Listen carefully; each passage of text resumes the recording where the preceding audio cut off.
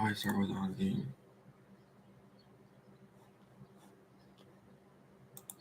Oof. This is not too bad.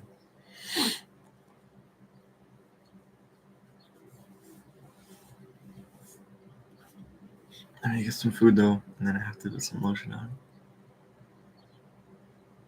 I'm putting on cream.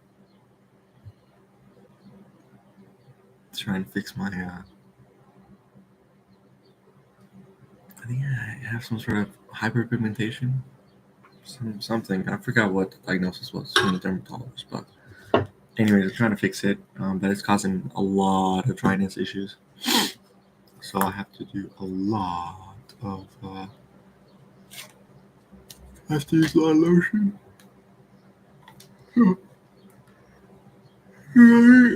Really do that. We'll get started and figure out what's gonna happen. But we'll see.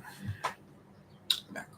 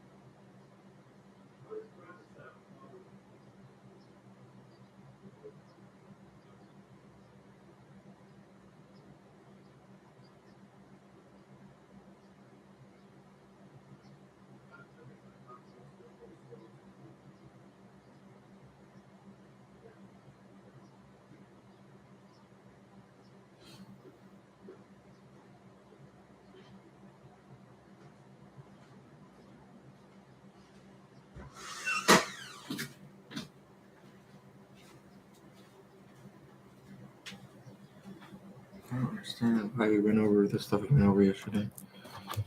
But at least I got to see the problems, some of the problems that I've been dealing with, so it wasn't all that bad. You know, it wasn't all that bad.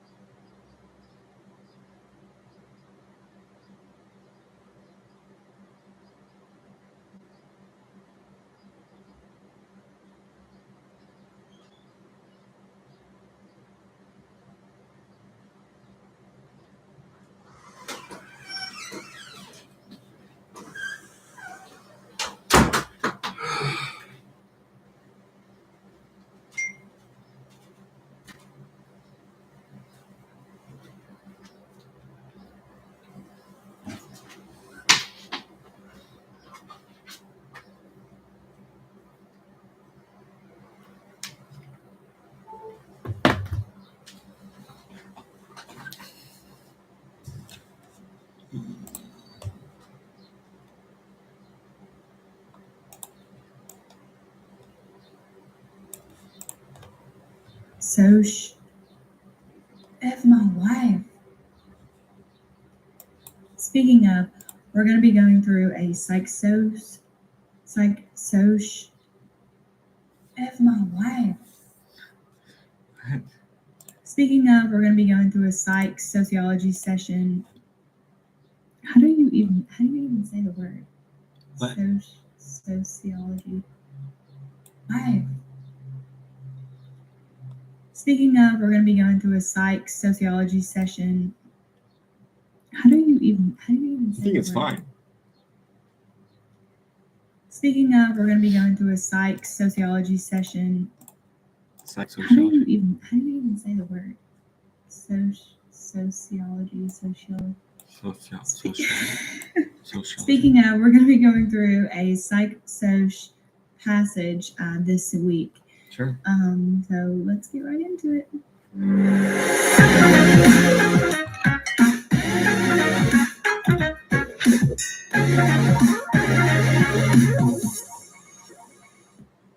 So if you're not familiar, and you're probably not because we're kind of just starting this thing, Right. John and I are going to be going through the AAMC sample test, Oh. and we're going to take it passage by passage, section by section.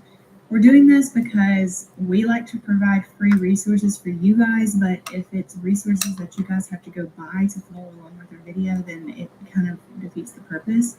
But the sample test is something that's free to any student that has a AAMC account. So this week we're going to be going with our video, then it kind of defeats the purpose. But the sample, John and I are going to be going through the AAMC sample test, and we're going to take it passage by passage, section by section. We're doing this because we like to provide free resources for you guys, but if it's resources that you guys have to go buy to follow along with our video, then it kind of defeats the purpose. But the sample test is something that's free to any student that has a AAMC account. So this week we're going to be going through, like I said, a psych-soc passage. We haven't really done a lot of those videos. We've mostly stuck to like BB, CARS, and CP because those are the ones that a lot of students struggle with. But I have known quite a few students that have struggled with psych-soc simply because they don't have a lot of exposure. I'm a little bit of a psychology connoisseur as well. What, you got a degree in psychology?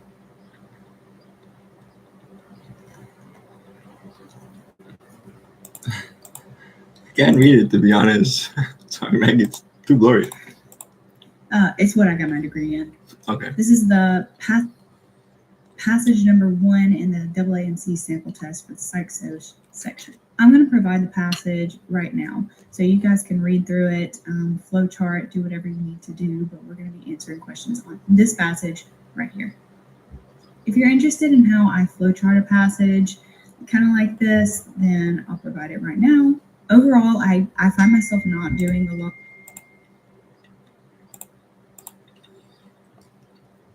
Flow charts for next week. Well, for this week, I guess. A lot of flow charting on psych-soc. Pretty much the passages are short and they're pretty digestible most of the time. So most of my notes, they kind of go into like experimental methods and like making sure that I understand how the experiments are running. So you can see I kind of like separated my groups and talked about how we're doing word recall and then recognition, and also my basic science that I'm pretty sure we're going to be asked a question on, which is the serial position effect. You guys should have picked up on that right away when it said they're interested in finding out what they remember or recall from different parts of the list. So I do want to talk about one thing that I always do with psych-soc, and that's make sure that I understand the figures. The results are almost always going to be in the figures, and so I'm going to be using a lot of those figure interpretation drills that I have talked about in this video. I don't know what it's going to be, but I'm going to put it in there. So you can go and watch that if you're not familiar with some of the things I'm doing. Wait, say again? Figures, and so I'm going to be using this of the list. So I do want to talk about one thing that I always do with psych-soc, and that's make sure that I understand the figures. The results are almost always going to be in the figures, and so I'm going to be using a lot of those figure interpretation drills that I have talked about in this video. I don't know what it's going to be, but I'm going to put it in there. So you can go and watch that if you're not familiar with some of the things I'm doing.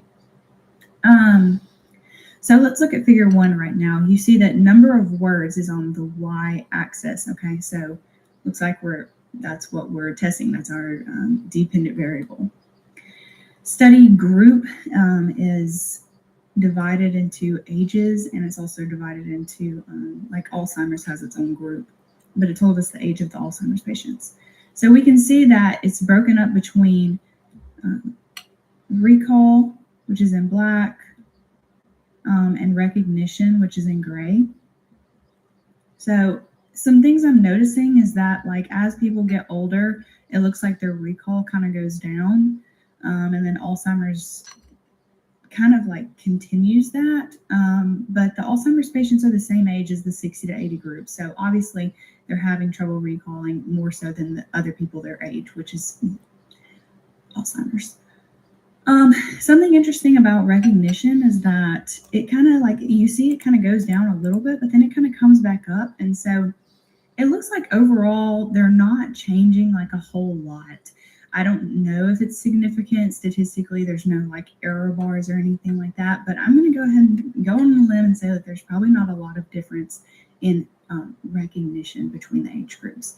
But Alzheimer's does have a significant drop off between recognition. So Alzheimer's people cannot recall as well, and they also cannot recognize things near as well. Another thing that I find is interesting is that there's a big difference between recall and recognition between every age group with normal memory, which is pretty typical. We as humans can typically recognize more things than we can just recall off the top of our head. We can, if we see a word, we're like, oh yeah, I was on the list. Rather than just like spitting them out. But the Alzheimer's patients had the exact same recall and recognition, which I think is really interesting. And I kind of wonder if they're going to ask a question on it. So that's all with that figure. But, when I was going through, I kind of did all that in like 30, 40 seconds. So I don't want to spend too much time on that. Figure 2 is where they're talking about the serial position effect. So we see like a very typical serial position effect between the ages of 20 to 80. It goes down in the middle, so you have your primacy effect at the beginning and then your recency effect at the end. And then the middle of the list is when you had the fewest percentage of the words recalled. Very typical. So just put that in your mind like, okay, normal results for people with normal memory. But with the Alzheimer's patients, we see something completely different and really interesting. So they remembered like LOL nothing about the beginning of the list and really nothing about the middle of the list. But as you got towards the end, they remembered like everything, which is like totally weird. So it looks like all of those words that they recalled were from the end of the list. And again, I'm going to figure out those results and everything in about 20, 30 seconds. I'm not going to spend that much more time on that figure. I'll refer to it later if they ask a question on it. But question number 1 says, which statement is not supported by the data in figure 1? Okay, so let's think about figure 1. That's the one that had all the, it was like the bar graph of the recall versus recognition. I'll put it up right here so you guys can refer to it. So A says, as people grow older, their ability to recall declines. So that recall was the black bar, I believe. Yeah, recall was the black bar. And so we do see that as people get older, it looks like that trend is kind of going down. So I think that's probably a true statement. I'm going to go ahead and say probably not on A. B says recognition is relatively stable in adults without memory impairments. So those adults without memory impairments would be the normal age groups. And we did see that recognition was relatively stable. Again, that's one of those things that we talked about in our figure interpretation, which is why figure interpretation is so important, because you can go through this question super fast without really having to refer back to the figure that much if you put in the work beforehand. So I think that that's pretty true. And we're looking for something that's not supported. So probably not B either. C, the memory problems in Alzheimer's disease are an acceleration of the aging process. So kind of what that means is that we should see Alzheimer's patients just continuing the trends that we saw in the other age ranges, but just more pronounced. And the thing about this is recall, maybe I can see that it's just an acceleration. If we have like a 90 to 100 age range, then maybe that's what their recall would look like. But recognition didn't really change among the age groups. And so if this was just an acceleration of the aging process, then we should see recognition not really changing. But you see that recognition is really low in Alzheimer's patients. So that's not really in trend with the rest of the graph. And so it's not really an acceleration of the aging process. It's something different. Mm-hmm. So I'll say maybe on C. I kind of like it. It's not really supported. D says participants without memory impairments perform better in the recognition test compared to the recall test. So this is clearly indicated by the graph. Those recognition bars are super high and they're a lot higher than the recall task. So Right. C is my correct answer. It's the only one that's really not supported by the figure. 2 says the finding in the last paragraph regarding the retrieval of related words supports. Okay, so this is the part in the passage where, I'll find it. It says, a finding emerged right here that from the recall test of the participants without memory impairments retrieved words that were related to the words on the list but had not actually appeared. Again, this is a typical thing that we see in memory science. So this question is basically asking, if I was to simplify it, like, what basic science does that relate to? I don't know. A says spreading activation. So what is that? That's when, honestly, a good example is the paragraph, because I think that's the right answer. I mean, I know it's the right answer. I know the right answer, but I don't want to give it away. But at the same time, I know it's the right answer. Spreading activation is like when you're prompted, like your memory is prompted by a word or an idea, and similar words or ideas are kind of also brought to your cognition's forefront, for another, or for lack of a better word. Say the word collar was on the recall task, but we recalled the word leash. That's because those words in our mind are kind of connected in, I think they're called like memory webs or semantic networks or something like that. And so it's almost like it spreads out from that original word into kind of related words. So I like that answer. I think that describes it really well. B says depth of processing. I don't even know what that is. On a lot of psych soc, there's so many definitions. You're not going to be solid on all of them probably. So you kind of have to use context clues and just decide. If you don't know what it is and it doesn't sound right, then it probably isn't right. So I don't think that, recalling related words has anything to do with how deep you're processing something. I don't even really know what that means. C says the serial position effect. This is like name dropping. It's trying to get you to pick that answer just because you know that the passage does test the serial position effect. But retrieving related words doesn't have anything to do with the serial position effect. D, the existence of what's the serial position effect? But retrieving, recalling related words has anything to do with bully. So you kind of have to use or something like that. And so it's almost like it spreads out from that original word into kind of related words. So I like that answer. I think that describes it really well. B says depth of processing. I don't definitions. You're not going to be solid on all of them probably. So you kind of have to use context clues and just decide. If you don't know what it is and it doesn't sound right, then it probably isn't right. So I don't think that, recalling related words has anything to do with how deep you're processing something. I don't even really know what that means. C says the serial position effect. This is like name dropping. It's trying to get you to pick that answer just because you know that the passage does test the serial position effect. But retrieving related words doesn't have anything to do with the serial position effect. D, the existence of visuospatial sketchpad. So the visuospatial sketchpad. So again, retrieving related words doesn't have anything to do with like visuals or, or spatial memory or anything like that. It just has to do with those memory networks that I was talking about earlier. and spreading activation. So A is the right answer there. 3, Okay. in figure 2, the group of Alzheimer's patients demonstrated a clear. Okay, so figure 2, I'll pop it up right here.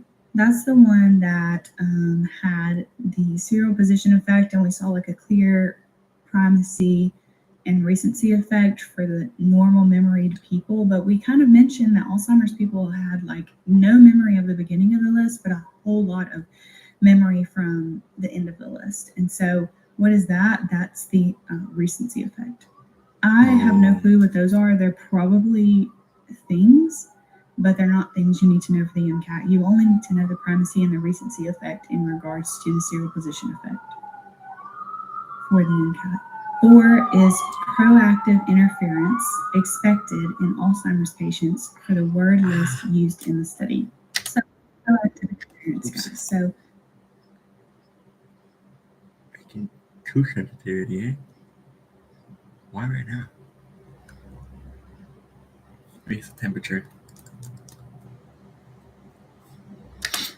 there's retroactive and there's proactive interference. Proactive interference is when something is interfering with new information. Specifically, Something is interfering with new information.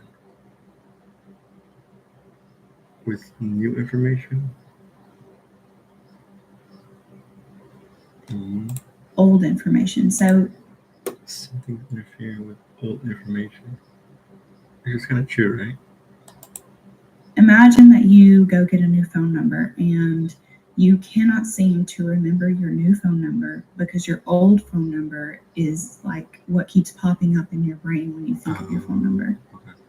That's old information interfering with new information. Retroactive interference is when new information. Where is the retroactive? I was just talking about.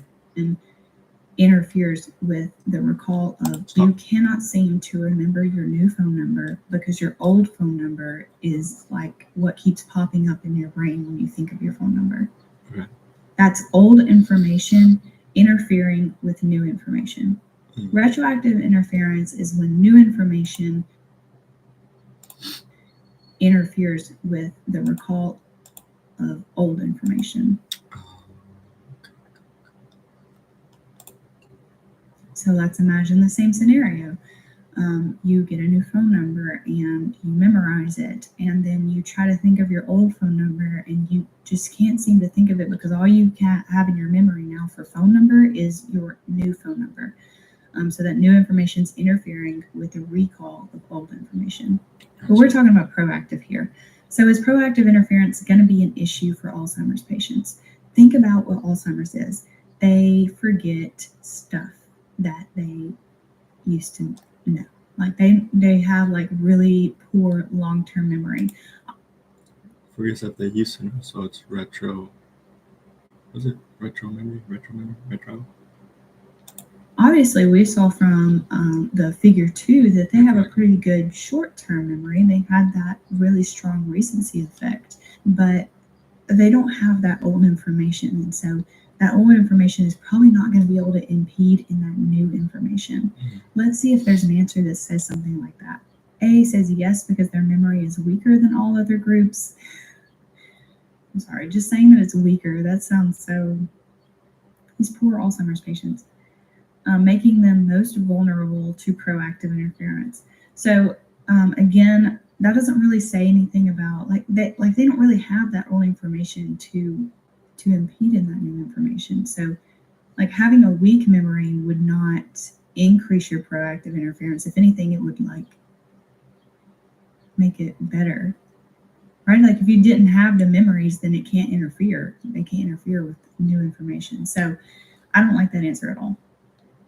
B says yes because their working memory appears to be functioning, and that is where proactive interference takes place. So proactive interference actually takes into account that long-term memory. Working memory is your short-term memory, basically. So that's not what proactive interference is talking about. That's not what interference period is talking about. C, no, because proactive interference requires information previously stored in long-term memory, which can impede the learning of new information. So that's basically saying the definition of proactive interference and why it's not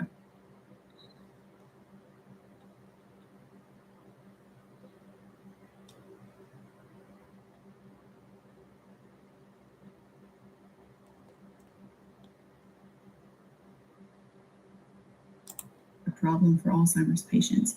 So that's kind of what I was saying earlier, and I really like that answer. Not going to mark it yet, though, because I never mark what I think is the correct answer until I've read all the answers. D, no, because proactive interference requires an intact temporal cortex, and Alzheimer's patients have damage to the temporal cortex. I have beef with this answer choice. I don't like the way it's worded. It kind of makes it sound like Alzheimer's patients have some acute damage only to the temporal cortex, which is your cortex like right here by your ears. Includes like, it does include part of memory, but it also includes like language and stuff like that. And Alzheimer's patients just have a neurodegeneration of their cerebral cortex as a whole. So it's not specific to the temporal cortex, and I wouldn't say specifically that proactive interference is located to the temporal cortex. Like we don't have the science to say that as far as I'm aware. And I think C is a better answer. 5, and I'm pretty sure I got these out of order, specifically that proactive interference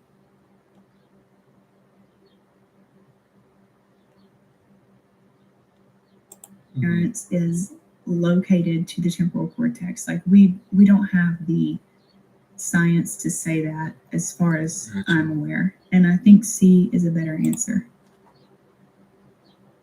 That is not interference because you don't have any sense of old information. 5, and I'm pretty sure I got these out of order. So I think that this is actually number 4 on the AAMC test, and the previous one was number 5, but don't worry about it. Let's just roll with it. 5 says, which conclusion can be drawn from figure 2 based on the recall pattern of participants without memory impairments? So figure 2, again, was talking about the serial position effect. So I think it's basically just going to talk something about that. I don't know. I haven't read the answer choices. Let's just see if they give us any hints. A, short-term memory is the activated part of sensory memory. No, go back. I want to see what the answer is. I just don't know. Let's just roll with it. This is short-term memory is the activated part of sensory memory.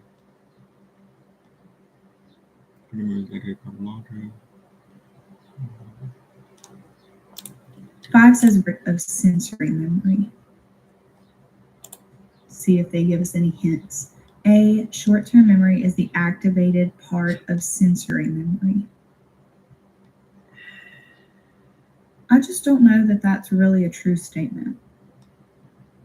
The way it typically goes is that sensory memory talks something about sense without memory impairments. So figure 2, again, was talking about the serial position effect. So I think it's basically just going to talk something about that. I don't know. I haven't read the answer choices. Let's just see if they give us any hints. A, short-term memory is the activated part of sensory memory.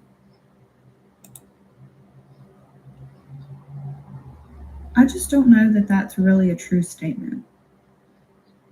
The way it typically goes is that sensory memory is that really short, I mean like less than probably 2 seconds, I would say, memory where you can like, you know when you're talking to somebody and like they say something to you but you weren't really paying attention to it, and so you just say, what? Like just reflexively, and then right after you say what, you could like basically replay it in your head perfectly exactly how they said it, and you're like, how did I like know what they said when I didn't know what they said? So that's what's called echoic memory, and it's kind of a subsection of sensory memory. We can do it with our eyes too. That's called iconic memory.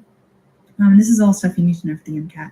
So imagine you like are shown like a flash of a page that has like numbers on it, and it's there. You get to look at it, and then it goes away. Well, for like 1 second, we have like a perfect map of what that page looked like and where everything was.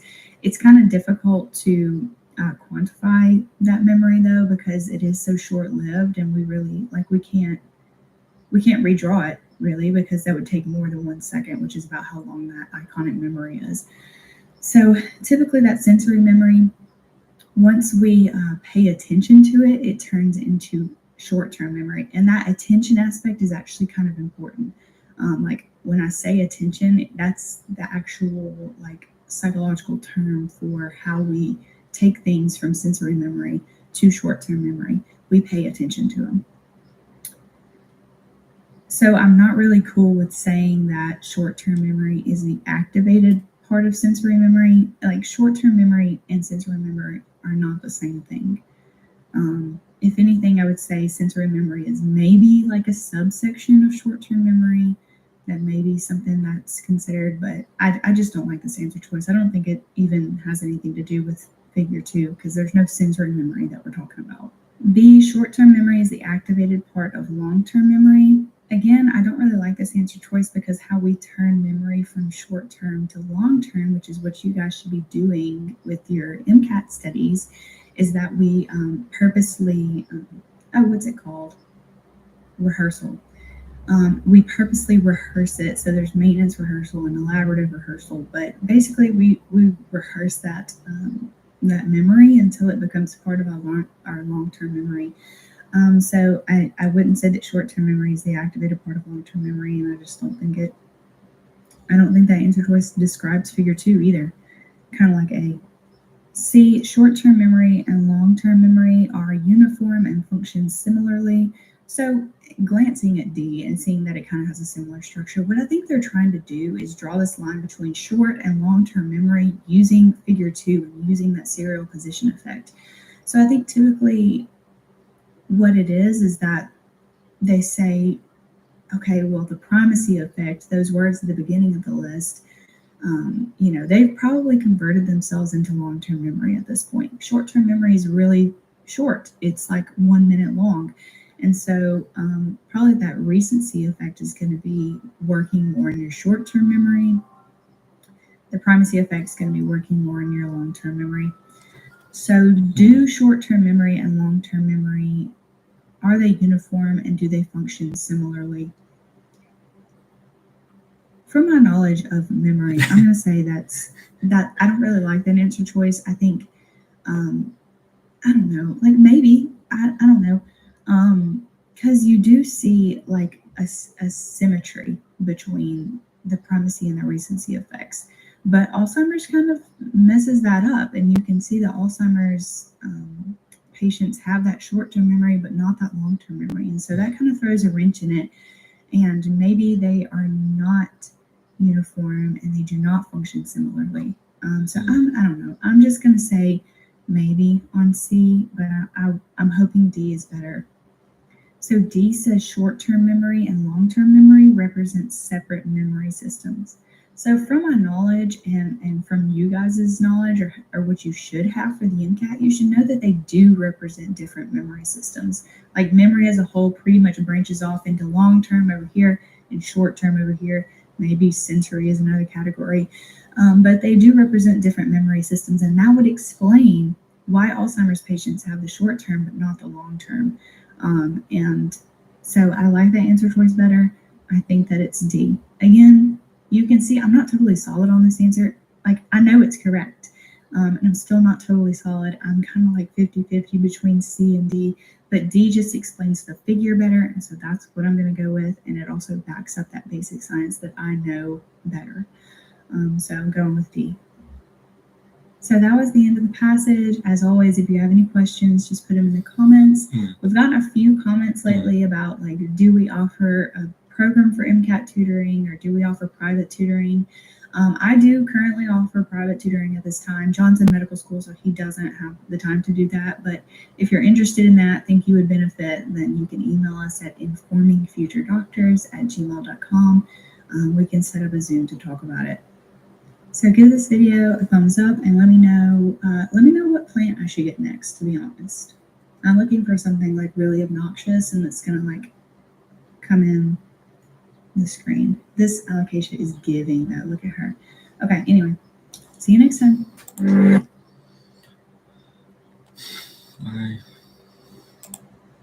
Today I'm going to walk you through a little bit of the physics of the MCAT and try to persuade you that one of the scariest topics there is really isn't that bad when it gets tested on the CP section. Let's walk through AAMC sample test, chemistry and physics passage number 2.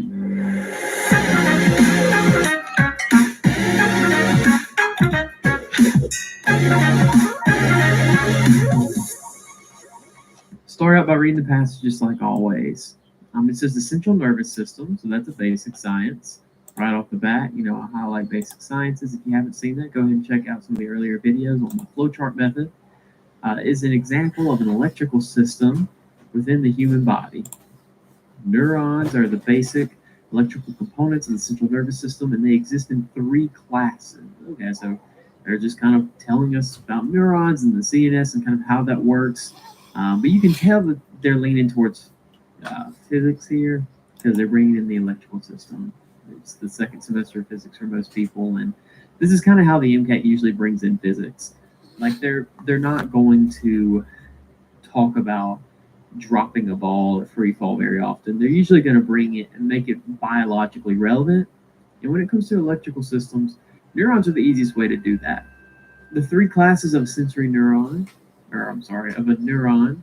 So we've got sensory neurons, motor neurons, and inner neurons. And again, everything that I'm highlighting is a basic science, something that you should have encountered in either your undergraduate coursework or the content prep that you did for your actual MCAT study. Each neuron is made of 3 main components: the nerve cell, the axons, and the dendrites. So we're just kind of talking about the different components of a nerve. Nothing here is a really big ticket relationship yet, but get a lot of basic sciences. The longest axons are approximately 1 meter in length, and the axon outer membrane is surrounded by an extracellular aqueous solution of protein, sodium, potassium, and chloride ions. Anytime that they give me units, I am pretty interested in those. There's a strategy called units analysis that I haven't made a video about yet, but I'll get to soon. And it essentially states that units are there for a reason, and a lot of the times it's the only way to get the question right, but it's always relevant. It can always bail you out. So oftentimes they'll include a unit, and if you pay attention to that, it'll give you a clue as to one of the questions that's coming up. And then they talk about here when they mention like proteins, sodiums, and all these other electrolytes. It's not something that I'm necessarily concerned about the specific ion, but it is definitely relevant here. They're just saying we have these electrolytes and they are passing charge. That is what's helping create this electrical system. And then it says a summary of the electrical properties of the axons are shown in table 1 and in figure 1.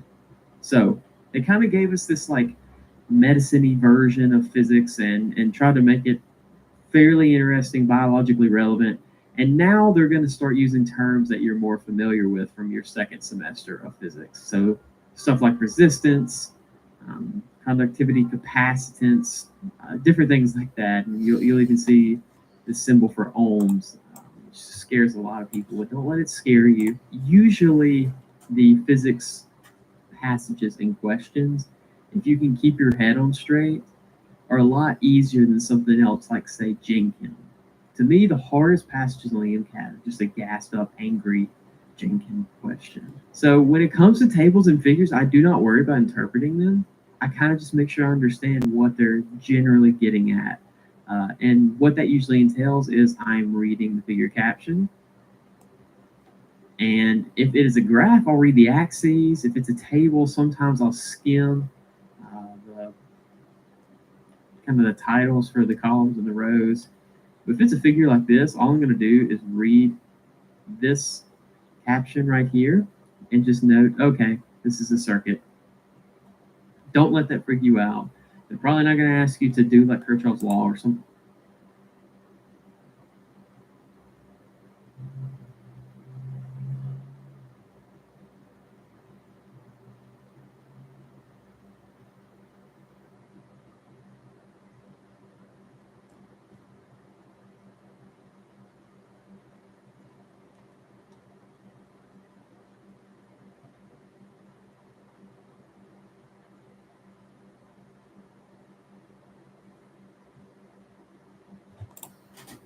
something scary like that. If you do have to do any kind of like resistor math, it's going to be very basic because they understand they're only allotting you 1 minute to answer this question, and they're usually pretty realistic with that. So don't freak out. Don't worry about interpreting this. Don't start thinking like, I wonder what life as a dentist is going to be like. Like, you'll be okay. Don't worry about it until you get asked a question on it. And as you'll see, once we go through these questions, you don't even really get asked a question on that. And so don't worry about figures, especially scary one. Sure. No. What is this? Oh, it's one of the next one. Do you get asked a question on?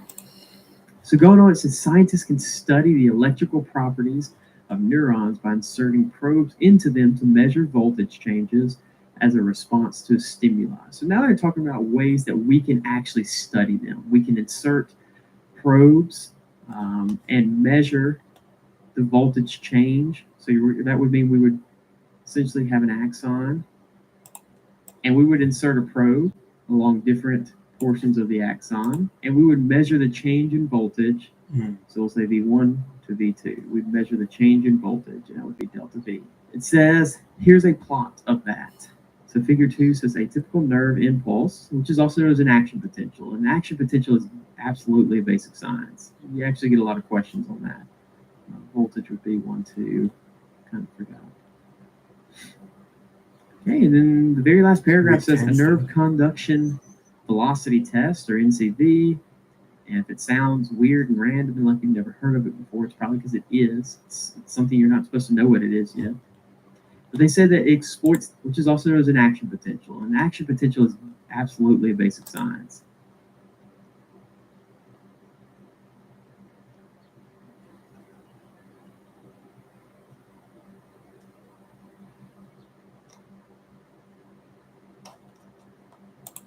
You actually get a lot of questions on that. Voltage would be 1, 2. Sorry guys, hold on. I'm just trying to see. Electrostatics, current resistance capacitors. This is on week 10, so we're really far from here, to be honest. 6, 7, 7, 9, 7, 9. Oh, 7, 9. But I want to see.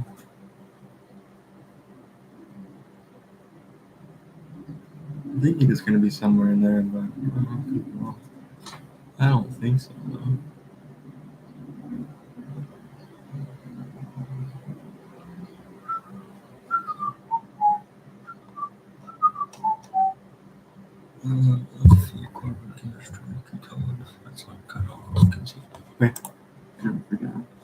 Hold on. Yeah, let's go back. We're fine, even though I couldn't get it. It's because I don't have the knowledge yet, so. What can I do? Okay, and then the very last paragraph says a nerve voltage change. So that would mean we would essentially have an axon, and we would insert a probe along different portions of the axon, and we would measure the change in voltage. So we'll say V1 to V2. We'd measure the change in voltage, and that would be delta V. It says, here's a plot of that. So figure 2 says atypical nerve impulse, which is also known as an action potential. And action potential is absolutely a basic science. You actually get a lot of questions on that. Voltage would be 1, 2, kind of forgot. Okay, and then the very last paragraph says a nerve conduction velocity test, or NCV. And if it sounds weird and random and like you've never heard of it before, it's probably because it is. It's something you're not supposed to know what it is yet. But they said that it exploits the electrical properties of neurons to test for nerve damage. Okay, so if the way that a nerve works is by allowing this electrical impulse to travel, if it doesn't do that, then it's broken. In this test, 2 electrodes are placed on a patient's body with an electrical shock placed on it's something you're not supposed to know what it is yet. But they said that it exploits the electrical properties of neurons to test for nerve damage. Okay, so if the way that a nerve works is by allowing this electrical impulse to travel, if it doesn't do that, then it's broken. In this test, 2 electrodes are placed on a patient's body with an electrical shock placed on one and the nerve response measured on the other. The pulse travels at a constant speed of 100 meters per second. So what they're saying here is like we place an electron here, electrode there, and an electrode here, and we're going to shock at this first electrode, and that pulse is going to travel at 100 meters per second. And if we detect it at 0.2, well then hey, it's great. Our neuron from here to here is intact. But if we don't detect that, or we notice some like significant voltage drop off, we'll probably have a problem with a neuron. So that's it. It's got a lot of scary units and words and concepts, but the actual passage isn't that hard to get through. So now let's go ahead and jump into the questions. This first one is a really weird figure. It says, what image best illustrates the electric field lines between the inside of an axon and the surrounding extracellular solution? So I'm really big on this idea of trying to simplify the question or like rephrase it in terms that make more sense. And so oftentimes it takes a little bit of looking at the question itself and trying to figure out what the heck this is even talking about. So it says that we have electric field lines, which are just going to be, I guess, in this, it looks like they're almost telling me the direction that the charge is traveling. And electric field lines, by definition, are going to travel from a positive direction to a negative direction. And so you're really looking for which of these is going to be more positive, and it's going to flow in the negative direction. And which of these would accurately outline that. Well, if you remember the way that nerves work, and we have a crap load of sodium out here, which is a positively charged ion.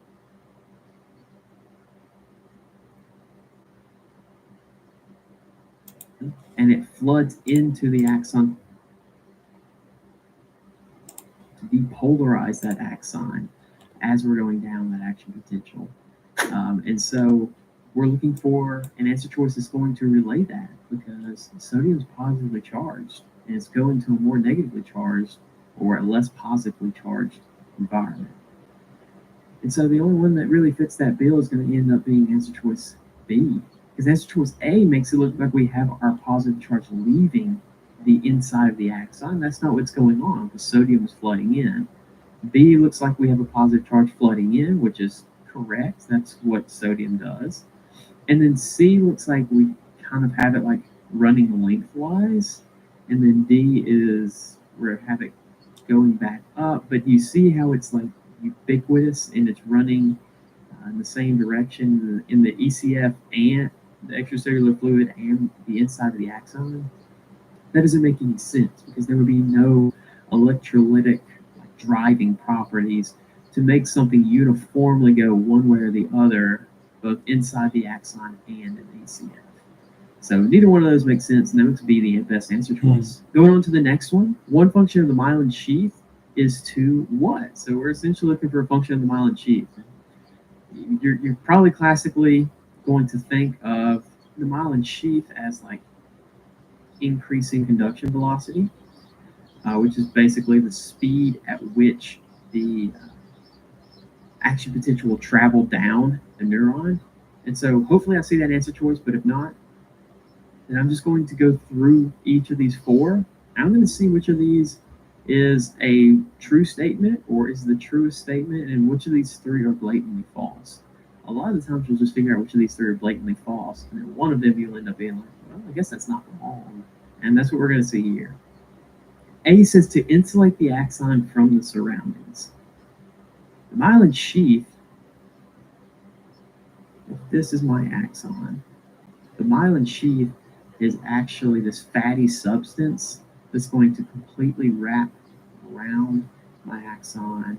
It doesn't completely envelope it, because you get these little breaks in it that are called nodes of Ranvier. And for those of you biology nerds like myself, then you start thinking about saltatory conduction and things of that nature. And so, does it technically insulate the axon from the surroundings? Yeah, it does technically do that.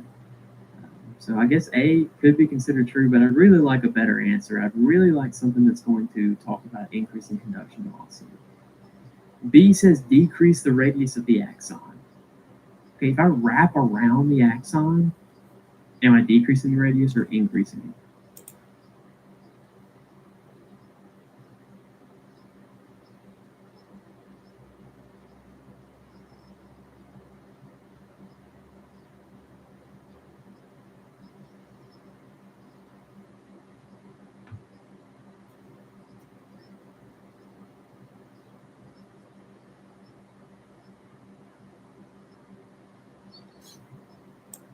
I'd be increasing it, right?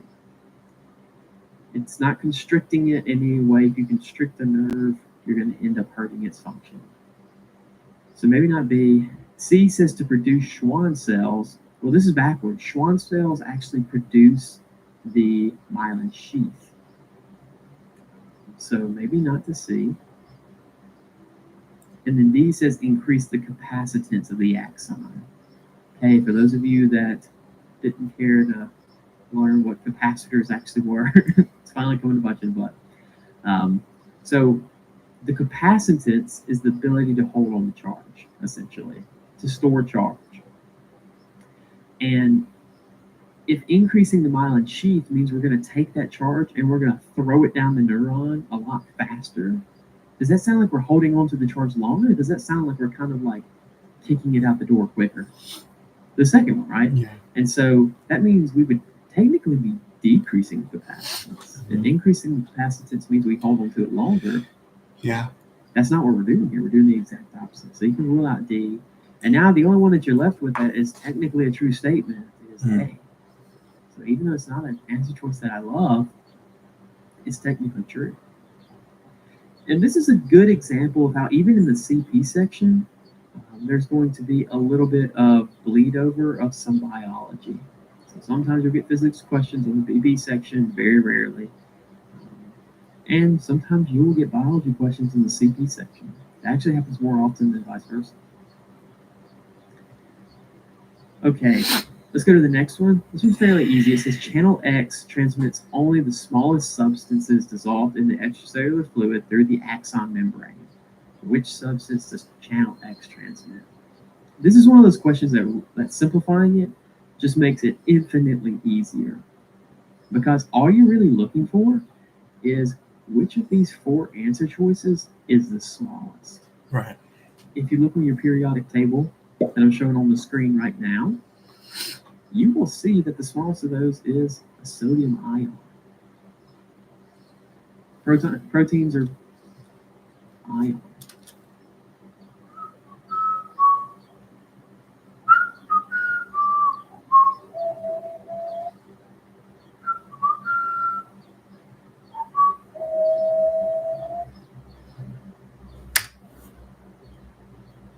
Proteins are not on the periodic table, right? But they're giant in comparison to ions. And then you'll just notice on the periodic table trends as we go down and to the right, our molecules are going to get larger and larger.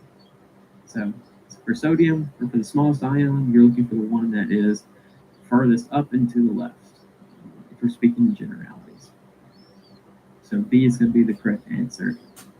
That has to do with the valence shell organelles and things of that nature, if you want to get really deep into it. This next one says, what is the closest distance the electrodes used in an NCV test can be placed on a nerve in order to measure the voltage change as a response to the stimulus? I think this is the most difficult question. And so I want to take some time and go through it properly. You can tell by the wording of the question that we're looking to use that NCV test that we spoke about towards the end of the passage. You notice I haven't really referenced the passage too much yet, but we're talking about this nerve conduction velocity test. And they kind of explains us a little bit what that was, and I went ahead and taught it to us here. And they're saying, what is the closest that we can put our 2 points on a nerve and still measure the voltage change as a response to the stimulus?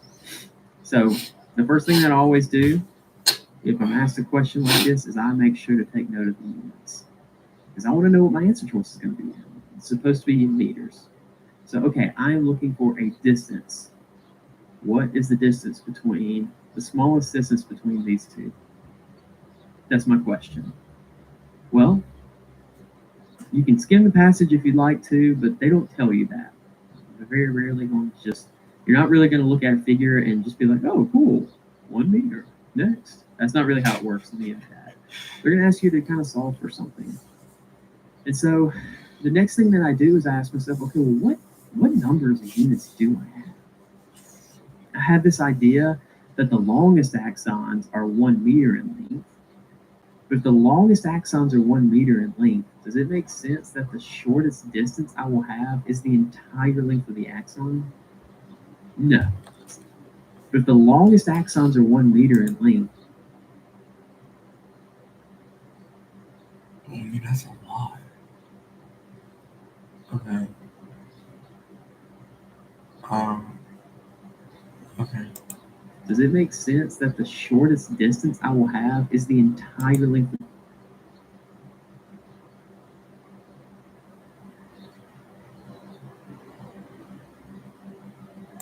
of the axon? No. So that doesn't really make a ton of sense. And Oh, okay. actually, it helps me rule out D. And Because C. D is longer than the longest axon ever, or that they're talking about. And then it really doesn't make sense that you can only place points on either end of an axon. So I think you could probably rule out C here, but I'll keep it for the sake of it's technically possible. So okay, what other measurements do I have? I have the electrical properties of axons, non-myelinated and myelinated, but that doesn't really help me here because I'm looking for this right here, this nerve conduction velocity test. So I notice, if I look at my figure, that the smallest measurement of an action potential that I can actually measure, because I'm only concerned with things that I can physically measure here because of what the question is asking me. The smallest time unit I can measure is 1 millisecond. And I actually have the speed that the pulse travels. And so if I multiply the smallest time measurement that I can, time difference that I can measure 2 points between, times how fast it'll travel between those points, well, then I can actually get the distance between the 2 points. And so that's what I'm going to do. It says 1 millisecond, which is 1 times 10 to the negative 3 seconds, times, what was it, 100 meters per second. 100 meters per second is 1 times 10 to the 2 meters per second. That means that my seconds cancel out. If I'm multiplying units, then I add them. So negative 3 plus 2 is negative 1. So now I have 1 times 10 to the negative 1 meters, which is the same thing as 0.1 meters, which is answer choice B. So the hard part here is figuring out what numbers you actually need to use. My best advice for this is you need to recognize that they're asking for something that you can physically measure, which really limits your scope to these things right here.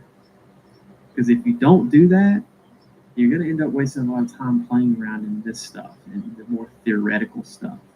But if you realize I'm only looking for what I can measure in the nerve conduction velocity test, then you can zero in to this and you can spend your 60 seconds focused on the stuff that can actually impact your question.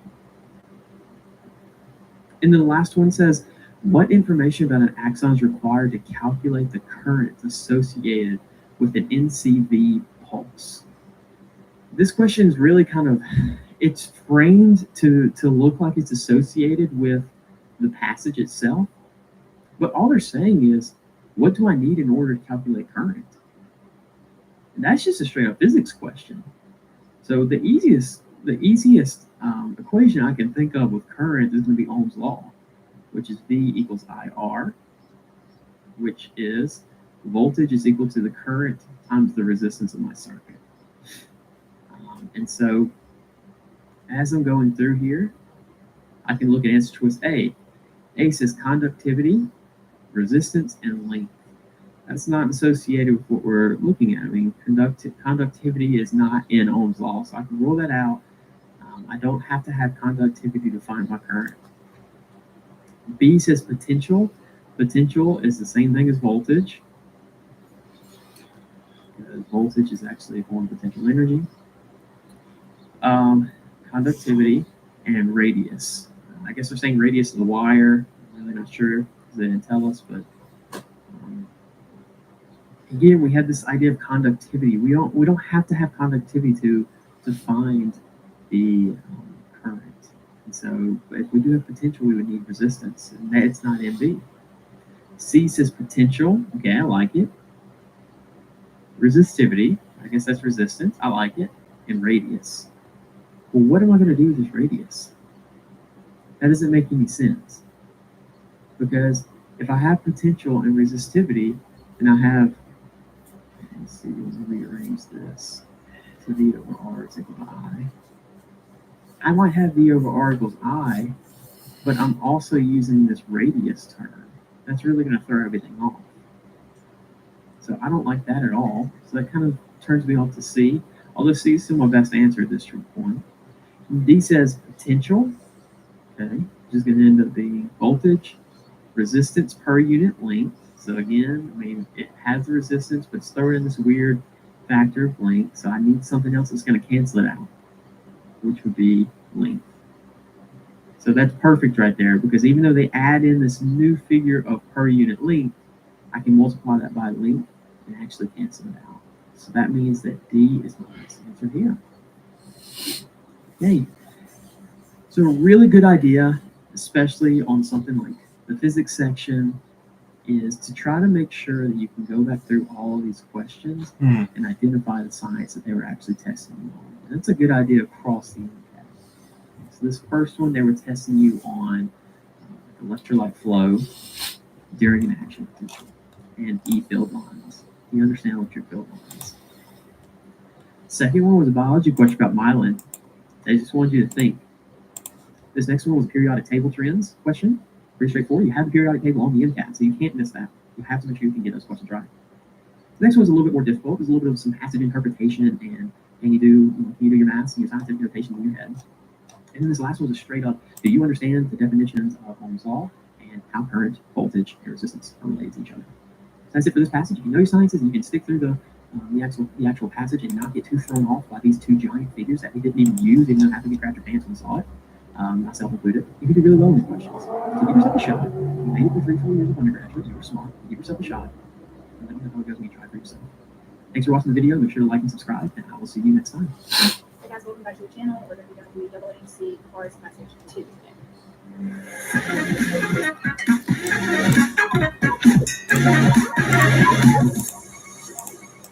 Let me get some water. Just want to get some water real quick.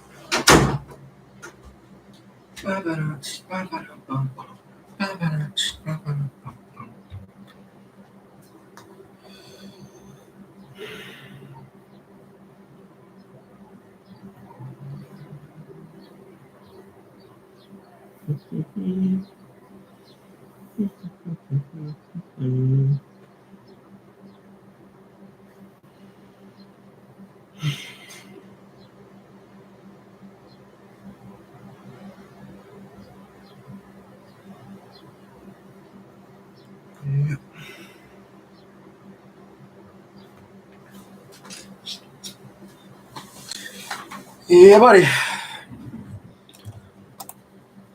Okay, so first things first, let's look at the title. My It's goodness, called it's quality. Dolly. That tells us basically everything. Woo. Hey guys, welcome back to the channel. We're going to be going through the AAMC Cars Passage 2 today.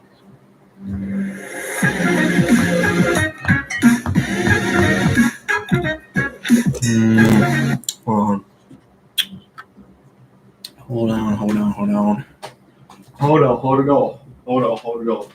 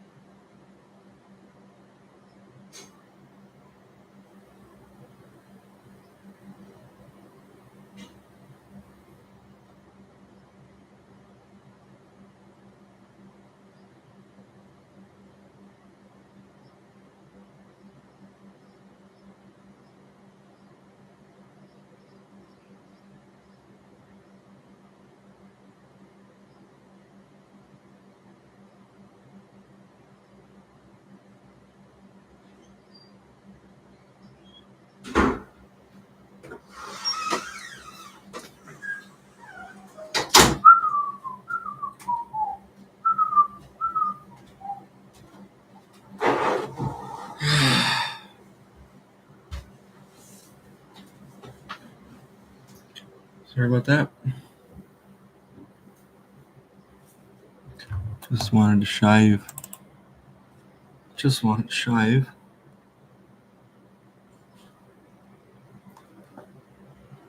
Yeah.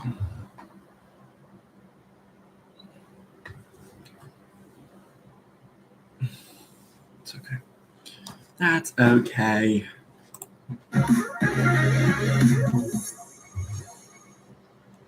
Okay, so first things first, let's look at the title. It's I'll be back actually. Hold on.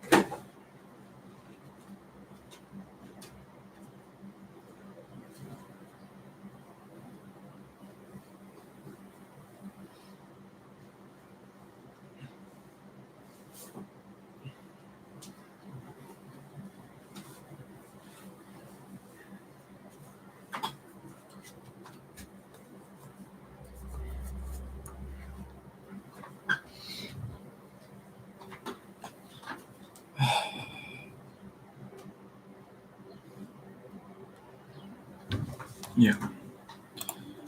Yeah. It's called Dolly. That tells us, hey guys, welcome back to the channel. We're going to be going through the AAMC Cars Passage 2 today.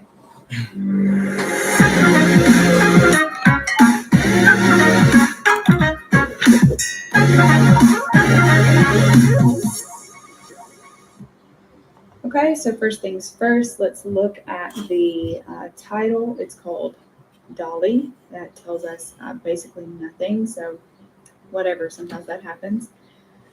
Starts out, it says Salvador Dali was a painter who, by persistently making a spectacle of himself, focused attention more on his personality and less on his artistic performances. Okay, so basically, Salvador Dali, painter with personality. They were not, in the eyes of innumerable people interested in art, the ultimate end of all his efforts, but the stage set on which he struck an attitude like some fascinating actor. Okay, so I get the vibe that Dolly is making a spectacle of himself, and that's not necessarily who he is, but it's just kind of the stage that he sets his work on, or something like that. I'm not really sure. People were used to seeing him in the guise of a great eccentric, indulging endlessly in scandalous pronouncements and amusing turns rather than paintings. Okay, so now I'm getting kind of strange vibes. I'm getting like maybe he's a little too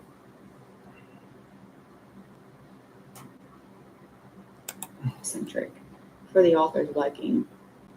Dolly was the man who landed in New York for the first time, holding a roll of bread 8 feet long, who appeared in public in a suit sewn over with artificial flies, who delivered lectures dressed in a diving suit, and arrived in a Rolls Royce filled with cauliflower, who made countless declarations on the radio and television about grooming his famously long mustache. Okay, so a bunch of examples to kind of get us where the author is. We don't have to come in knowing anything about Salvador Dali or painting or art at all. But we're told, holding a roll of bread 8 feet long, or having a Rolls Royce filled with cauliflower. Just kind of gives us the vibes that the author is setting this passage on. All right, it says a great many people, no, hold on. Behavior like this guaranteed a reputation as brilliant as it was misleading. Okay, now we're seeing the author in here. We're seeing the author in that statement. Right.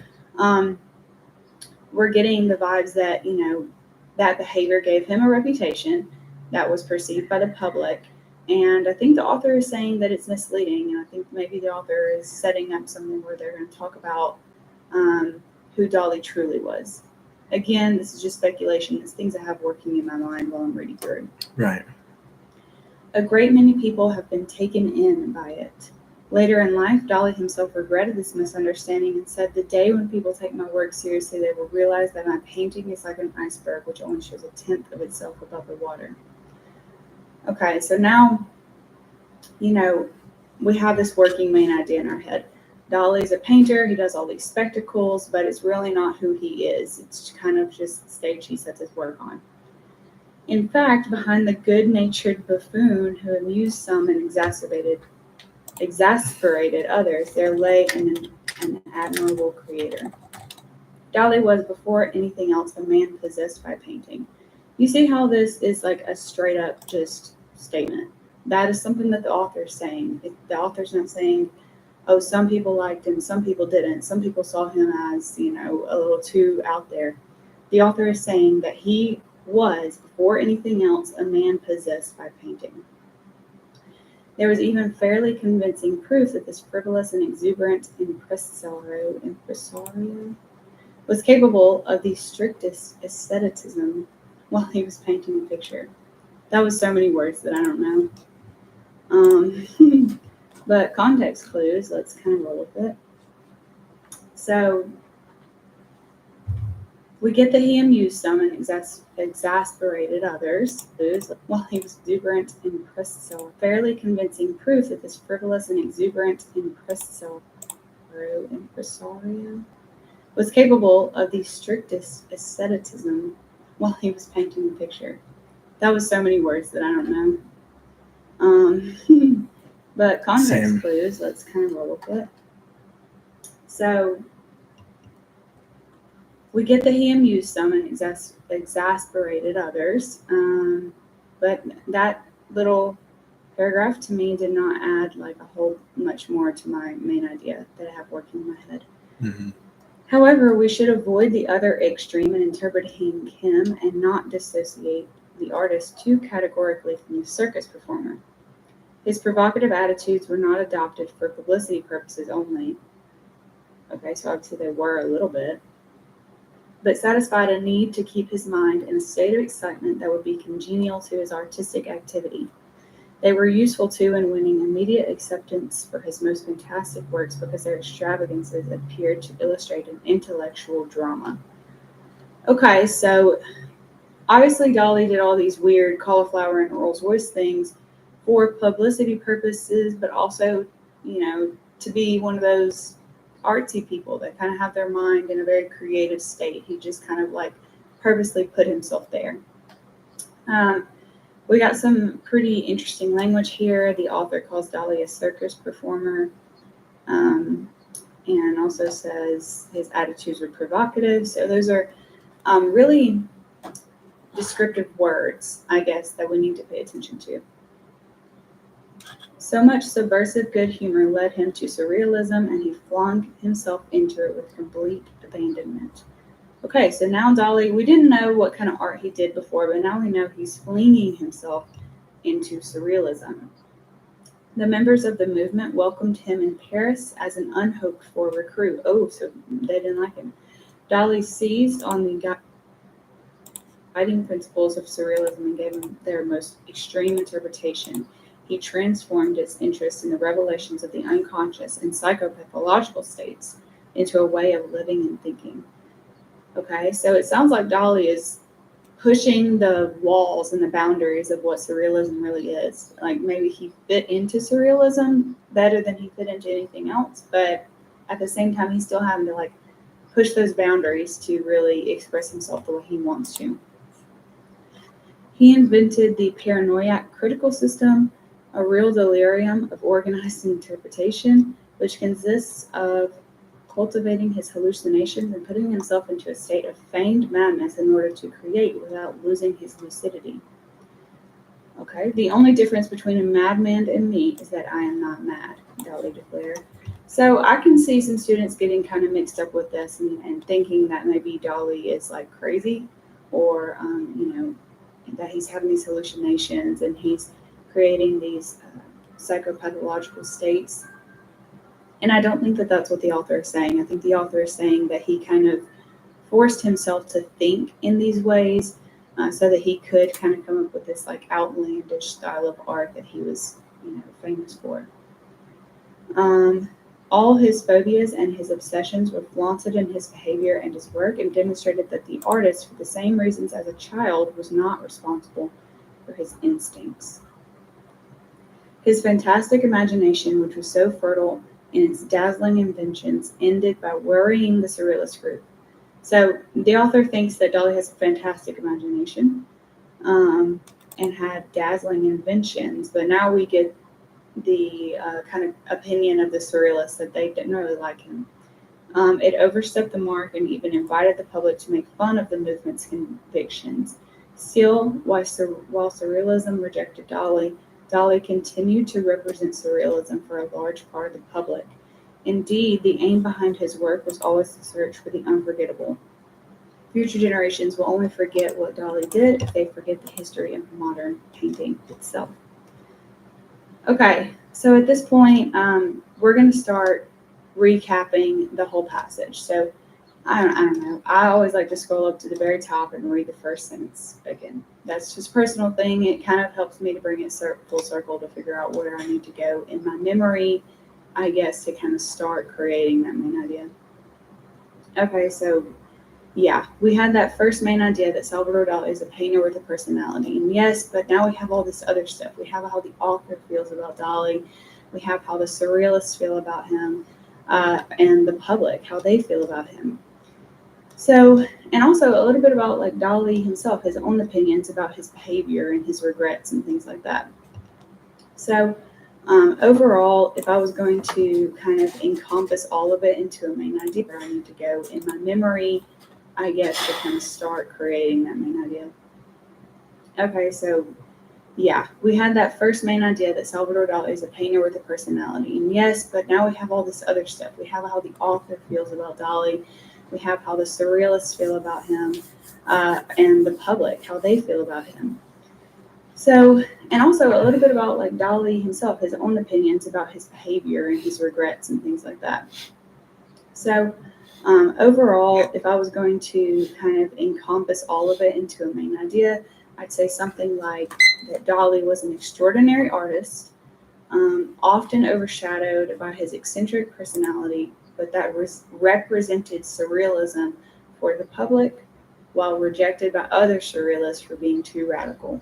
So I know that that's a lot and it's kind of long, but there was a lot of like conflicting ideas in this passage. Remember when we're making a main idea, like we always want to put ourselves in the author's shoes. So I see it all the time. I'll ask a student for a main idea and they'll say, for this passage, for instance, they'll say, well, the author was saying that Salvador Dali, was kind of weird and had these weird, paintings, and he was in surrealism.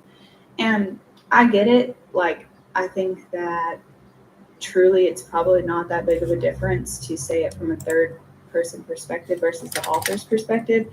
But I find it so much more helpful to really put myself in the author's shoes and to start my main idea as if I am the author and I have 10 seconds to say everything that I said in this big passage.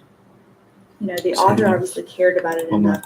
If I could put myself in the author's shoes and to start my main idea as if I am the author and I have 10 seconds to say everything that I said in this big passage.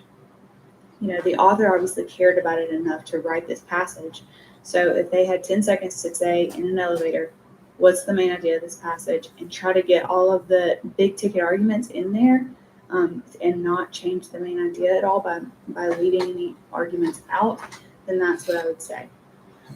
As far as the tone goes for this passage, I get the vibe that the author does care about Salvador Dali in a way, and cares more than just about his bizarre spectacles that he made of himself, or more about what he represented in surrealism, and actually does care about all the ins and outs of who he was as a person and why he did what he did. So the tone is caring. I don't really know how to sum that up in just one word, but I am like thinking about how the author feels about that the entire time I'm reading. Let's go to the first question. It says, which of the following is an assertion that is supported by strong evidence in the passage? Okay, so, in a way, this is a main idea question. It's probably an aspect of the main idea is going to be the correct answer choice. So let's look for that. A says surrealists were all as eclectic and scandalous as Dali. So we have straight up passage evidence that says that the surrealists didn't really like him. Like they thought that he was like way too far. So that's not supported.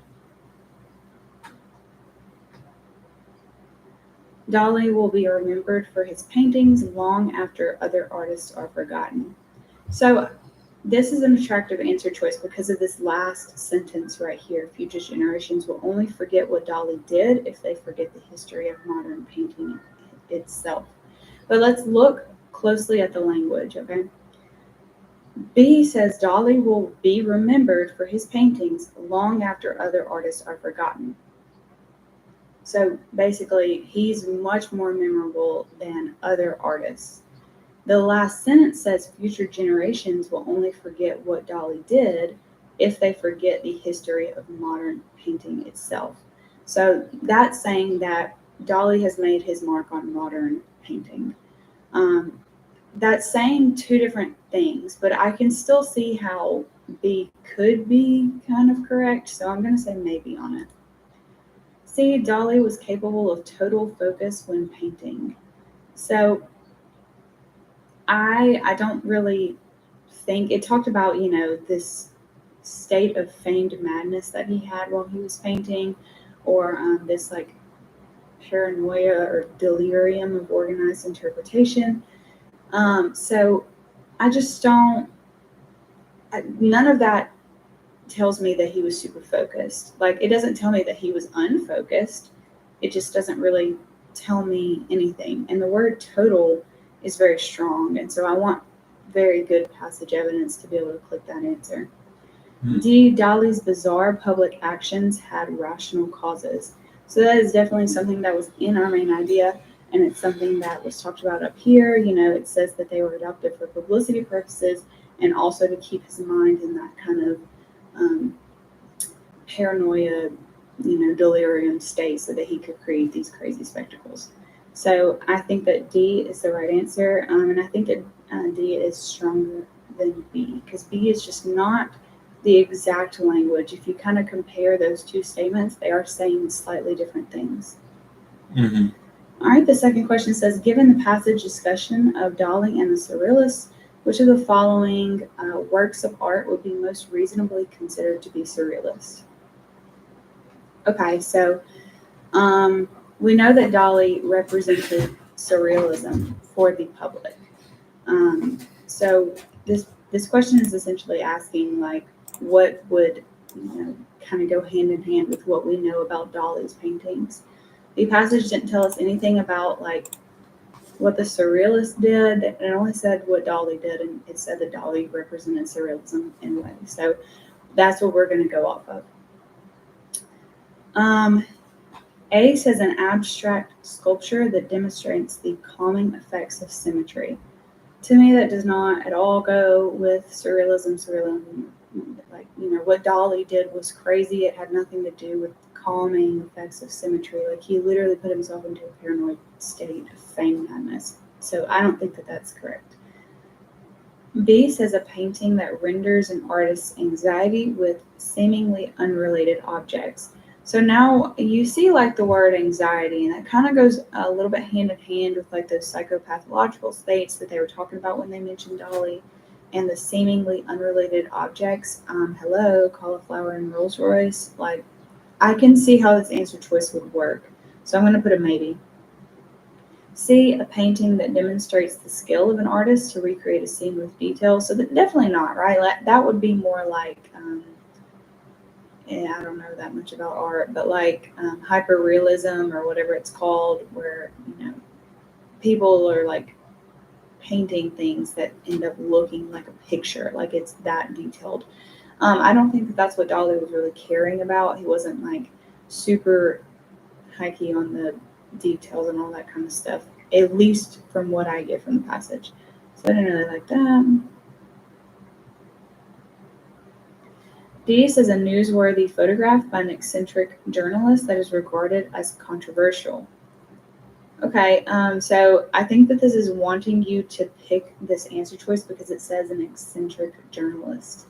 But overall, it doesn't say anything that the photograph was eccentric. It says that the photograph is controversial. And yes, Dolly was controversial himself, but we're not talking about Dolly himself. We're talking about Dolly's art and surrealism. So, we're not giving a whole lot of information about what the photograph actually is of or anything like that. And so I think it's going to be more along lines with B. Mm-hmm. Mm-hmm. Next question says the author's apparent attitude towards Dolly's strange behavior in public is that it was. Okay, let's brainstorm this idea before we even look at the answer choices. This is asking about the author's attitude, and we should be pretty keen on the author's attitude towards everything that they talked about in the passage. Like that, I want y'all to pay attention to that when you're going through any of these Cars passages. So his strange behavior in public, what did it say about that? It said it was for publicity purposes and also to keep himself in a state of feigned madness, that it was misunderstood, that Dolly kind of regretted him. So let's see, if any of those are answer choices. A, the result of his lifelong struggles against madness. Okay, so this is kind of where I was talking about in the passage, where y'all can start to think that Dolly is like actually mad himself. So he's not actually crazy or anything like that. He's doing this all on purpose. So that's not the right answer. B says the sort of action in which most surrealists indulged. So this is trying to say that he was going hand in hand with most of the surrealists of the time, and that's also not true. C, necessary for artistic and publicity reasons. So that's exactly what they were saying up in that like third paragraph or something like that, where it was like not only was it for publicity purposes, but also to keep himself in a state of feigned madness. And so I think that's the right answer, but let's always read all of them before we mark the correct answer. D, needed to divert attention from his unskilled paintings. No, definitely. The author thought that Dali was an incredible artist, and that was said over and over in the passage, so he's not unskilled at all. So the answer there is C. Dali once helped create a dream sequence for the film Spellbound, a psychological thriller directed by Alfred Hitchcock. Which of the following is information from the passage that best explains why Hitchcock would seek Dali's assistance? Okay, so we're given a little bit of background information about this psychological thriller that is directed by Alfred Hitchcock. If you know who Alfred Hitchcock is, I feel like it kind of makes this question a little bit easier. But overall, you don't have to know. We're told that it's a dream sequence and that it's a psychological thriller. So we should be able to kind of draw a comparison as to why that Hitchcock would want to kind of recruit Dali for something like this. A says Dali became part of surrealism to gain wider recognition. So I don't think, honestly, let's go back and look because I remember where it is. He flung himself into surrealism with complete abandonment. So he was giving them their most extreme interpretation. Was he doing it for wider recognition? I don't know. I don't have passage evidence to say that, so I'm not going to pick an answer that says that. Dali's madness was greatly appreciated by the public. So probably not, right? Because we were told that the public kind of thought he was crazy, and surrealists kind of thought he was crazy. This old man is People that liked art kind of understood what he was doing, I think, but like I wouldn't say the public greatly appreciated his madness. I don't think so. C, Dali was a dedicated artist. Probably, yeah. But I don't think that really explains why Hitchcock would want him for this dream sequence. Like Hitchcock could have picked, oh my gosh, I'm gonna like out myself for not knowing any other artist. But he could have picked like any other artist, that was dedicated. It didn't have to be Dali. So I don't like that one either. D, Dali created art based on images from the subconscious. So I think that's true. It talked a little bit about those psychopathological states and just the madness he had to keep himself in. I've said that like 5 billion times, but like, it's the main idea. So I think that that's both a true statement and it explains the question stem, why Hitchcock would want Dali, because he did have kind of like a eccentric, avant-garde kind of approach to art, and so Hitchcock wanted him on for this project. Given the information in the passage, one would most reasonably assume that surrealism tries to. Okay, so now it's basically saying, like, what is surrealism? Like, what does it represent? So probably, again, something that Dali did. A, put hallucinations and dreamlike visions on canvas. Okay, I can kind of see this. It talked about Dali hallucinating himself on purpose so that he could make these paintings and he could like fit in with surrealism or push the boundaries of surrealism, really. So I kind of like that one. B, encourage artists to act in childlike ways in public.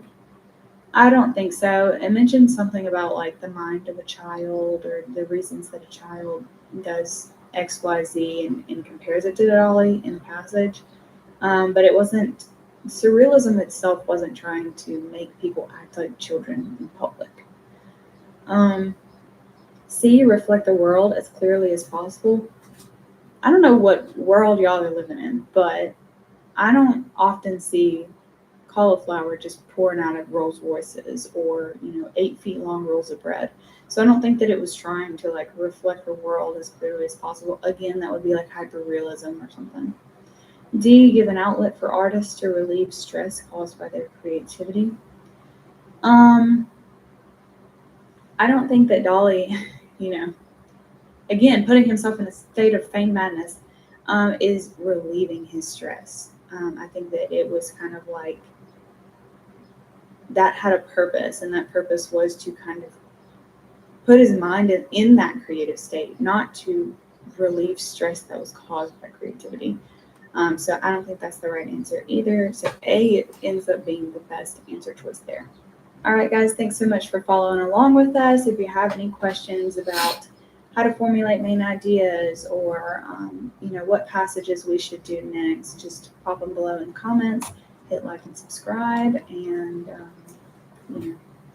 go throw some cauliflower in a Rolls Royce and see what happens.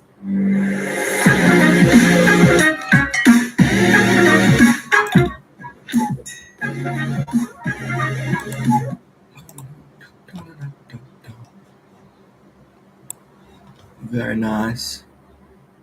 Very, very, very nice. Why am I? What the heck? What is going on?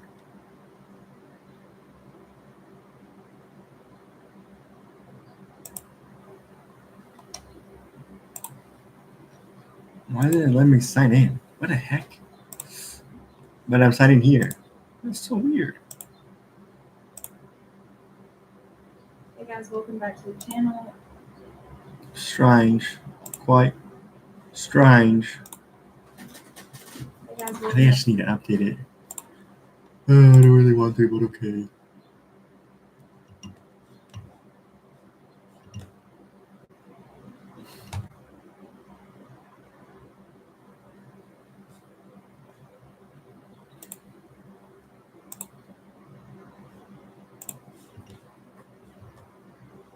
What is this? Become a nurse. Hey guys, welcome back.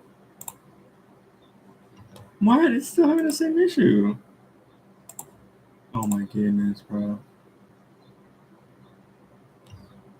Oh, now all my videos are gone too. What a bummer.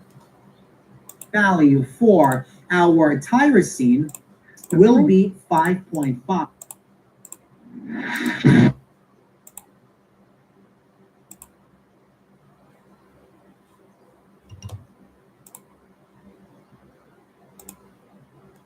Hey guys, welcome back to the channel. We're going to be doing Human beings are made up of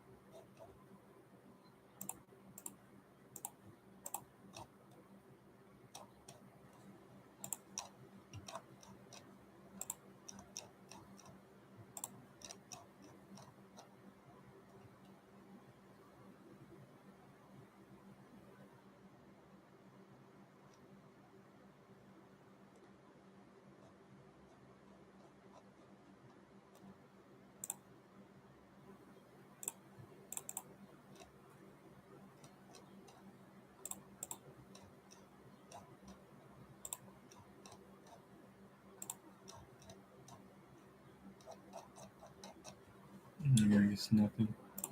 Nothing still, huh? Okay, so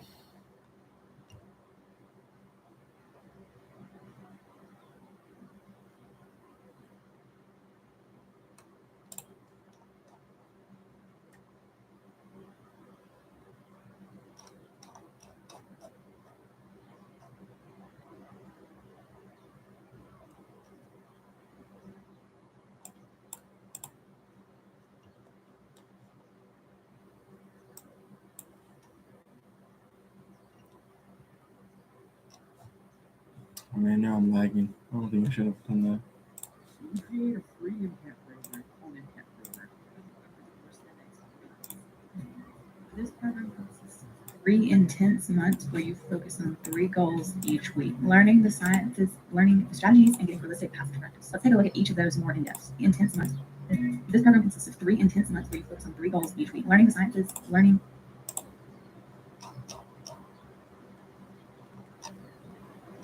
I'm already learning the strategies.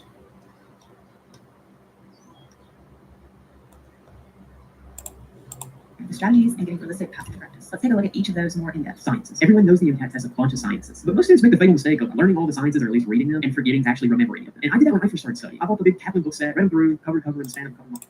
On the coder.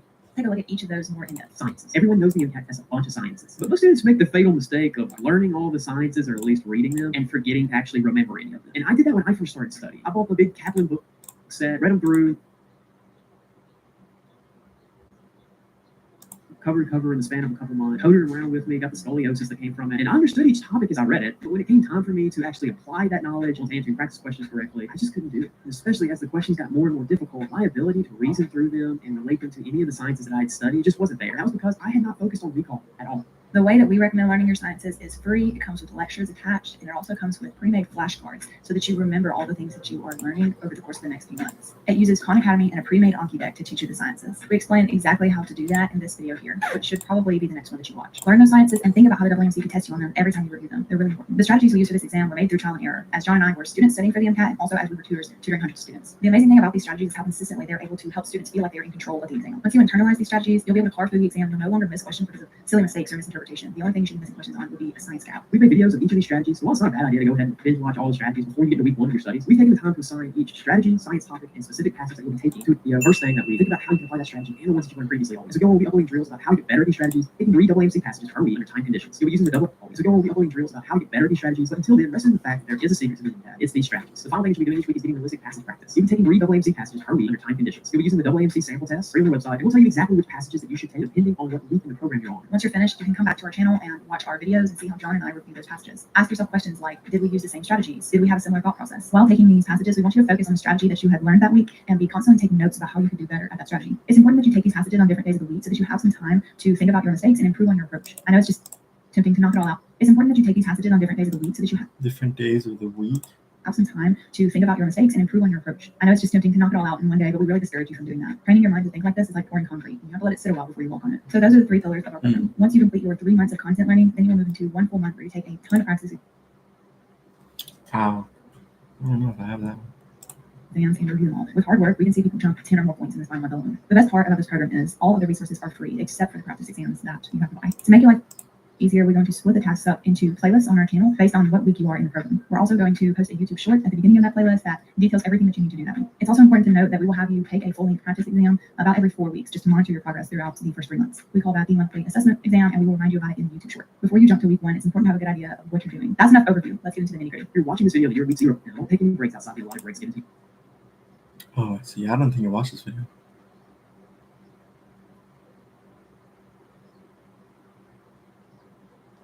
Body exam. No access to your phone from baseline. So we'll tell you where to get that exam here on that. It's really important that you take it in test conditions. That means you should start at 8 a.m. Week 0, we expect you to take a full length mock MCAT exam to establish your diagnostic or your baseline. So we'll tell you where to get that exam a little bit closer to the end of the video. When you're taking this diagnostic exam and any exam here on that, it's really important that you take it in test conditions. That means you should start at 8 a.m. Don't take any breaks outside the allotted breaks given to you by the exam. No access to your phone, no access to watches or calculators or snacks. Find a quiet environment and do not, for the life of you, Google questions, even if you want. That's your watch. This is software to be regardless. Each week is going to involve learning your content, taking your practice passages for the week, and then tuning into this YouTube channel so that you can learn the appropriate strategy and so that you can watch Maggie and myself review which videos to watch, too short, the next thing you should do is go watch the strategy video and think about how you can interpret it into passages you should take. Strategy will look like this. Watch the YouTube short for that week. It's going to detail exactly which one strategies to learn and practice. And if you have to take a practice exam, it'll tell you that. So starting in week 1, your workflow will look like this. Watch the YouTube short for that week. It's going to detail exactly which content to study, where to find it, the practice passages you should take. Strategy focus. Watch the YouTube short for that week.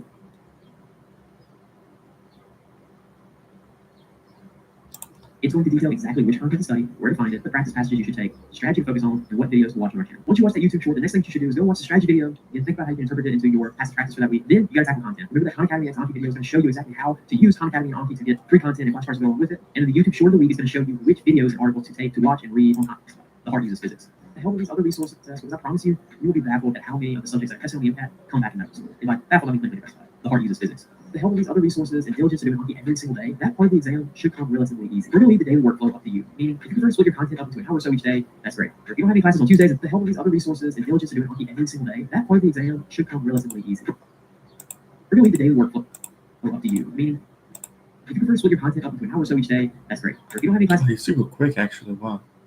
on Tuesdays and Thursdays, you want to just get up early and make it out then, be my guest. But do yourself a favor, don't procrastinate and try and knock it out on the weekend every single week. It won't work. Studying for the MCAT is difficult enough without the added stress of procrastination. Whatever fits your schedule, you should do. But just know that splitting it up makes it more manageable and Your test day stamina and to see your score to 5 or 10 points. The basic idea is that you've learned all the sciences and internalized all these strategies. All you need to do now is to practice applying them to get luck and nerves completely out of the equation. During this month, you will take a full-length practice MCAT, or also known as an FLE, or full-length exam. You'll then review that test the very next day after you take it. And yes, you will review it all in one day. You can do it, I promise. The day after you review, you'll take another FLE, and then you'll do it again. You'll end up taking a practice MCAT almost every other day. We do recommend taking one rest day a week where you don't do a practice exam or review one. You just kind of continue to do Anki, tie up loose ends on any sciences you may be weak on, or anything like that. You will continue to do Anki every single day in your final month, but by the beginning of the month, you should have had all your cards unsuspended up to that point. So you shouldn't be adding any new cards. It should just be reviewing cards that you've already learned. We'll post a separate video that goes more into detail of how your final month will look, and that will be, again, in the final month playlist on YouTube. Third-party resource, how to best review a practice exam, and we will remind you of when to take it in the YouTube short. something emotional turmoil, and that really wants Random.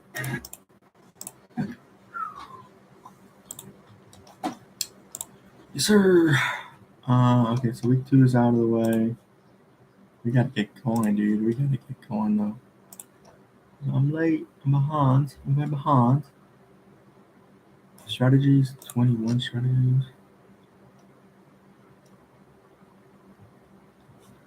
I think there's more strategies in here than...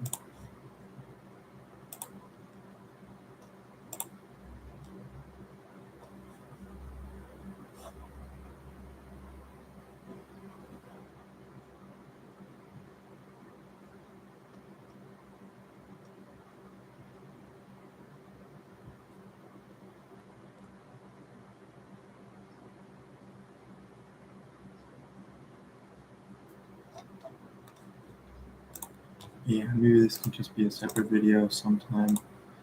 Not now, though. because the MCAT's Put it over here. And let's go back to the playlist. because the MCAT's composed of scientific articles, it's really difficult, but also Um,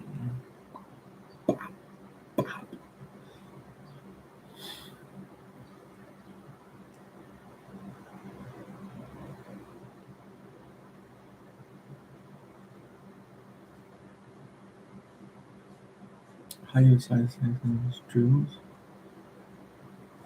mnemonics, math.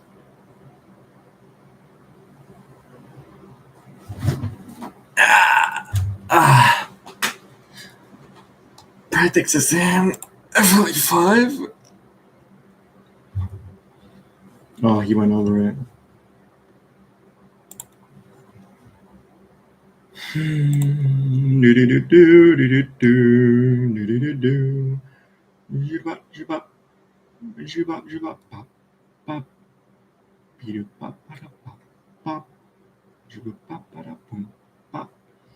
Okay. All right. So now we're here, I guess. And why are these the same? Okay.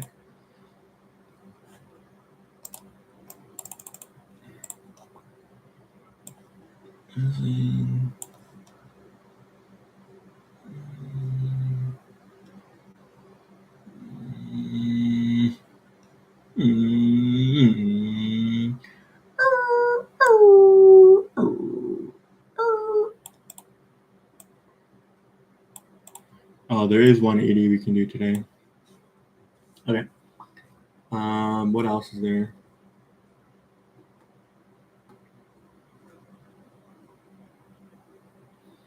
Zubap, zubap. Badap, badap. Bap. Zubap, zubap. I think that's about it now. We'll keep these here, but let's write out the next. Let's write out the next chord. I need to make a phone call today. I need to make a phone call today. This is already done.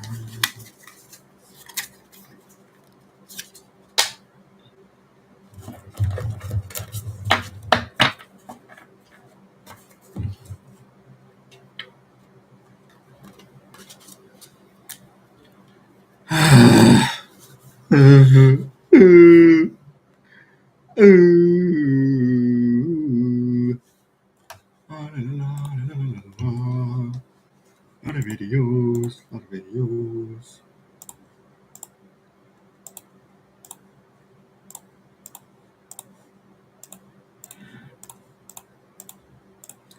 Hello. Hello, Martha.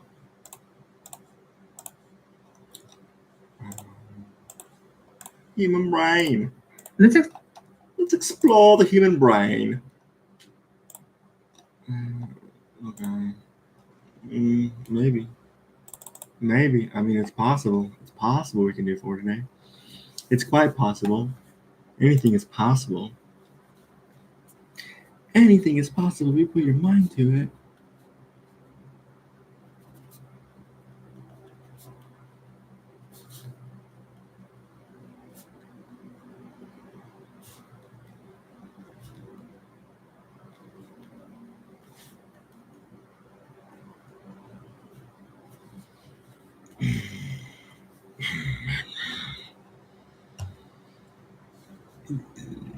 Excuse me.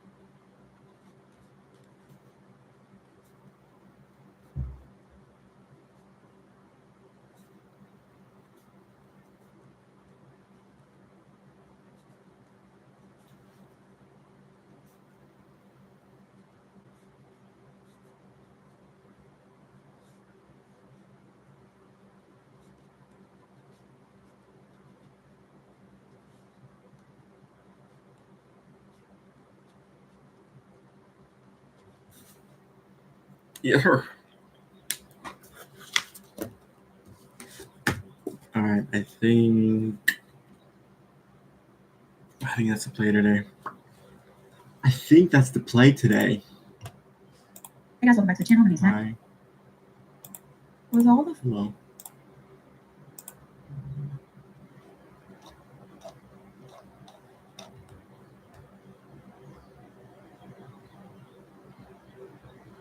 What does that mean? Oh, I see. Take and read 10 practice passages. Take AMCT. I don't know what that means.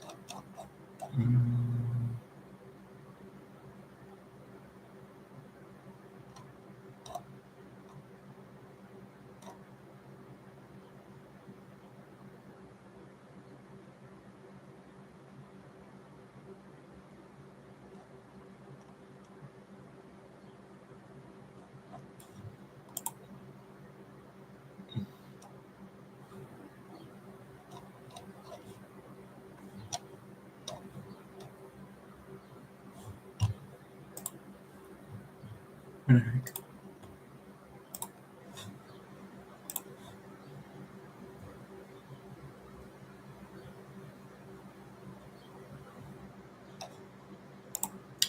I like the setup I have. I think it's really nice. Yeah. Let's get some more water. Let's take a break before we actually begin, I guess. Gotta cool down, cool down, cool down, cool down. I did watch the I did watch the condensed main idea. I'm pretty sure I did. Yeah, I was just sure. Yes. Cool. Human brain. It's a human brain. Yeah, let's take just a quick break and we'll just reset the clock.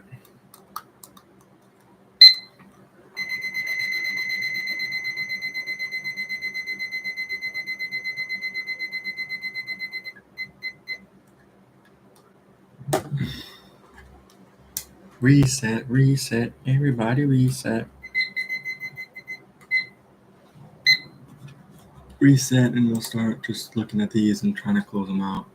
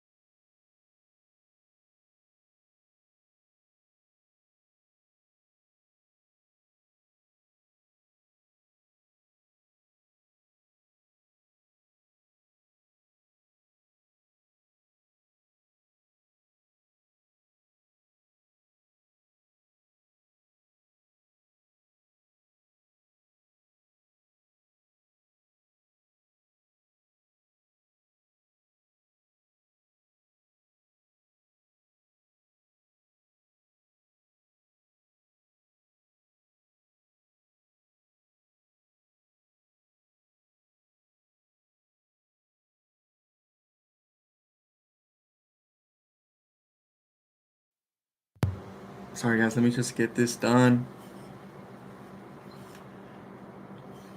Just have to get this stuff done for now, and then we can go ahead and move forward.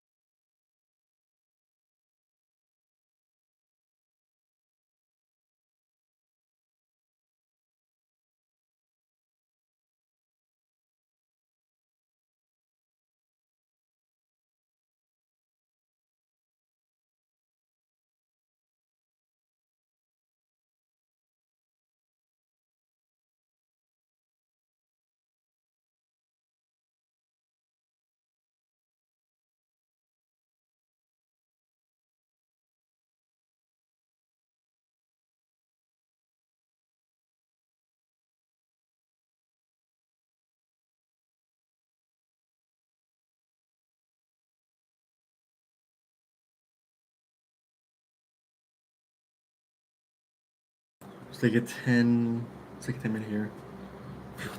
Kind of just regroup, I guess.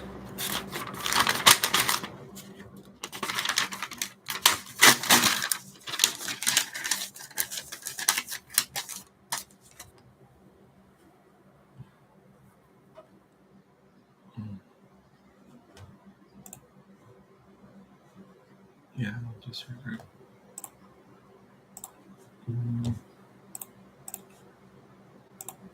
Dun, dun, dun, dun, dun, dun.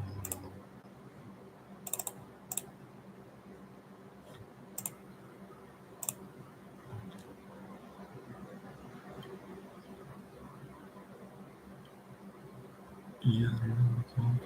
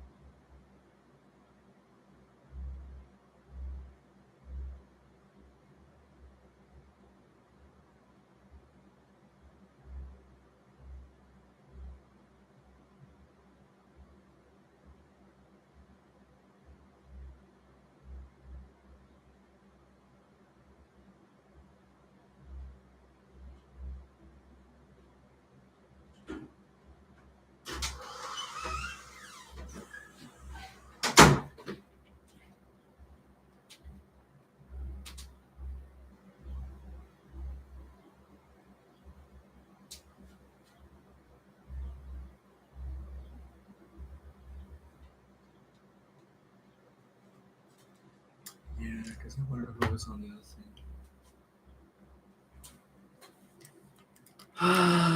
Okay. All right, let's we'll take a break after we've done all the videos. For now, let's go through all the videos.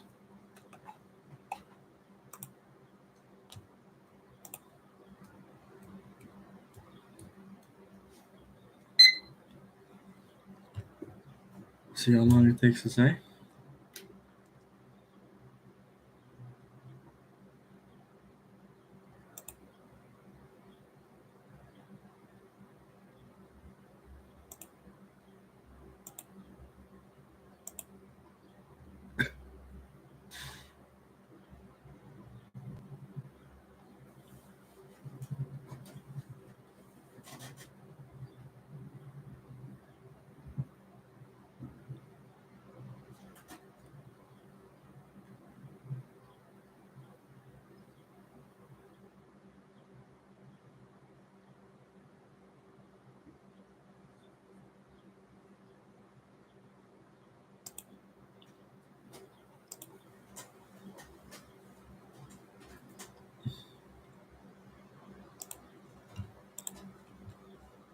Our body consists of 20 different.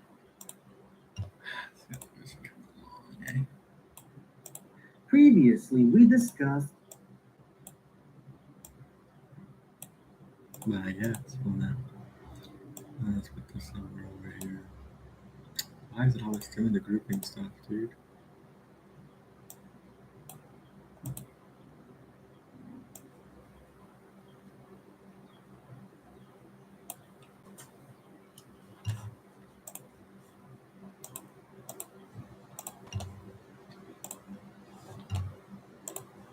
Different amino acids. And the proteins found inside our body consist of 20 different amino acids. And 7 of these 20 different amino acids have readily ionizable side chain groups. And what that means is the side chains can basically lose or gain an H atom at a specific pH value. And so for a specific amino acid that is ionizable, at certain pH values, the side chain will have a charge, but at other pH values, the side chain will be neutral. Now, to see exactly what we mean by this, let's take a look at the following 2 examples. So these are the 2 out of the 7 ionizable amino acids. We have cysteine and we have lysine. Now, for the case of cysteine, the side chain group that is ionizable is the following group. So notice the sulfur atom contains an H atom. But when the pH value reaches the pKa value of this side chain group, namely 8.3, what that means is this will begin to lose our H atom. And at the pH value of 8.3, exactly half of the cysteine amino acids will exist in this form, and the other half will exist in this form with a negative charge on that sulfur. Now, if we go above 8.3, now, to see exactly what we mean by this, let's take a look at the following 2 examples. So these are the 2 out of the 7 ionizable amino acids. We have cysteine and we have lysine. Now, for the case of cysteine, the side chain group that is ionizable is the following group. So notice the sulfur atom contains an H atom, but when the pH value reaches the pKa value of this side chain group, namely 8.3, what that means is this will begin to lose our H atom. And at the pH value of 8.3, exactly half of the cysteine amino acids will exist in this form, and the other half will exist in this form with a negative charge on that sulfur. Now, if we go above 8.3, then this group will predominate. If we go below 8.3, this group will predominate. Now, for the case of lysine, the end of the side chain group that is ionizable is this group shown here. So the same exact thing is true for this particular group. At this pH value, when the pH is equal to the pKa of this group of 10.8, then half of them will exist in this form, the other half will exist in this form. If we go below a pH of 10.8, this group will predominate. If we go above a pH of 10.8, this is the group that will predominate. And the same thing is true for the other 5 readily ionizable amino acids. Now, since proteins consist of different combinations of these readily ionizable amino acids, what that means is they will have different net charge values at some specific pH value. For example, they will have different net charges at the physiological pH of around 7. Now, what it also means is that every protein will have a unique pH value at which the overall net charge on that protein, on that polypeptide, will be 0. And this will be the case. At a specific pH value, all the charges on all our amino acids on that protein will exactly cancel one another out. The net charge will be 0. And this specific point is a property of that protein. Because the protein is unique, it consists of a specific combination of these amino acids. In fact, the pH value at which the protein has a net charge of 0 is given a special name. It's called the isoelectric point, or simply Pi. So every protein is unique. It consists of a specific combination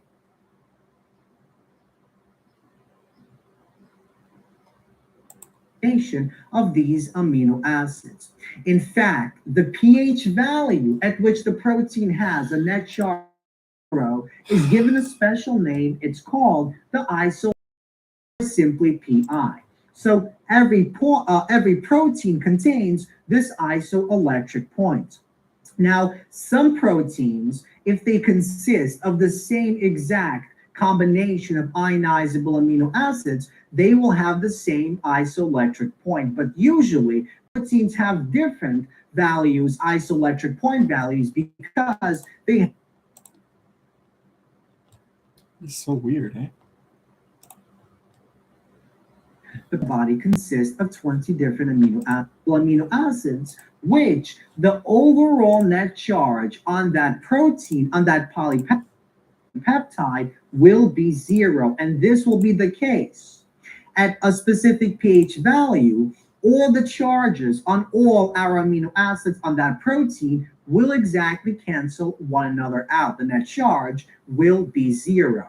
And this specific point is a property of that protein. Because the protein is unique, it consists of a specific combination of these amino acids. In fact, the pH value at which the protein has a net charge of 0 is given a special name. It's called the isoelectric point, or simply Pi. So every protein contains this isoelectric point. Now, some proteins, if they consist of the same exact combination of ionizable amino acids, they will have the same isoelectric point. But usually, proteins have different values, isoelectric point values, because they have different combinations of these ionizable amino acids. And because this is another property of proteins that is unique to most proteins, we can use this property to basically purify our protein. So if we have a mixture of different types of proteins, we can separate and isolate specific proteins from that mixture by using a method known as the isoelectric focusing method. So the isoelectric focusing technique is basically a method that we can use to purify a mixture of proteins by using a specific property of the protein we call the isoelectric points. So let's take a look at the following diagram, which basically describes the setup of isoelectric focusing. So in the setup, we basically create a special type of gel, and we create a pH gradient along that gel. So let's suppose we take the gel, we place the gel into a special apparatus, and we create a pH gradient. And what that means is on one side, let's say on the left side of our gel, we're going to have a low pH acidic environment. On the other end, on the right side, we're going to have a high pH, a basic environment. Now we're also going to connect both ends of that gel to a voltage source. We're going to create an electric potential difference between the two sides, and that will create an electric field. And we'll see why that's important in just a moment. So once we set up this apparatus, what we do next is we take our mixture of proteins and we essentially place it into our gel. Now, what will begin to happen? Well, what will begin to happen is the proteins will begin to migrate, they will begin to move. Why? Well, because the proteins will have a net charge. And whenever they have a net charge, they will move within an electric field as a result of the interaction between the electric field and the charge, the net charge on that protein. So, for instance, if we take a protein that contains a net positive charge and we place it into our field, it will begin to move towards the negative end, and it charge on that protein. So, for instance, if we take a protein that contains a net positive charge and we place it into our field, it will begin to move towards the negative end. And if we take a protein that contains a net negative charge, it will begin to move away from this end and towards this positively charged end. Now, the proteins will continue moving along our gel until they reach the pH value at which the overall charge is zero. And when the overall charge is zero, because there is no net charge, those proteins will no longer move along that electric field. So when the protein reaches its specific isoelectric point, the pi value, it will stop moving within that gel. And so if we, for example, have a mixture of three proteins that each have their own unique isoelectric point value, and we place it into our mixture, they will separate until they will separate and they will stop moving when they reach their pi value. So for protein 1, the pi value is acidic or relatively acidic. For protein 3, the pi value is relatively basic. And for protein 2, it's somewhere in the middle, so it's essentially neutral. So once again, in isoelectric focusing, a gel with a pH gradient is created. The two ends are connected to a voltage source, a battery, and the proteins are placed into our gel. Now, each protein will move due to the presence of an electric field as a result of that battery source. And so when they reach their pi value, the isoelectric point, they will stop moving because the net charge at the pi value of the protein is zero. Now, of course, this method is not very useful if these three proteins have the same combination, have the same number of these ionizable amino acids, because what that means is these three proteins will have the same exact value for the isoelectric point. So they have to have a different isoelectric point value for this technique to actually be useful in separating our proteins. Now, the question is, how exactly do determine what your pi value is for a specific polypeptide? Now, before we determine what the pi value of specific proteins is, let's ask the following question. How do you determine what the pi value is of a single amino acid? So let's take a look at the following four cases. There are four cases that we basically have to remember. So case number one, let's suppose that the amino acid is not ionizable. If that's the case, if the side chain is not ionizable, then to find the pi value of that particular amino acid, to find the isoelectric point, we simply... It's pKa. I mean, it's pKa 2 plus pKa 1 cube, but I think pKa 2 is the amino group.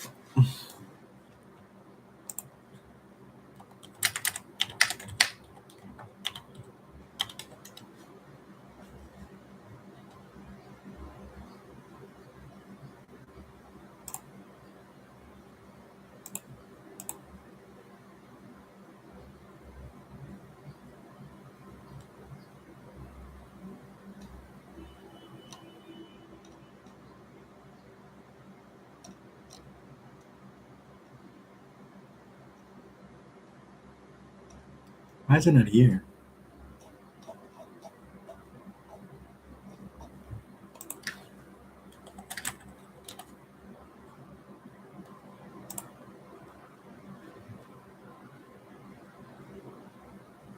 Yeah.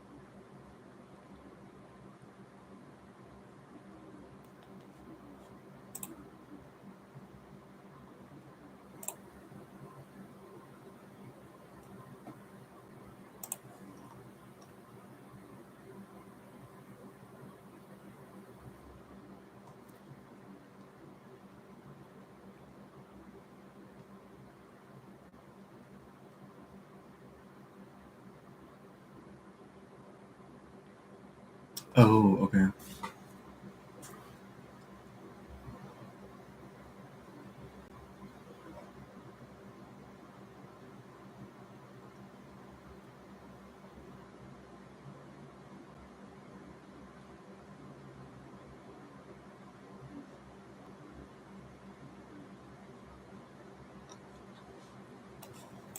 Please sum up and we take that simple. If that's the case, if the side chain is not ionizable, then to find the pi value of that particular amino acid, to find the isoelectric point, we simply sum up and we take the average of the pKa values of the terminal alpha amino group and the terminal carboxyl amino group and the terminal carboxyl group of that particular amino acid. Remember, every single amino acid contains a terminal alpha carboxyl group and a terminal alpha amino group, and those two groups are also capable of losing and gaining H atoms at specific pH values. So if the side chain is not ionizable, then the isoelectric point of that amino acid is the average of the pKa values of the terminal alpha amino group and the terminal alpha carboxyl group. So one example of a non-ionizable amino acid is glycine. Another example is valine. We have alanine, leucine, isoleucine, and so forth. So let's take a look at glycine. So glycine contains the H atom side chain group, and that means it is not ionizable. Mm-hmm. Now, at some specific temperature value, the pKa of this particular alpha amino group is 8.0. And for this particular alpha carboxyl group, let's say it's 3.1 at that same temperature condition. So in this particular case, all we have to do to find the pi value of this amino acid is simply take the sum of these, divide by 2, and we get the average. So we have 8 plus 3.1, which is 11.1. We divide that by 2, we get 5.55. So it breaks it down so easy. He's really good. He's really good. I wanted to subscribe, but I'm having some issues with signing, so it's unfortunate. But this guy is really, really good. the pi value for glycine is 5.55, assuming these are our pKa values. Now, these pKa values might change if we change the conditions under which this amino acid is in. So in your textbook, or maybe your teacher might give you different pKa values, and that's because the temperature conditions or other conditions under which that amino acid exists in are different.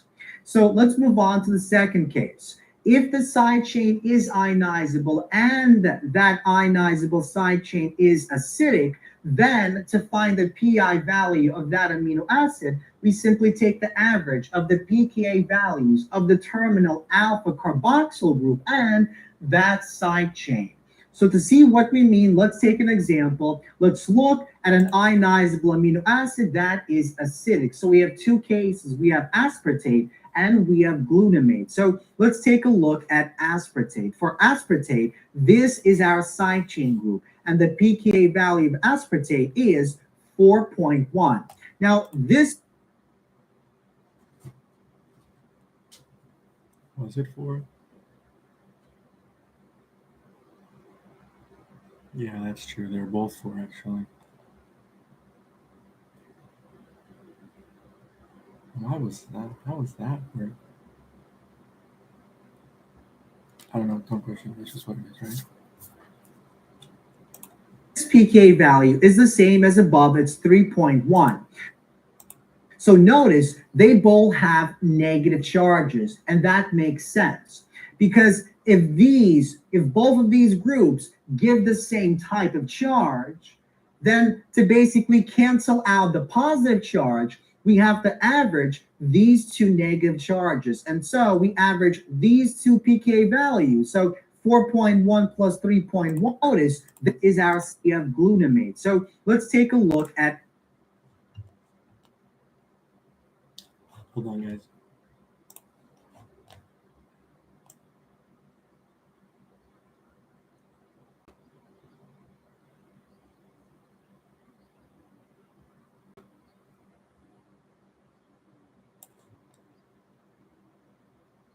Yeah. Yeah. So the carboxyl group is carboxyl group is 3, aspartic acid is 4.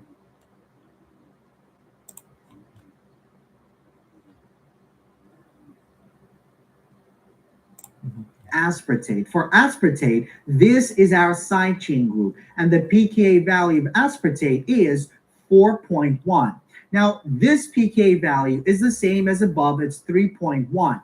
So notice they both have negative charges, and that makes sense because if these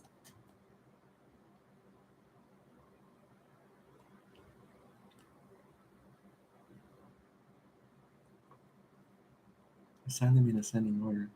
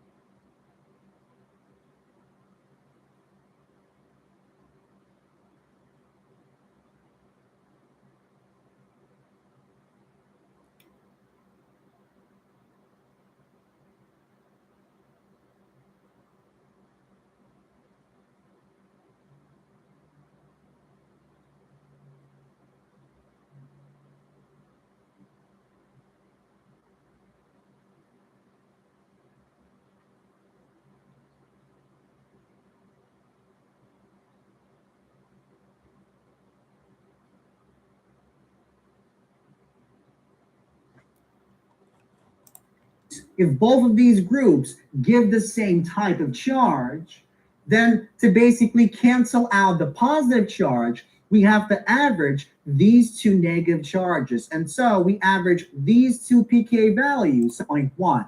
Now, this pKa value is the same as above, it's 3.1.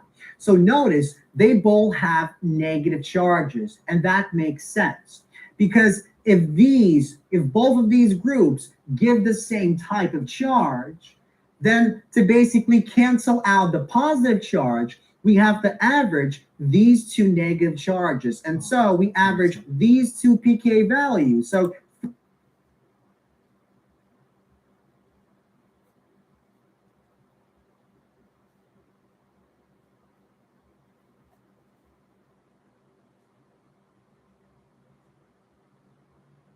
Yeah, 3.5.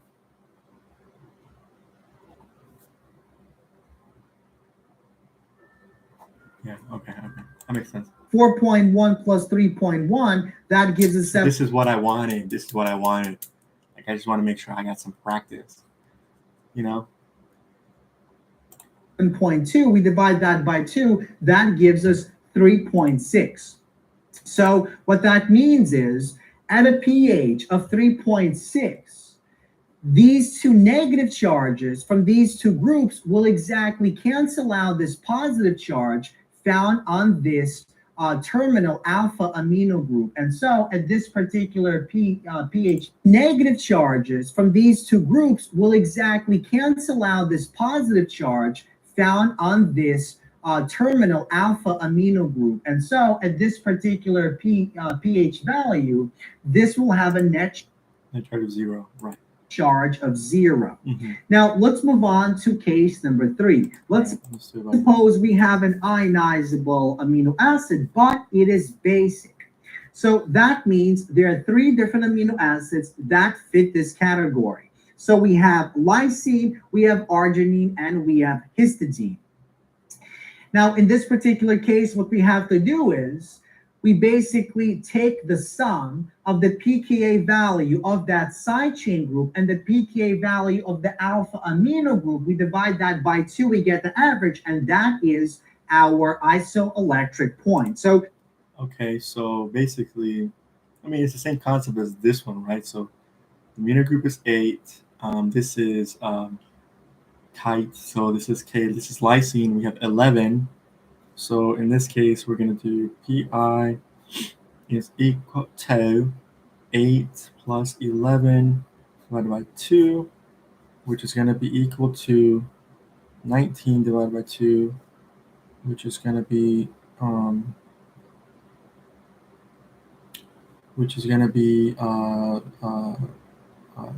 what is that? 9.5? Is that 9.5? I think that's 9.5, right? 18, yeah, 9.5. 9.5, is that right? Yeah, that's right. Well, I mean, it's not correct, but it's all approximation, so yeah, that's correct. Great. I'm just looking for that, so that's fine. Let's take a look at lysine. So lysine contains this side chain group, and the pKa value of lysine is around 10.8. Now, the pKa value of this alpha terminal group, alpha amino terminal group, is 8. So notice once again, in this case, we had 2 negative charges on 2 different groups. In this case, we have 2 positive charges on 2 different groups. So now instead of summing this and dividing by 2, we sum this, divide that by 2. So we get 10.8 plus 8, that's 18.8 divided by 2, gives us 9.4. So the Pi, the isoelectric point for this amino acid, which is basically lysine, is equal to 9.8. So at a pH of 9.8, these 2 charges will exactly cancel out this negative charge that is found on the alpha carboxyl group. And finally, let's move on to case 4. So if we have an ionizable side chain group, but it is neither basic nor acidic, so we're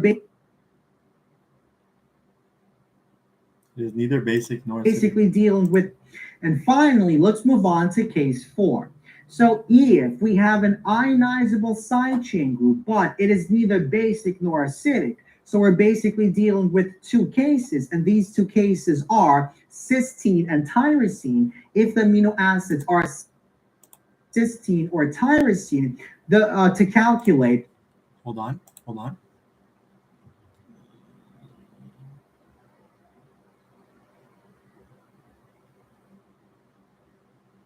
pKa3 is a side chain. 3 to 2.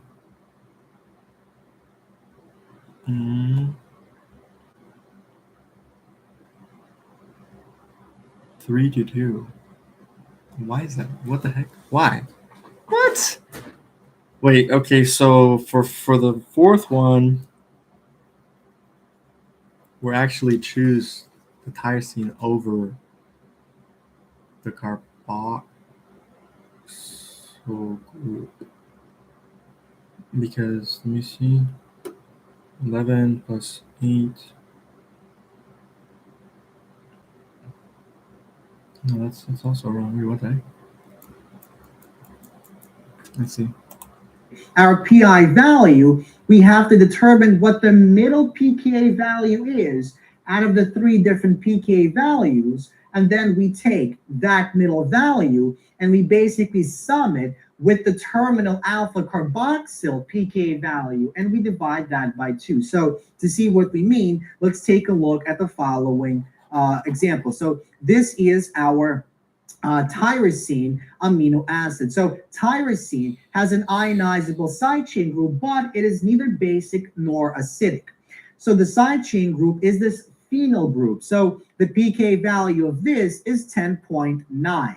So in this particular case, because it is ionizable, but neither basic nor acidic, what that means is out of these 3 pKa values, we have to find a middle pKa value. So we have 10.9, 3.1, and 8. So this is our middle pKa value. And then we average this value and the pKa value for the alpha carboxyl terminal group. So we take 3.1, we add it to 8, we get 11.1 divided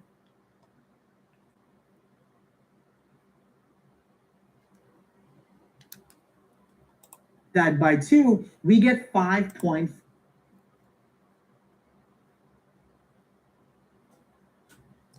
Wait, what? 5.5. So in this pretend, the pKa value for the alpha carboxyl. So we just kind of ignore it, essentially, right? What? Aren't we just ignoring it? Terminal group. So we take 3.1, we add it to 8, we get 11.1, divide that by 2, we get 5.55. So in this particular case, if the pK values are shown, then the PI value for our tyrosine will be 5.5. And once again, at that pH value, the pH value of 5.5, all these charges will exactly cancel out. And so if we place our amino acid on this line here, it will not move in this direction, nor will it move in this direction.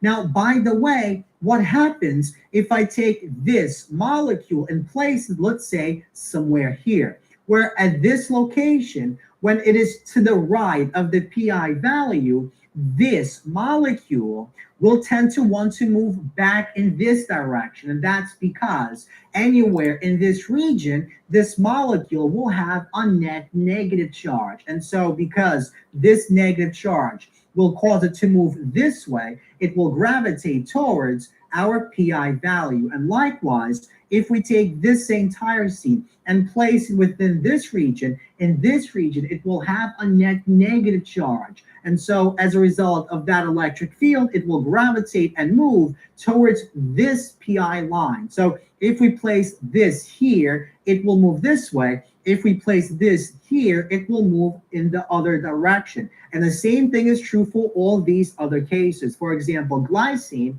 if we take glycine and place it here, it will have a net positive charge. So it will move this way until it reaches that point. And if we take glycine and place it here, it will move this way until it reaches that PI value of 5.5. Now, in the next lecture, we're going to take a look at how to actually determine what the PI value is of proteins, of polypeptides that consist of 2 or more amino acids.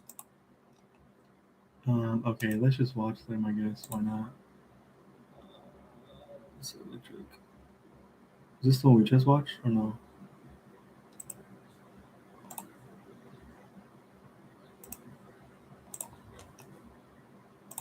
The isoelectric point of an amino acid or protein is the pH value at which the net charge on that molecule is zero. Now, we already know how to calculate the isoelectric point of individual amino acids, but how do you calculate the isoelectric point, the pI value, of proteins that consist of two or more amino acids? Well, this is what we want to focus on in this lecture. We want to find out how to calculate the isoelectric point of proteins. Now, the general rule is to follow the following two steps. In step one, we basically want to guess. We want to estimate what the pH value is at which that protein would have a net charge of zero. And then in the next step, we want to use that estimated pH value. In the second step, we want to find the average of the two pK values. Hold on. The isoelectric.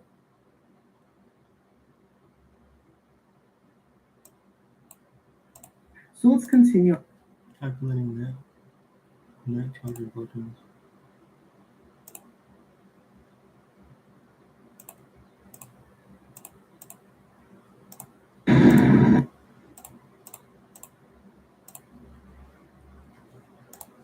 Values right above and right below that estimated pH that we obtained in part one. Now, to actually see these two rules, these two steps in action, let's take a look at these two examples, beginning with example one. So find the pI value, the isoelectric point of the tripeptide, aspartate, glycine, and glutamate. So let's begin by drawing our structure for this tripeptide. So on the left side, we have this amino acid. So we have our amino group. So we have H3N, and this is bound to the central carbon. The central carbon contains an H atom going into the board, and the R group, the side chain coming out of the board. And for aspartate, we have the following side chain group. And then we finish off this amino acid with our. I don't think that's CH3, unless it's CH2. I can't see. It's too small. Carbonyl group.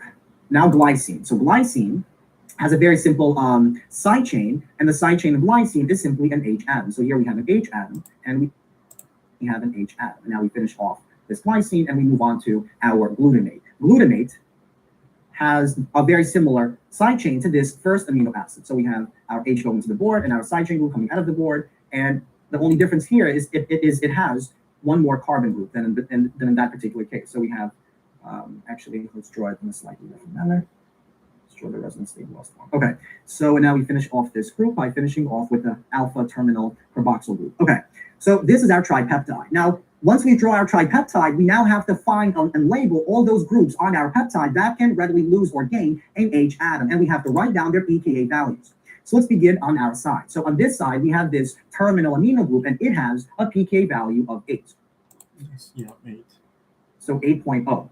For this particular case, this group here, the pKa value is about 3.1. So we have, let's make this neater, 8.0, 3.1. And then we have to look at the side chain group. So for glycine, this cannot lose an H atom, so it doesn't have a pK value. But these two groups can gain and lose an H atom, and it happens at a pK value of around 4.1. So pKa for both of these is around 4.1. Now, once again, your textbook or your teacher might give you slightly different pKa values.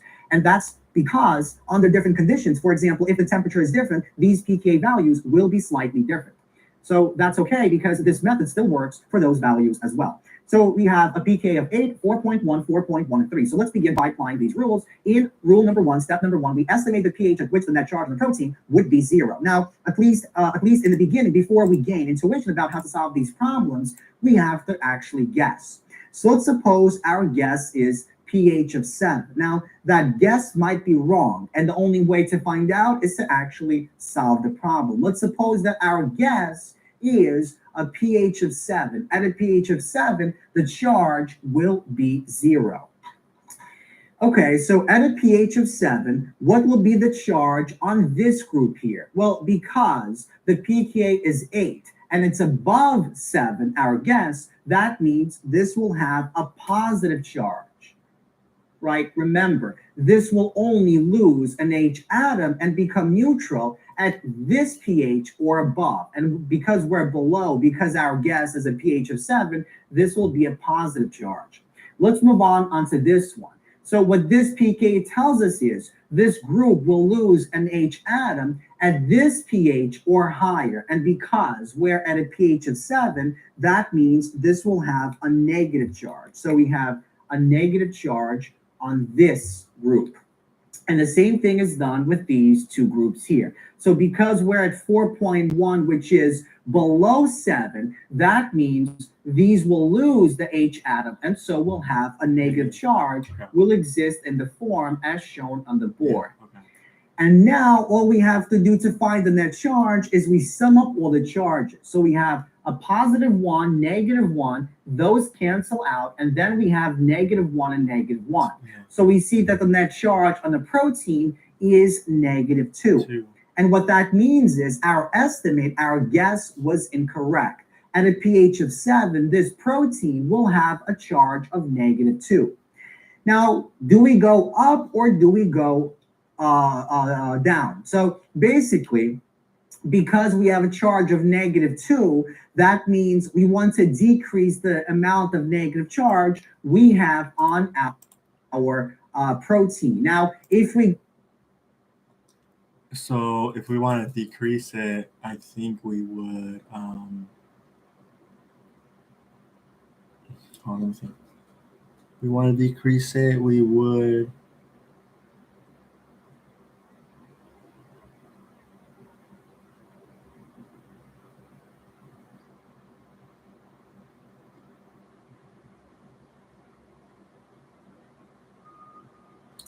decrease the pH. go higher, if we go above 8, we will remove this positive charge and make our peptide more negative. Yeah. So that means instead of going above 7, we have to go somewhere below 7 to basically remove some of that negative charge. And so to remove the negative charge, right, we have to remove 2 negative charges because our charge at 7 is negative 2. We have to go below a pH of 4.1 because below a pH of 4.1, these two groups will gain an H atom and so will neutralize themselves. So, okay, yeah, that's true.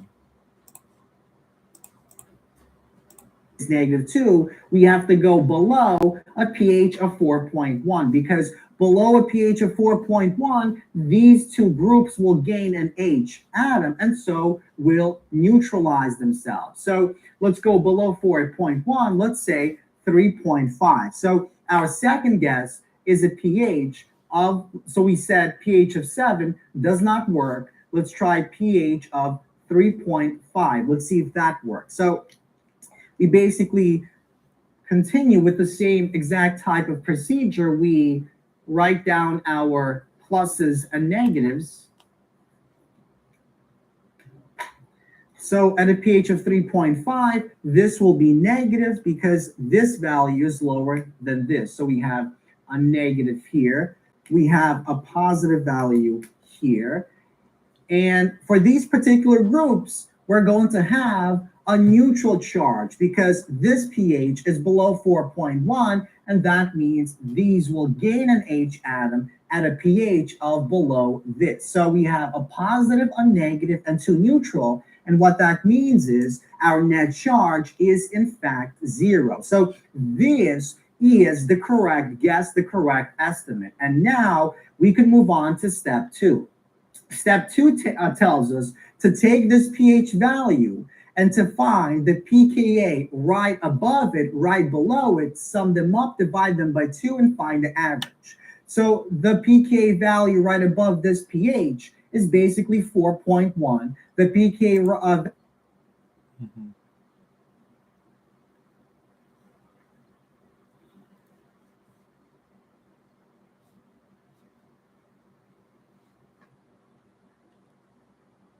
Right above it is 4, and right below it is 3.1.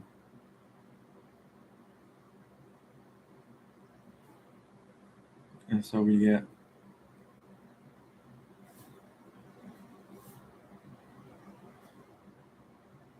we get 3.5.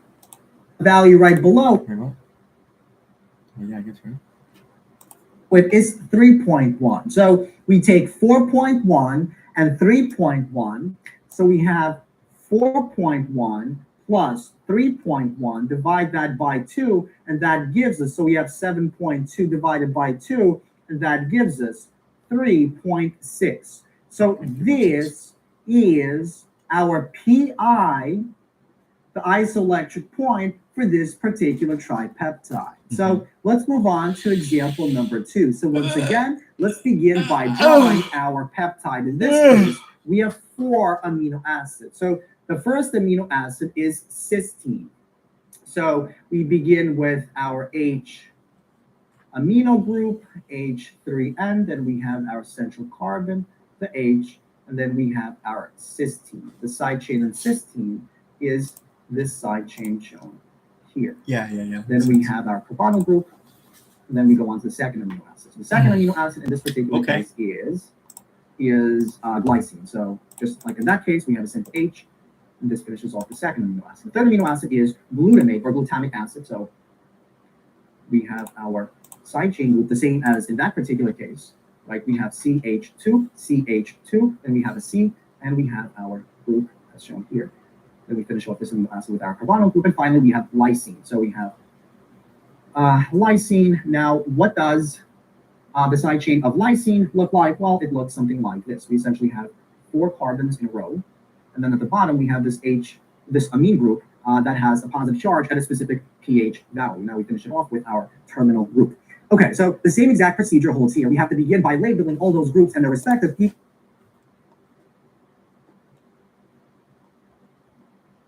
Yeah.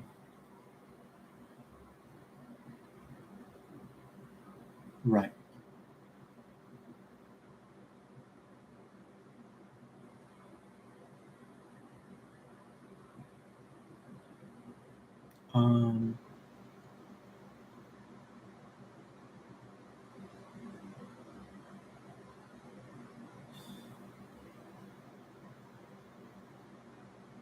Okay. pKa value. So let's begin on this end. Once again, this has a pKa value of 8.0. This has a pKa value of 3.1. This has a pKa value of pKa of 10.8. This has a pKa value we saw from previous example of about 4.1. What else? Glycine has no pKa value, and this, what is it? Cysteine has a pKa value of 8.3. Okay, so we have this value, this value, this value, this value, this value that we now have to consider. So once again, we have to begin with our guess. So as always, let's suppose our guess is a pH of 7. So we don't know if it's correct until we actually try. So at a pH of 7, what will be the charge on that molecule, right? Okay, so at a pH of 7, this one will have a positive charge.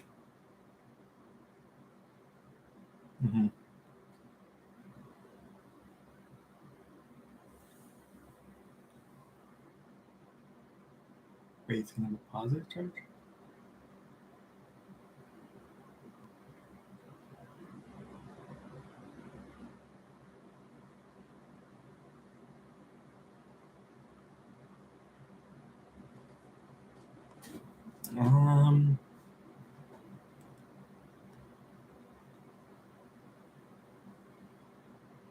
Yeah. Because it only loses that H and becomes neutral at or above this pKa value. So what about this one? Well, this one will have a neutral charge because it will only lose that H and gain a negative charge at or above this pH value. This one has a lower pKa value, so it will be negative. So we have a negative charge coming from this side chain group. And in this particular case, we're below this. We're below. So 10.8 value, so this will have a positive charge. And then we're at this particular location, so that means we're above it, so this will have a negative charge. Now, in this particular case, we see that if we add up these charges, 2 positive and 2 negative, they work out just fine. And at a pH of around 7, at the estimated pH of 7, we have a net neutral charge. Now we move on to step 2. We find a pKa value above and below. So we have a pH of 7, and the one above it, directly above it is, so we have 8.3, 10.8. Yeah, the one directly above it is going to be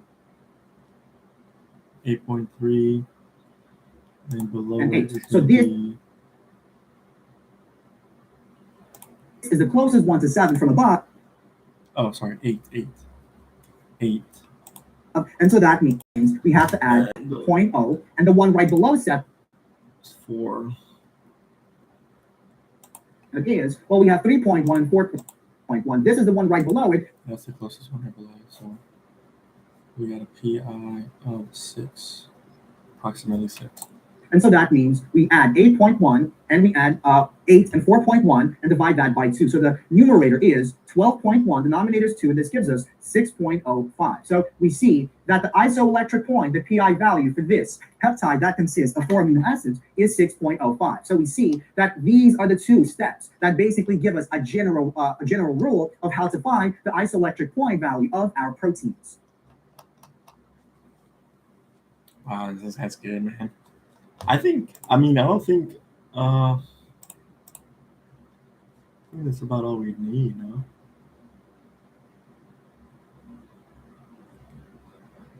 Well, maybe we can 2x this one. That was a good video. I don't really like her explanation of it, to be honest. Thought I did, but I think his is better. We might still go through hers one more time, though. We'll see. We'll see about it, you know? I might have a better understanding of it now.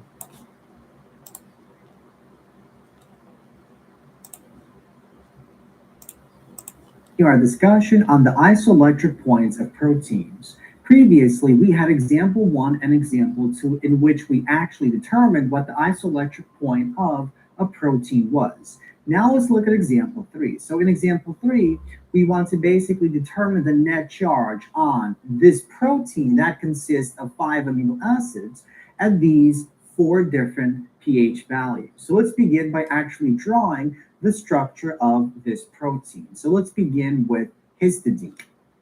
So we have actually, we're not going to have enough room.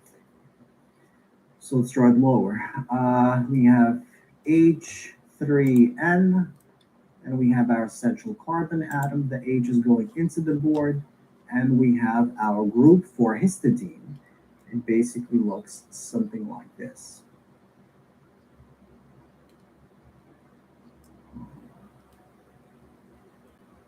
Okay, we have a double bond here. We have a double bond here. We have an H here, and we have that. Let's finish off the first amino acid with this carbonyl group. Now let's move on to tyrosine. For tyrosine, we have a different side chain group, right? So the side chain group for tyrosine is a phenyl group. So we have Phenyl group. and benzene, and then we have an OH. Like oxygen. Mm-hmm. And this is an H. Yeah. And let's finish off amino acid number 2. Now we're at lysine. So let's draw our N. Has a wall. Then we have our H going into the board. He has a wall. And for lysine, the side chain group is 4 of these carbon atoms. So at last, let's discuss that. We have this amine group, and then we finish off that amino acid for glutamate. So we have our nitrogen. So for glutamate, it looks like this. So let's remove that second bond and let's draw the resonance stabilized form of this group. And then we have finally cysteine. So we have the nitrogen, then we have our central carbon, we have this H going into the board, and for cysteine, the group, the side chain group is, we have this CH2 group, and then we have the sulfur that is bound to our H. And now we finish off this peptide by drawing the terminal alpha carboxyl group. So this is our 5 amino acid peptide. So amino acid 1, 2, amino acid 3, 4, and 5. Now, the next step is to basically label all the groups on the peptide that can lose or gain an H atom, and we have to also label their pKa value. So let's begin on this side. So this right over here has a pKa value of 8.0. So let's underline that. This group here, or let's actually go to this group. This group here, which is our histidine, so this nitrogen, right, can gain or lose an H atom at a pKa of 6.0. Okay, now let's go to tyrosine. For tyrosine, the pKa value is about 10.9. Okay, for this one, which is lysine, the pKa value is 10.8, so slightly below that for tyrosine. For glutamate, the pKa value is 4.1. And for this final one, which is, what is it? It's cysteine, the pKa value is 8.3. And then for this N group, it's the pKa value is 3.1. So we have 1, 2, 3, 4, 5, 6, 7 pKa values that we have to consider in step study or in A, B, C, and D. So let's begin with A. Okay, so at a pH of 2, what is the net charge on this protein? So let's begin with this group and basically go one by one all the way to the 7th group, this alpha carboxyl group. So at the alpha amino group, we're at a pH of 2. And since 2 is below 8.0, that means this will have a positive charge. So once again, remember that what the pKa value tells us is, so if the pH is equal to the pKa, that is when our H atom will be lost or gained. And in this particular case, at a pH of 8 or higher, this is when the H atom on this nitrogen will be lost. So our first charge is a positive 1 charge. Now let's move on to the second group, this group here. This is histidine, and for histidine, the pKa is 6.8, and that means below a pKa of 6.8, this nitrogen will be protonated. And when this nitrogen is value is 8.3, and then for this N group, it's the pKa value is 3.1. So we have 1, 2, 3, 4, 5, 6, 7 pKa values that we have to consider in steps or in A, B, C, and D.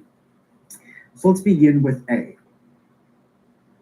Okay, so at a pH of 2, what is the net charge on this protein? So let's begin with this group and basically go one by one all the way to the 7th group, this alpha carboxyl group. So at the alpha amino group, we're at pH of 2. And since 2 is below 8.0, that means this will have a positive charge. So once again, remember that what the pKa value tells us is, so if the pH is equal to the pKa, that is when our H atom will be lost or gained. And in this particular case, at a pH of 8 or higher, this is when the H atom on this nitrogen will be lost. So our first charge is a positive 1 charge. Now let's move on to the second group, this group here. This is histidine, and for histidine, the pKa is 6.8, and that means below a pKa of 6.8, this nitrogen will be protonated.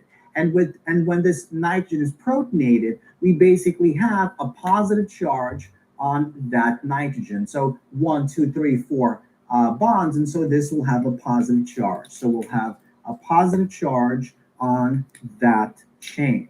Let's move on to the next amino acid. This is tyrosine. For tyrosine, the pKa value is 10.8. So below 10.8, below a pH of 10.8, this will be protonated, and so it will have a charge of 0. So let's say neutral charge, or actually, yeah, let's say neutral charge. Okay, so let's move on to this third amino acid. So we have lysine, and lysine has a pK of 10.8, which is above a pH of 2. So that means this will have a positive charge on that nitrogen, right? So the nitrogen is bound to 1, 2, 3, 4 atoms. It will have a positive 1 charge. Let's move on to this one here, which is glutamate. Glutamate has a 4.1 value. So what that means is above 4.1, the oxygen will be deprotonated, but below 4.1, the oxygen will be protonated. And when the oxygen is protonated, it has a charge of 0.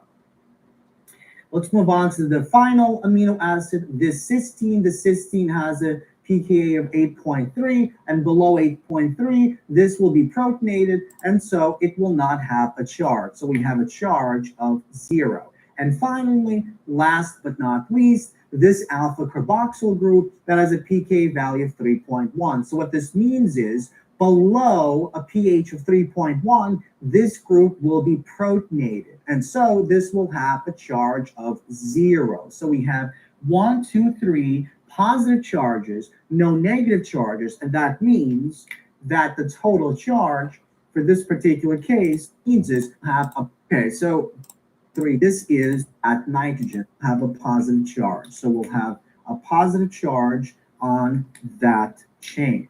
Let's move on to the next amino acid. This is tyrosine.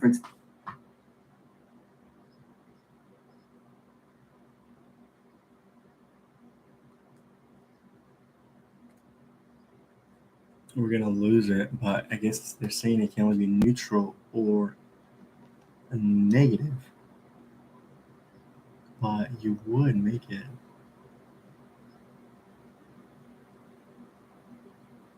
I guess if you went again, maybe?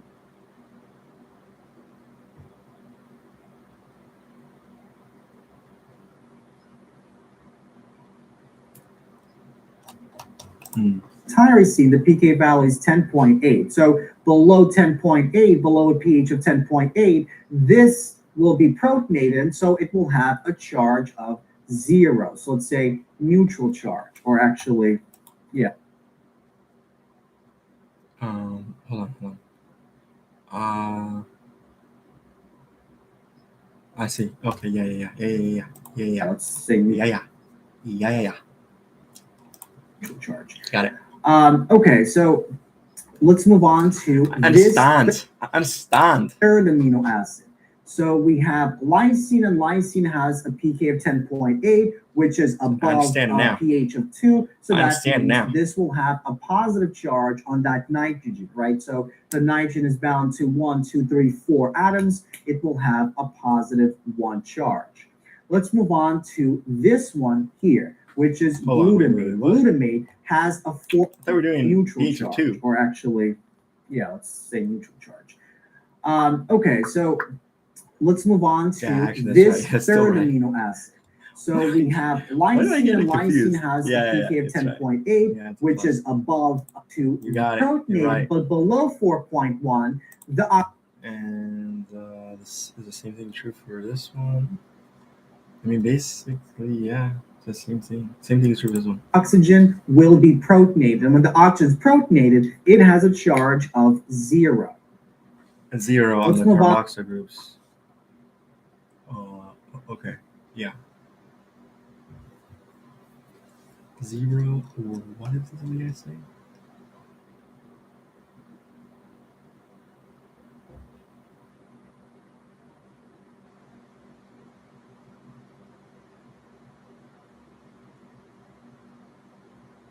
Neutral or -1.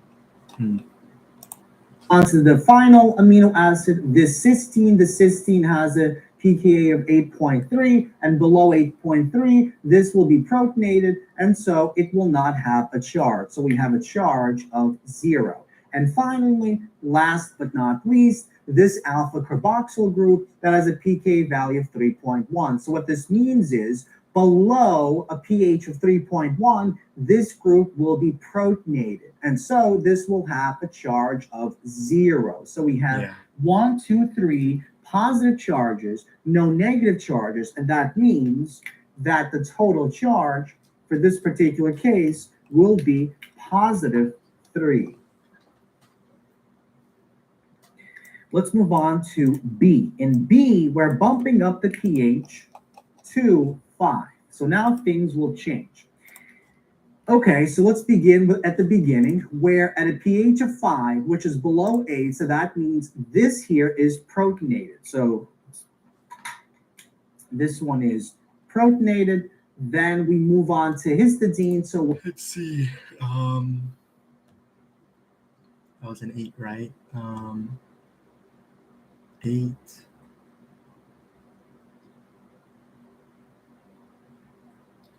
What about on the histidine? That becomes, based on what this other guy's saying, it's going to be 0.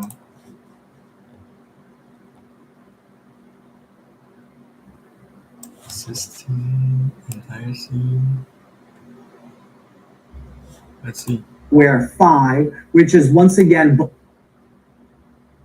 We're at 5. 5 below 6. So we should pronate. below a pK of 6, so histidine will also be protonated, and this nitrogen will have a positive charge. Sure. And then for 10.9, we're going to. And what are we going to do here? I mean, should pronate, but we're going to.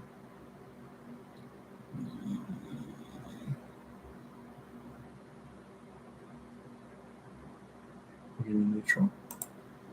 Let's move on to the third one, tyrosine. So 5 is below 10.9, so that means this will exist in its neutral form. We're going to have a charge of 0 for that Okay, yeah, neutral. particular case. Then the other one here, you're going to pronate. Let's move on to the fourth amino acid. So we have 1, 2, 3, or 1, 2, 3. So 3. So lysine contains pKa of 10.8 on that side chain group. And so we're at 5, which is below 10.8. So this will have a positive charge on that nitrogen. This one here is going to get a negative charge. This one here is going to get. Is that going to get neutral? Let's move on to the next one. So we're at glutamate. For glutamate, the pK is 4.1. And since 5 is above 4.1, that means this oxygen will have lost that H atom, and so it will have a negative charge. So finally, we have at least one negative charge on our peptide. What? Hold on, not about what he said, but I'm looking at the structure.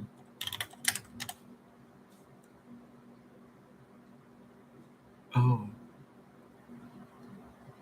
Yeah. Oh no, that's true. Yeah, that is true. Okay. Never mind. Keep going. Let's move on to the next one, cysteine. So for cysteine, the pK is 8.3, which is 8.3. So we're below. So we should pronate. above the pH of 5, and so that means this will have a net charge of 0. But we're gonna be 0. Okay. Maybe 0 on cysteine.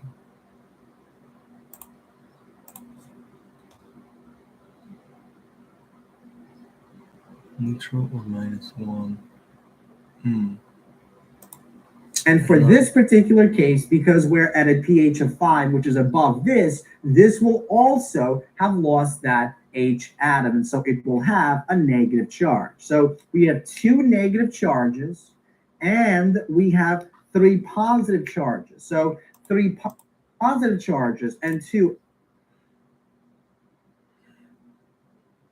It's gonna be negative. negative H at a pH of 5, which is above this will also have lost that H atom, and so it will have a negative charge. So we have 2 negative charges, and we have 3 positive charges. So 3 positive charges and 2 negative charges gives us an overall net charge of negative or positive 1. So we still have a positive charge, but it's a smaller positive charge. let's move on to a neutral pH of 7, which is the physiological pH of our body. So let's continue the process. So in this particular case, we're still below a pH of 8, so that means this will have a positive charge. So let's move on to the side chain group of that amino acid number 1. We see that we have our histidine, and so this at a pH of 6 or above will begin to lose that H atom, and since we're at a pH of 7, what that means is this will have lost the H atom, it will have a neutral charge, and so now we have a charge of 0 for the second case. For that first side chain group. Now, the second side chain group and the second amino acid is tyrosine. And so we have a pKa of 10.9, which is above 7. And so what that means, this will have a neutral charge, just like in the other two cases.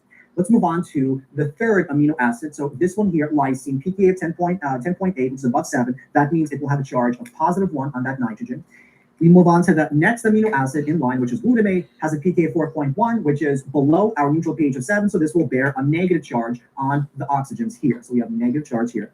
On the next one, we have cysteine. And so for cysteine, we have a pKa of 8.3 above 7. And so what that means is this will be neutral. And finally, this N group will be negatively charged because the pKa of this is below the pKa of the pH of 7. So we have a negative charge. And finally, if we add these charges up, we'll see that our charge, the net charge in this particular case is 0. And this particular case, if we add up It's okay. We got it. electric point of any amino acid is the pH value at which that amino acid exists predominantly in this bitter ion form. So basically, at the isoelectric point, the concentration of the carboxylate ion is equal to the concentration of the ammonium ion. So if the concentration of these two ions, these two forms is equal, we have a negative charge and a positive charge. Because they're equal, they cancel out. And so the overall net charge of our amino acid at the isoelectric point will be 0, because this also has a net charge of 0 because we have a negative and a positive, and those cancel out. So at the isoelectric point for any specific amino acid, that amino acid will have a net charge of 0. Now, what exactly determines the isoelectric point of our amino acid? So notice if the isoelectric point of any amino acid only depended on the carboxylic acid group and this ammonium group, then every single amino acid would have the same exact isoelectric point, because every single amino acid has the same exact group. It has the carboxylic acid as well as our ammonium group. But we know that every single amino acid has its own isoelectric value. Some have a low pH value and others have a high pH isoelectric value. Now, what actually influences the isoelectric point? What creates this difference between the isoelectric point between different amino acids is this side chain R group. So every amino acid has its own unique side group. So some side groups are polar, some are non-polar, some are acidic, while others are basic.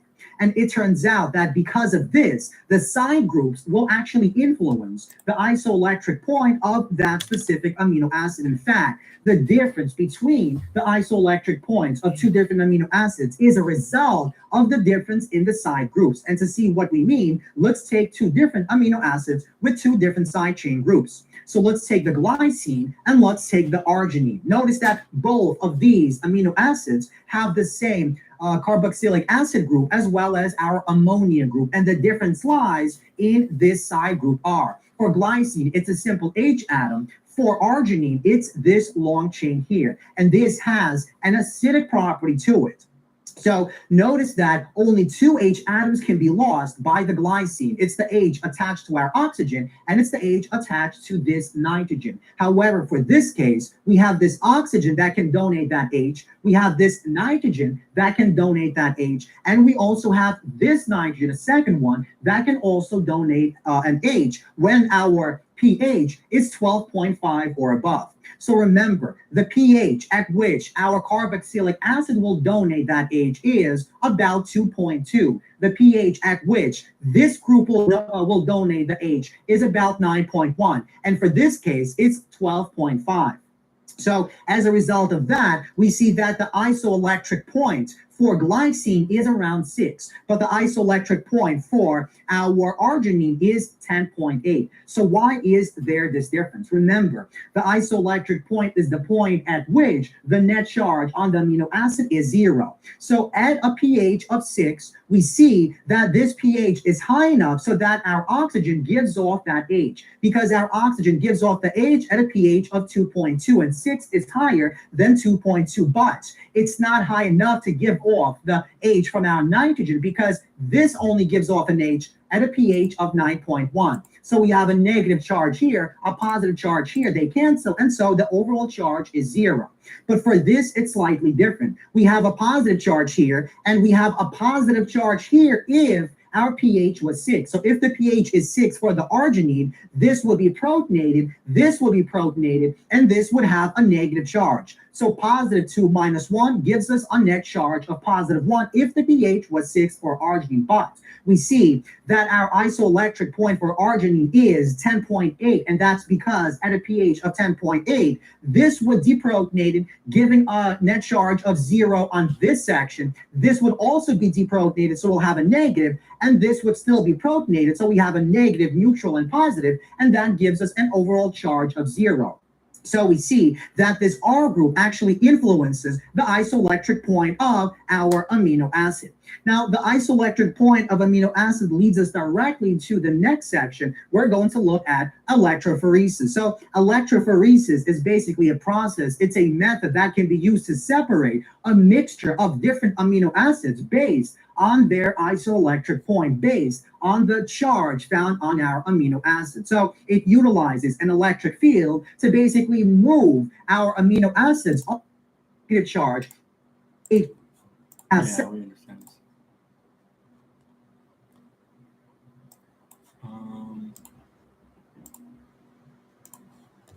and once again, and that Welcome to this episode of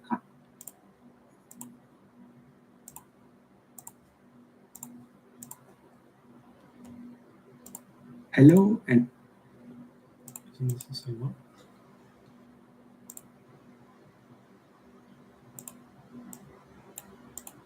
Kind of the same, or maybe not. this is MSJ. are numbered from per-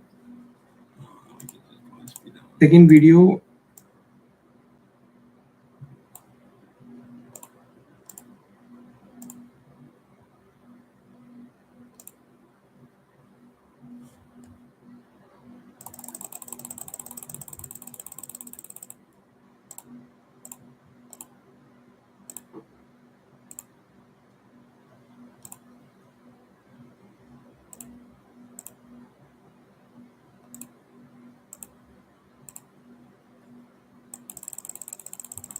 I want to, but maybe we could have extra time today or something, you know? And I'd also like to go over some of his videos. Yeah. Okay, well, okay. Yeah, you have quite a lot to do today. Let's take it to a minute. Let's get some food. Can't go hungry. We have a lot to do. Lot to do. Watch these videos and we still have. Yeah, I still have to do this before I have any other ideas that I want to do. So, yeah.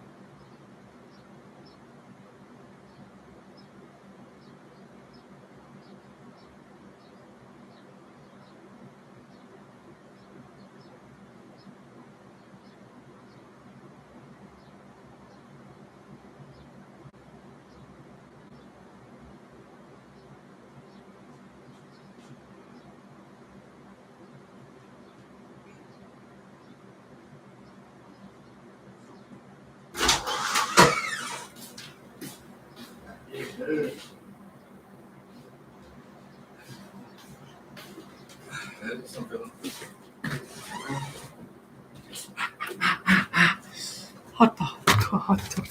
So hot. Get some eggs. What? Yeah, Mom, I'm getting it all. Thank you. No, because, okay.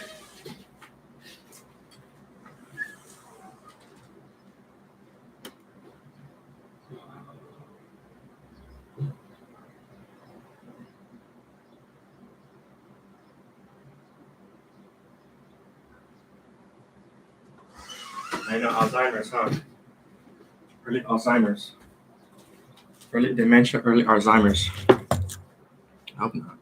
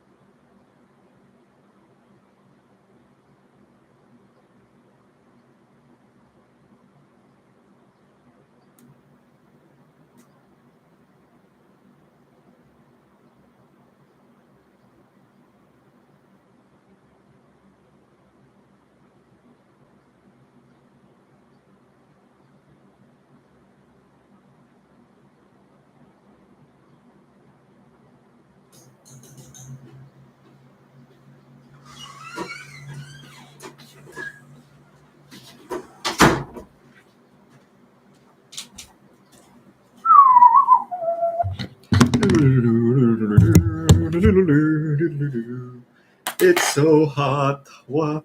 How hot is it?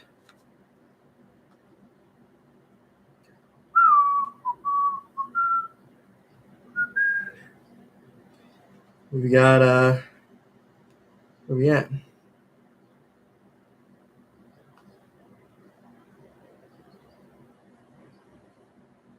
This is a little bit more descriptive.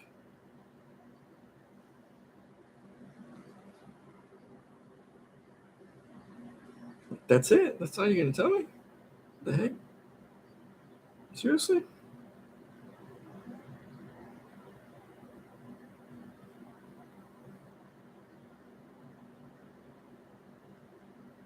With 17% humidity, we got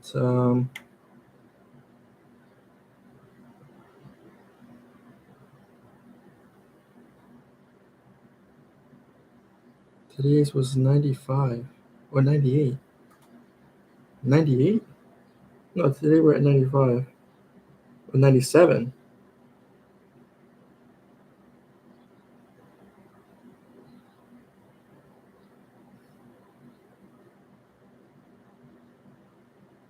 Thirty-six.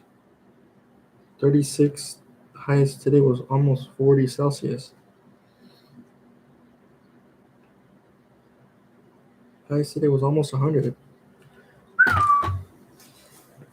It's not the heat that kills you, it's the humidity. Ha ha ha ha ha ha ha ha. It's not the heat that gets you, it's the humidity.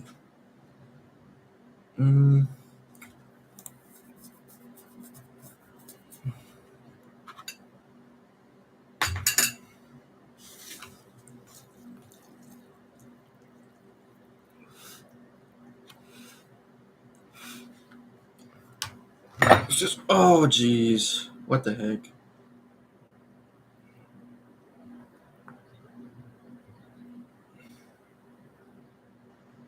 man.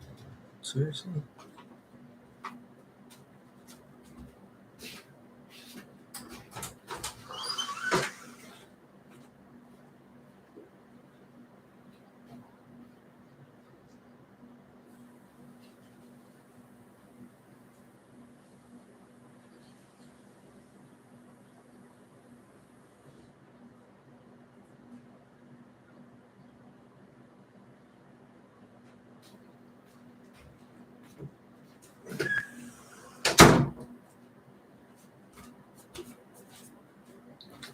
What's up, let me see. आपको इसी YouTube को funny video.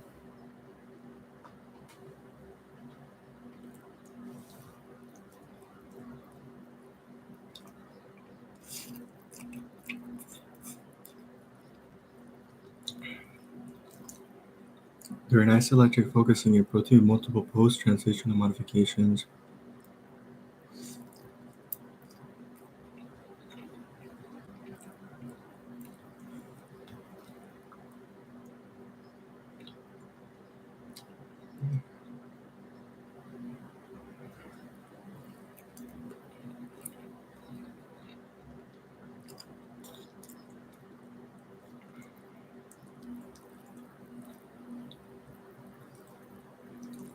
Oh, okay.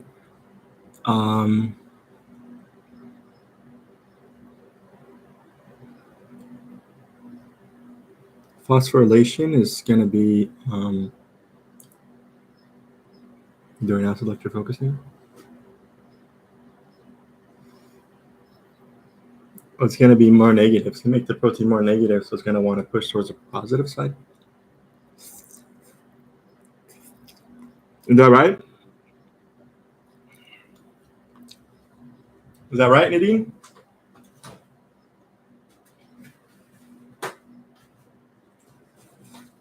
It's just another way of saying during glycolysis. I don't think she's here anymore.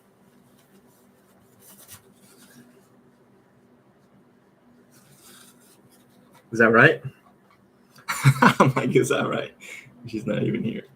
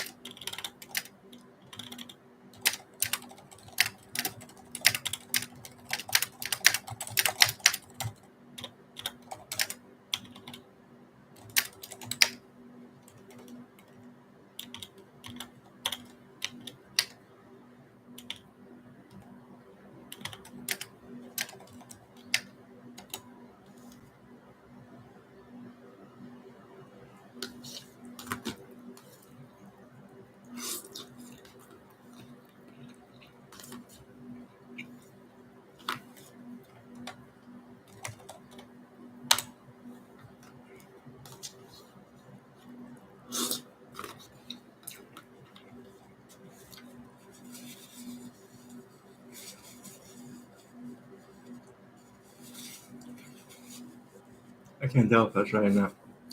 Possibly. Hard to say.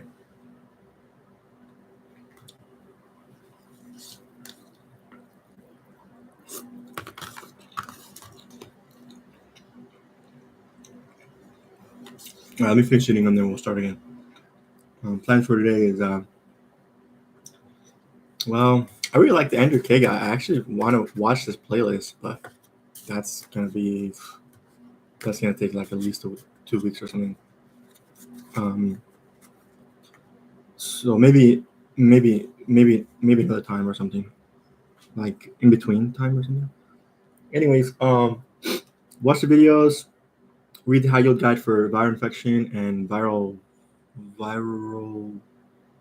what was it? Viral infections and viral replication. The viral cycle. Isn't here. What is it? Viral cycle.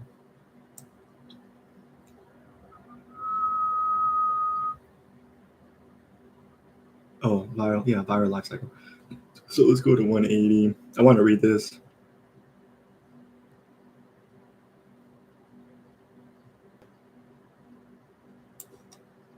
Yeah, I want to read this. And then we'll add the Yankee cards from any of the stuff previous. Well, any of the lessons we went through before that have not been added. And we'll do Yankee cards and then we'll hit the lessons.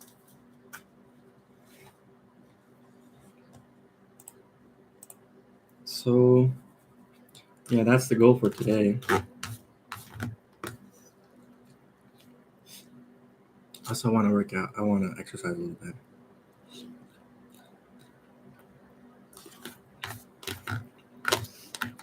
So exercise a little bit. With some arms and with some abs.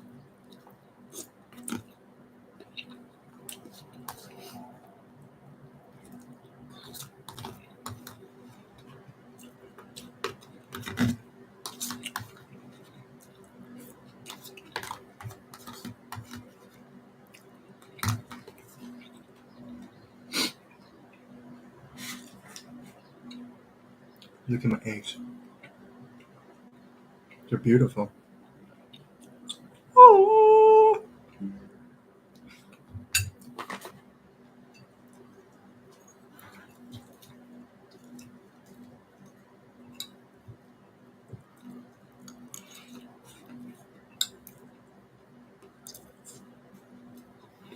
I was just eating, so I should just watching it now.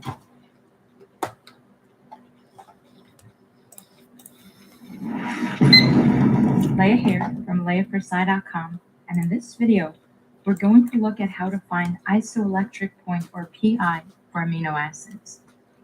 The isoelectric point comes from iso, meaning the same, and electric, meaning charge.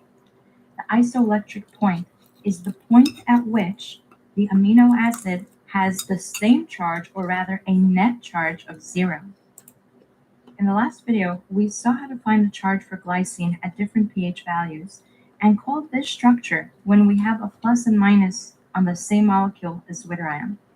Notice that in this form, we don't have no charge, but rather we have a charge of +1 and -1 that cancel out to give me 0. If this is the structure where we have an isoelectric point, then the PI is really the pH of I, meaning the pH at which we have a net charge of 0. In the last video, we looked specifically at the charge for glycine at a pH of 1, 7, and 13. At a pH of 1, we got a net charge of +1. pH of 7, we got a charge of 0. And pH of 13, we got the charge of -1. If the pH 7 gives me a charge of 0, does this mean that the isoelectric point is 7? And the answer is no. pH of 7 is simply an estimate where it could be slightly greater than or slightly less than with an average charge of 0. The PI is a more specific calculated value, and so we have to look at how to find it mathematically. Let's prove it by adding one more value and finding the charge at a pH of 8. Don't forget that we have 2 pKa values for glycine. pKa for the carboxy is equal to 2.3, and pKa for the amine group is equal to 9.6. 3 and 8. If we're looking at a pH of 8, we have to compare the pKa to the pH, remembering that the higher one wins. The pKa wins a proton for team molecule. The pH wins a proton for team solution. For the amine group, the pK... So, protonated, and deprotonated. Wait. Yeah. Ka is greater than the pH, and that means the pKa wins a proton for team molecule. The molecule is protonated, and we have a charge of +1 on the amine group. Looking at the carboxy, the pH is much greater than the pKa, and the pH wins the proton for the solution, which means we take it away from the molecule. The carboxy group will be deprotonated for a charge of -1. If we add them up, we have +1 minus 1 equals 0. So which is it? Is the PI going to be a pH of 7, or will it be a pH of 8? given that both of these pH values give us a net charge of 0. Yeah, what the heck? If an amino acid does not have an ionizable side chain, that means it only has 2 pKa values, one for the carboxy, one for the amine, then you simply take the average of the 2 pKa values, which is pKa1 plus pKa2 divided by 2. To find the pi for glycine, we add 2.3 plus 9.6 and divide it by 2. Remember on the MCAT you have no calculator, so we'll use the round up and down trick from the MCAT math series linked below. 2.3 rounds down to 2, 9.6 rounds up to 10, 2 and 10 is 12, divide that by 2 and I get 6. The calculator gives me a value of 5.95, which on the MCAT is close enough. Notice that 5.95 or 6 is less than 7 and less than 8, but it is that range where we have a charge of 0, and the isoelectric point gives us an exact calculated value. That method is great when the amino acid has only 2 pKa values, but what happens if we have 3? For example, in tyrosine here, we have the carboxy and the amine that can gain or lose a proton, but we also have an ionizable side chain where the oxygen can lose a hydrogen. If we have 3 pKa values, do we average all 3? If we only use 2, which 2 do we use? Before I Stop. average all hydrogen. If we have 3 pKa values, Well, this was tyrosine. Based on Andrew's example, we just ignore it, I guess. do we average all 3? If we only use 2, which 2 do we use? Before I show you how to do this mathematically, I want to show you logically so that you understand where we're getting the values. Remember, to find the pi, we need to know exactly where the molecule is going to have a net charge of 0. If we compare the pH to the pKa values, you'll be able to figure out when it's protonated or deprotonated, and you can do the guess and check method, where you randomly pick a pH and determine what the charge is going to be. Or you can go through this logically. I'm going to show you how to write it out, but on the MCAT, you should be able to do this in your head. We're going to rank the pKa values from low to high. So we have 2.2, 9.1, and 10.1. Remember that when the pKa is greater than the pH, the pKa grabs the proton for the molecule. When the pH is greater than the pKa, the pH, the solution, grabs one from the molecule for the solution, meaning it's deprotonated. So if we were to compare what the molecule looks like in between the pKa values, you'll notice the trend. Start out by fully protonating the molecule and finding the charge. How do you fully protonate? You drop the pH well below the first pKa value. If the lowest pKa is 2.2, let's drop the pH to 1. At a pH of 1, every pKa is greater than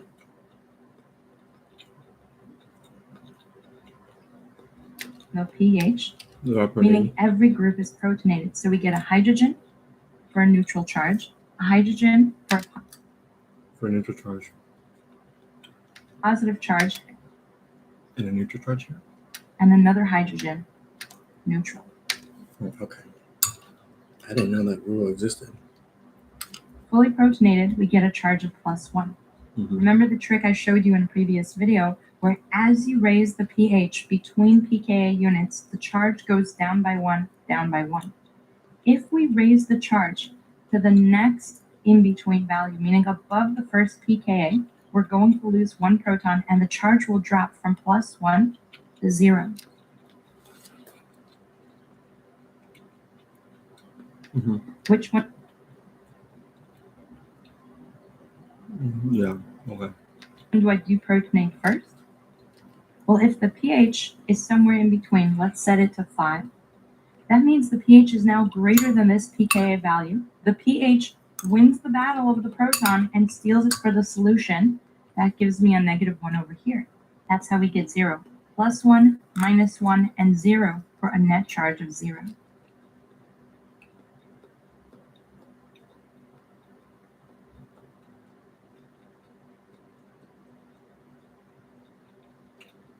Mm-hmm. If we were to raise the pH greater than the next pKa value, in this case we have to go in between 9.1 and 10.1.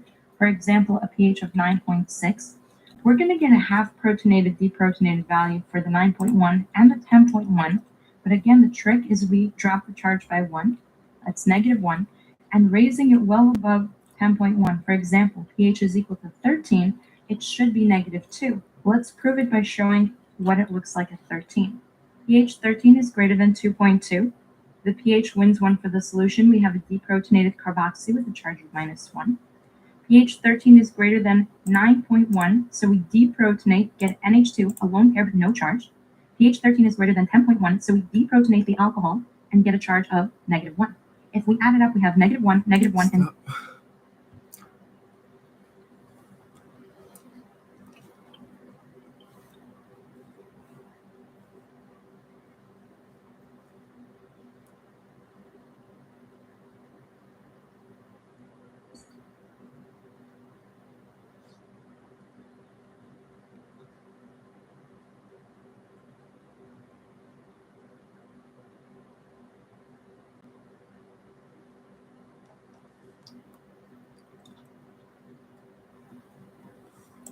0 for a charge of -2 as we predicted. How does this help us figure out the isoelectric point? Isoelectric point is the average of the two pKa values that are just before and just after 0. If the guesstimate here of pH 5 gives us a charge of 0, that means that when the pH is equal to the pKa at 2.2, we would expect to have the charge of +1/2. When the pH is 9.1 at the next pK value, we would expect a charge of -1/2. And the in between of +1/2 -1/2 is 0. So if we take the structure in between those two pKa values, that is where we expect to see the isoelectric point. To figure this out mathematically, we simply say that the Pi is equal to 2.2 plus 9.1 divided by 2. Remember, without a calculator, we're going to estimate. In this case, it's easy to add the exact values. 2 and 9 is 11. 0.2 and 0.1 is 0.3. Divide that by 2. This is difficult to do, so we can round this up to 11.4. Elect this pKa values and average them. So I want to show you why that's incorrect. The two closest pKa values for tyrosine are 9.1 and 10.1. If we take the average of 9.1 and 10.1, we get 9 and 10, which is 19.2, and we divide that by 2. Let's estimate. Let's round it up to 20 divided by 2 is equal to 10. Let's see what happens to this amino acid at a pH of 10. pH 10 is greater than 2.2, wins 1 for the solution. We deprotonate, and 0.1 is close enough. We can put this. This gives me a net charge of -1.5, which even means 1 for the mole, which is what we expect at the isoelectric point.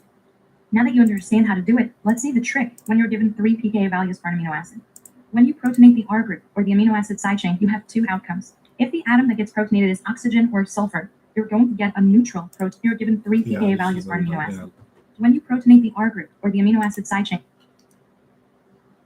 and you have two outcomes. If the atom that gets protonated is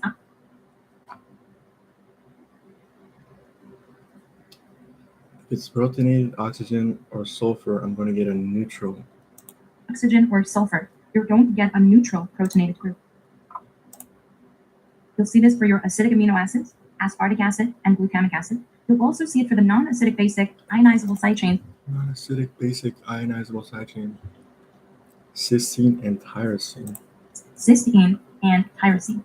If you protonate the R group that has a nitrogen, it's going to get a positive charge, and these refer to your basic amino acids, which include Excuse me.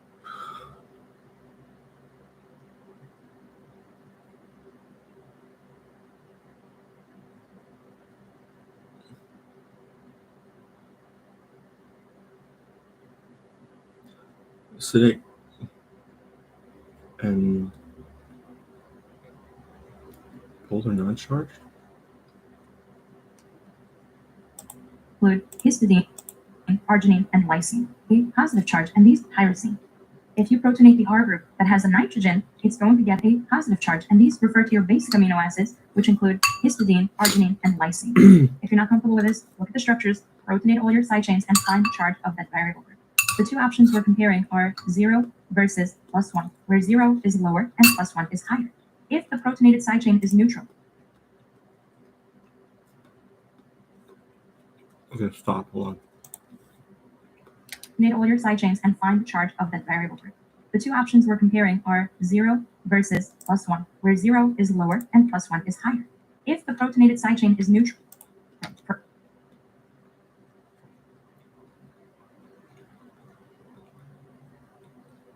a charge of 0, it's the lower value. You're going to use the lower two pKa values.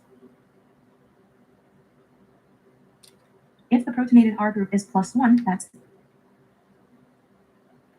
the upper. so you're going to use the upper two pKa values. That means for aspartic acid, glutamic acid, cysteine, and tyrosine, you're going to use the pKa of the carboxy group and the site. Mm. Mm.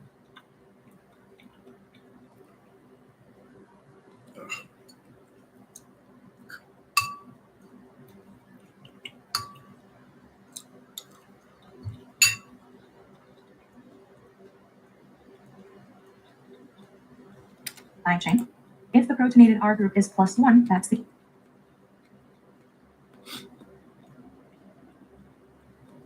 upper. So you're going to use the upper two pKa values.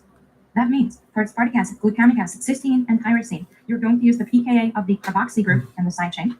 For histidine, arginine, and lysine, you're going to use the pKa of the amine group and the side chain. And that is how you're going to get your isoelectric points. Let's prove this trick by looking at aspartic acid for our neutral protonated group and lysine for our positive protonated group.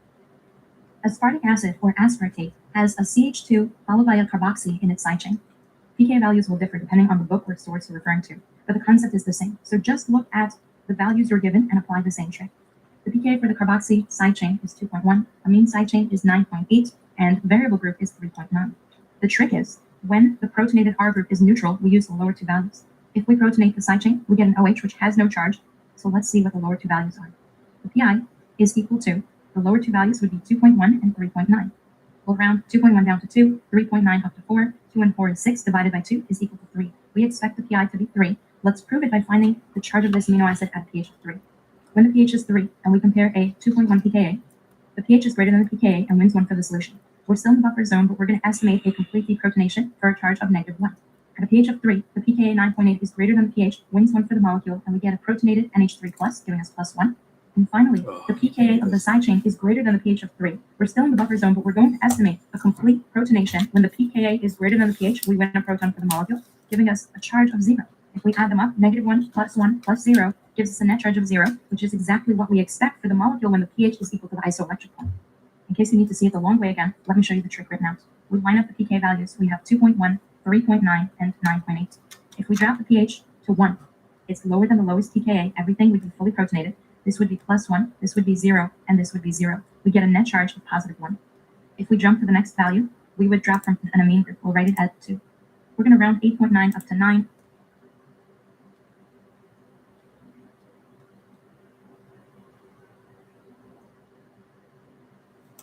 Round 10.8 up to 11. 9 and 11 gives me 20. Divided by 2 gives me 10. Keep in mind, because we rounded both values up, our answer is going to be slightly less than 10.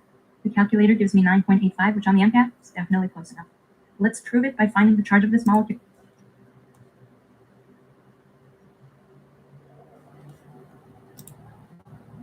Can you quickly find the isoelectric point for this peptide without a calculator? Or how about this one? The isoelectric point, or PI, is the pH at which a molecule, in this case a peptide, has a net charge of 0. But first, let's review isoelectric points for amino acids. As I teach in the video linked below, this drawing of alanine is incorrect. Because the amine group has a pKa of 9.69, MCAT students memorize about 10, and the carboxy has a pKa of 2.34, MCAT students memorize about 2. The structure will change if I change the pH. At a very low pH, say 1, every group is protonated for a net charge of +1. Mm-hmm. At a very high pH, say 11, every group is deprotonated for a net charge of -1. How did we know? As I teach in my Zwitterion video, the pH and pKa are fighting for a proton. pH refers to the solution or team solution. pKa refers to the side chain on the molecule for team molecule, where the higher value wins the proton. What happens if we pick something in between, say 7? At a pH of 7, because the pH is greater than the pKa, team solution wins a proton and pulls it off the molecule. Deprotonating the carboxy gives me an O- for a charge of -1. Oh. Wins a proton and pulls it off if we pick something in between, say 7. At a pH of 7, because the pH is greater than the pKa, team solution wins a proton and pulls it off the molecule. Deprotonating the carboxy gives me an O- for a charge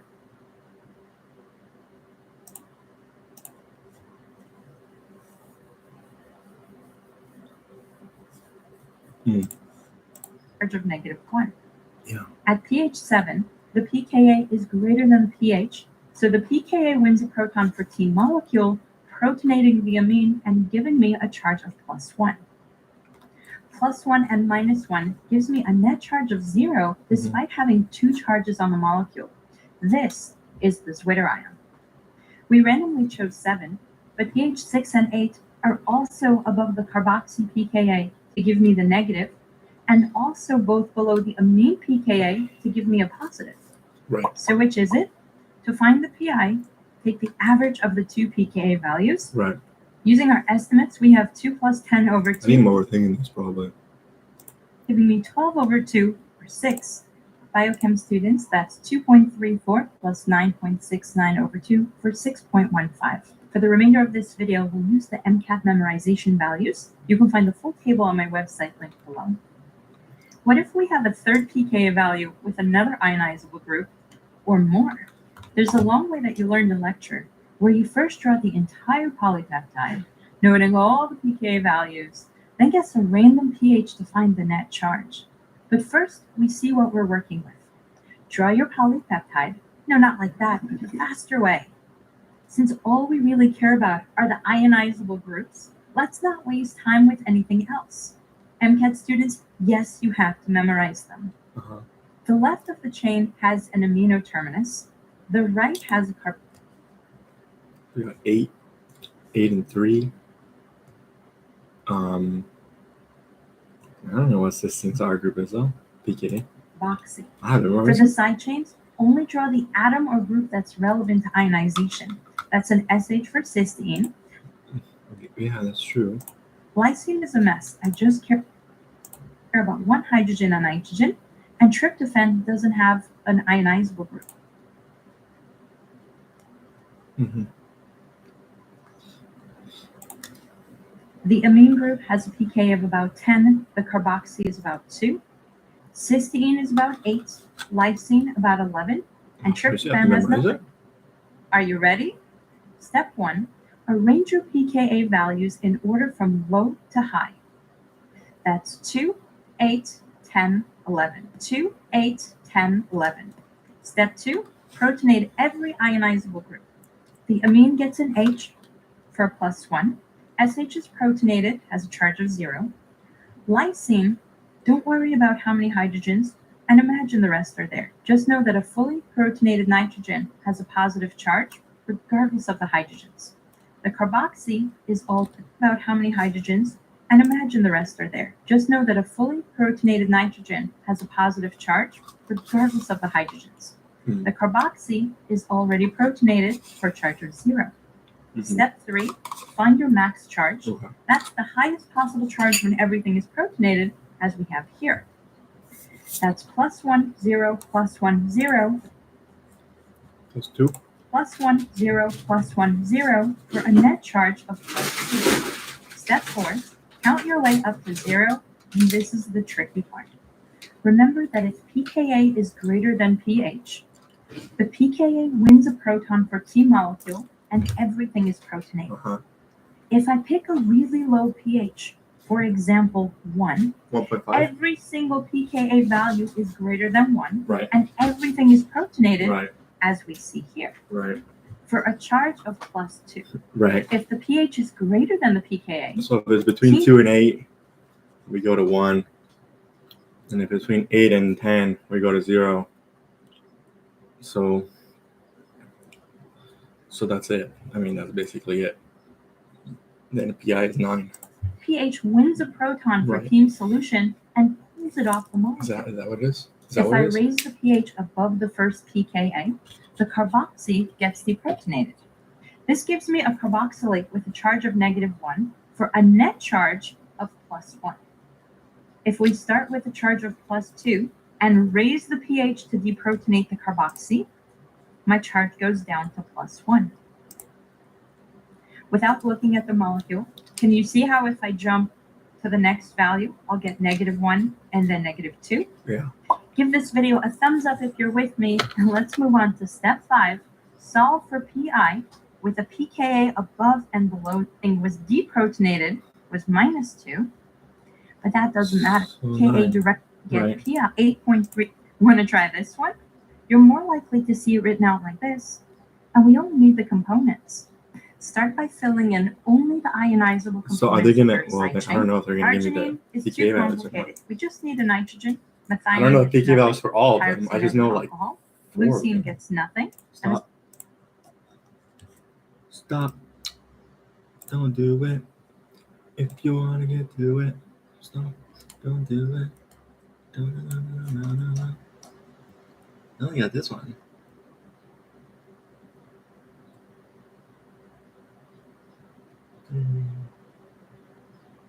think I usually keep the pH around 7.4.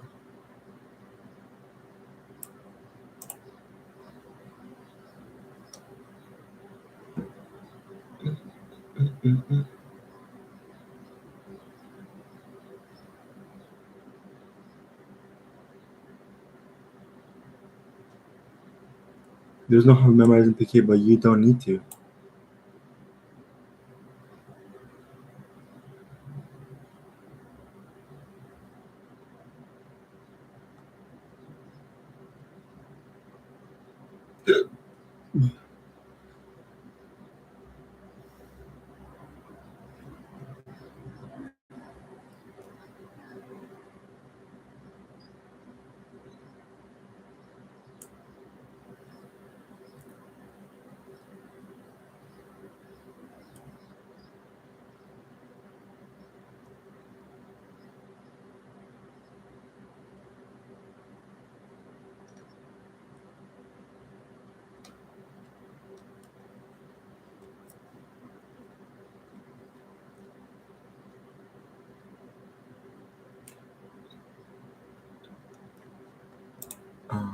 Sure. Where am I at?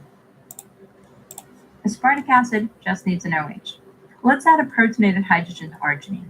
Next, add your S. Oh, that's the trick here, huh?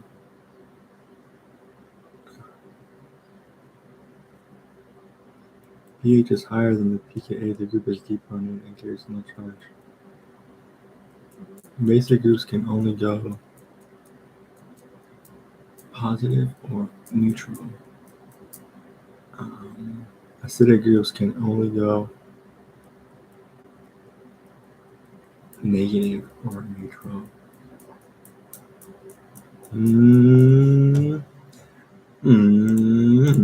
Estimated pKa values. That's 9. Arginine basic can only go positive or neutral. Tyrosine. I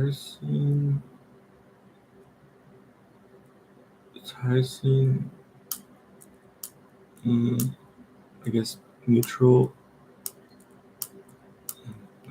What would that mean? For the parentamine on a basic amino acid, the rest are 10. 2 for the parent carboxy, 12 for arginine, 10 for tyrosine, and 4 for an R group carboxy. And now we follow the steps. Step 1, order the pKa values.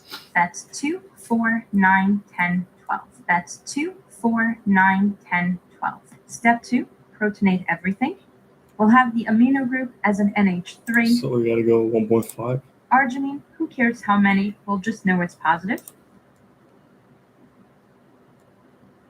Oh, I think she is not figuring out the value here. So positive. Means nothing. Tyrosine. Each oxygen 0. already has a hydrogen.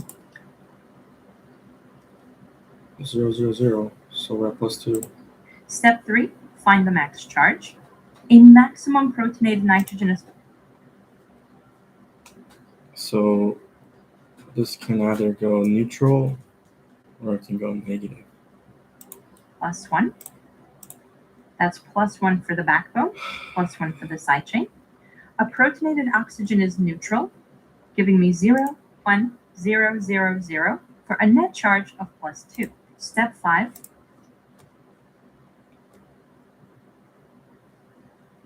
Page between 4 and 9.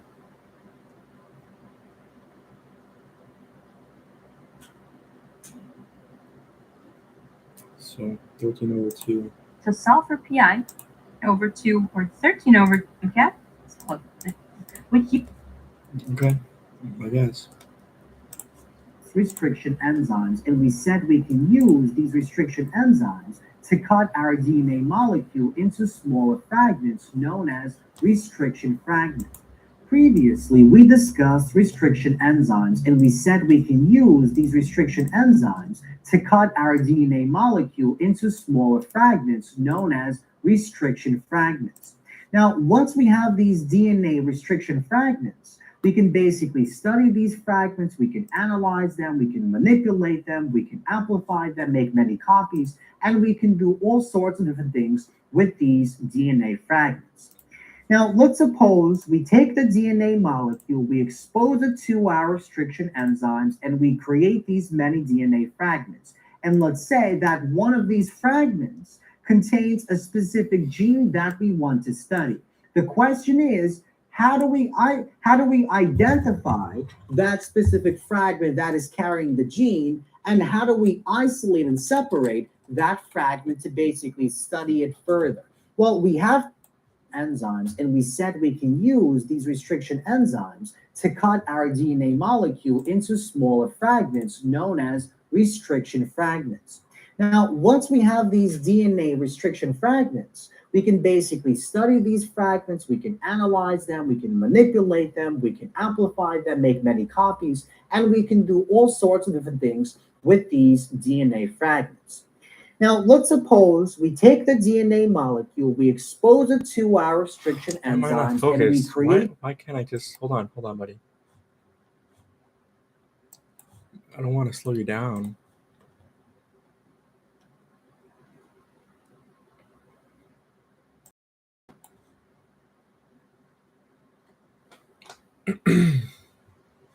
Hold on, let me think. Okay. Previously, we discussed restriction enzymes. Wait, stop. You know what? I think I just need to take my pills. I need to get medicated with some B12.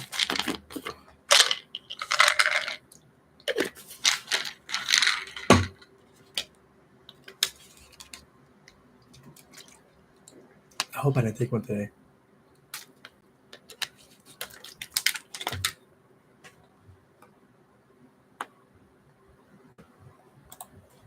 And we said we can use these restriction enzymes to cut out. Previously, we discussed restriction enzymes, and we said we can use these restriction enzymes to cut our DNA molecule into smaller fragments known as restriction fragments. Okay. Now, once we have these DNA restriction fragments, we can basically study these fragments, we can analyze them, we can manipulate them, we can amplify them, make many copies, and we can do all sorts of different things with these DNA fragments. Now, let's suppose we take the DNA molecule, we expose it to our restriction enzymes, and we create these many DNA fragments. And let's say that one of these fragments contains a specific gene that we want to study.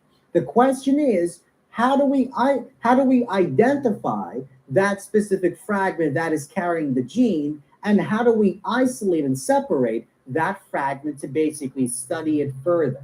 Well, we have to carry out a process known as southern blotting. In southern blotting, we essentially use gel electrophoresis, as we'll see in just a moment, to basically identify and isolate a specific DNA fragment of interest. So let's begin with step number 1. So we take our double-stranded DNA molecule that contains the gene that we want to study.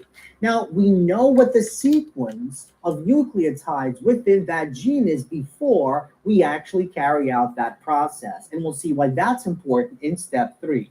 So we take the DNA, the double-stranded DNA molecule, we expose it to specific restriction enzymes so that when they cleave that DNA molecule, one of these fragments will carry that gene of interest.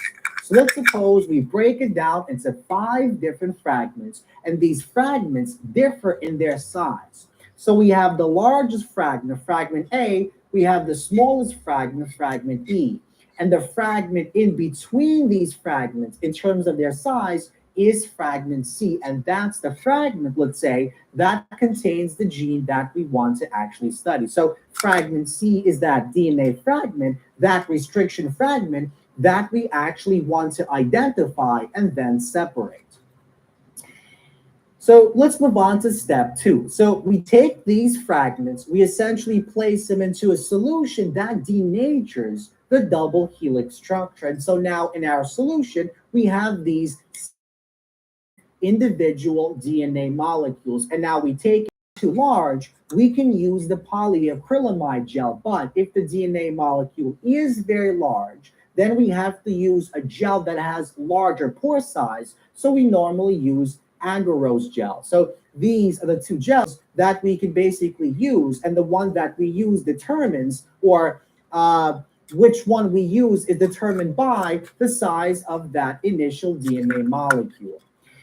Now, so we take our fragments and we place them into the gel electrophoresis setup, and now the gel electrophoresis basically separates the DNA fragments based on size. So the largest fragments, fragment A, will be all the way at the top because it will experience the greatest resistance, while the smallest fragment, fragment E, will be found all the way at the bottom because it does not experience a large resistive force. And once we separate the 5 fragments based on size, we can then basically transfer that result onto a special polymer sheet that we can use more effectively. And usually we use the nitrocellulose polymer sheet. Now, once again, it's important to know that within these regions, these are no longer in their double-stranded form. They exist as single-stranded DNA molecules. And that leads us directly into step 3.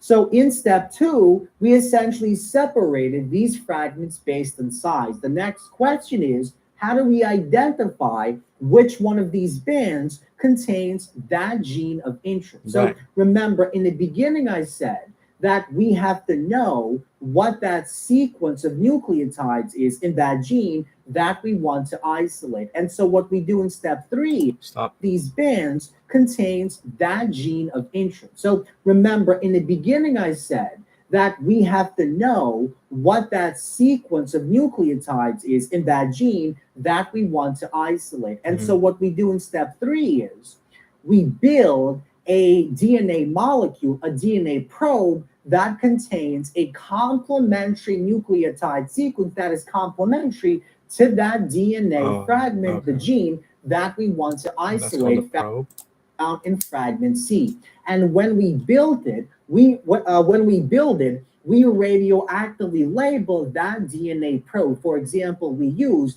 radioactively heavy phosphorus atoms. And what that will allow us to do is, in step 4, we're going to be able to use X-ray autoradiography to basically find exactly where that DNA molecule is. So in step 3, a specific restriction fragment of interest, so this C, can be detected by creating and adding a radioactively labeled complementary DNA strand to that polymer sheet. Since it is complementary to the gene of interest, it will hybridize with the fragment of interest. So it will basically form a double-stranded helix. So to see exactly what we mean, let's take a look at the following diagram. So in this diagram, it is before we added that DNA probe. And so if we zoom in on this band C, we basically get this double-stranded DNA molecule has been denatured, and so these 2 individual single strands exist as single strands. Now, when we add that DNA probe, you know how much detail he puts into it. Like, look at this. Look at the shape of the circle, right? Of him trying to zoom in on it. Like, you could tell he really puts a lot of effort. That has been radioactively. I mean, just look at all this. I mean, labeled by, let's say, a heavy phosphorus atom. So what will happen is, because the sequence is complementary to this sequence here, the green radioactively labeled DNA probe will hybridize, will form a double helix structure with that single-stranded complementary molecule. And so now this has been radioactively labeled. And notice this DNA probe will not form the same double helix with any of these other bands because the other bands don't have that complementary sequence. So this molecule is the single-stranded DNA fragment of interest that we want to actually detect. And the green molecule is that radioactively labeled DNA probe that contains a nucleotide sequence that is complementary to that restriction fragment above that we essentially want to detect. Yes, sir. And once we carry out step 3, then we can use the process of autoradiography, and that will allow us to pinpoint exactly where that fragment is. And now we know, if we go back to this setup, that this band C contains those fragments that we want to isolate. And so we can take out the fragments, remove the other unwanted fragments, and now we have a pure solution that contains only the fragment. Back to the use the process of autoradiography, and that will allow us to pinpoint exactly where that fragment is. And now we know, if we go back to this setup, that this band C contains those fragments that we want to isolate. And so we can take out the fragments, remove the other unwanted fragments, and now we have a pure solution that contains only the fragment, only that gene that we were actually interested in the first place. So this process by which we can actually pinpoint, detect, and then isolate that DNA fragment of interest by using our DNA probe is known as southern blotting. But we also can repeat the same exact process with RNA molecules. So if we have an RNA molecule that we actually want to isolate, we can use an RNA probe, a radioactively RNA probe, in the same exact process. But if we're dealing with RNA, the process is known as northern blotting. So in the same analogous way, we can conduct the same steps to separate and locate RNA fragments. But instead of using the DNA probe, we use a radioactively labeled RNA probe. And this process is known as northern blotting. So in southern blotting, we essentially pinpoint, we detect and separate DNA fragments. In northern blotting, we detect and separate RNA fragments. And in western blotting, we basically detect and isolate our protein fragments, as we discussed in our lecture on purifying proteins via western blotting process. Right, okay. Pipette Labs. In today's video, we're going to be discussing structural and globular proteins. Hi everyone, welcome to this episode of Pipette Labs. In today's video, we're going to be discussing structural and globular proteins. Okay, so far we looked at the concept of the protein as a polymer of amino acids.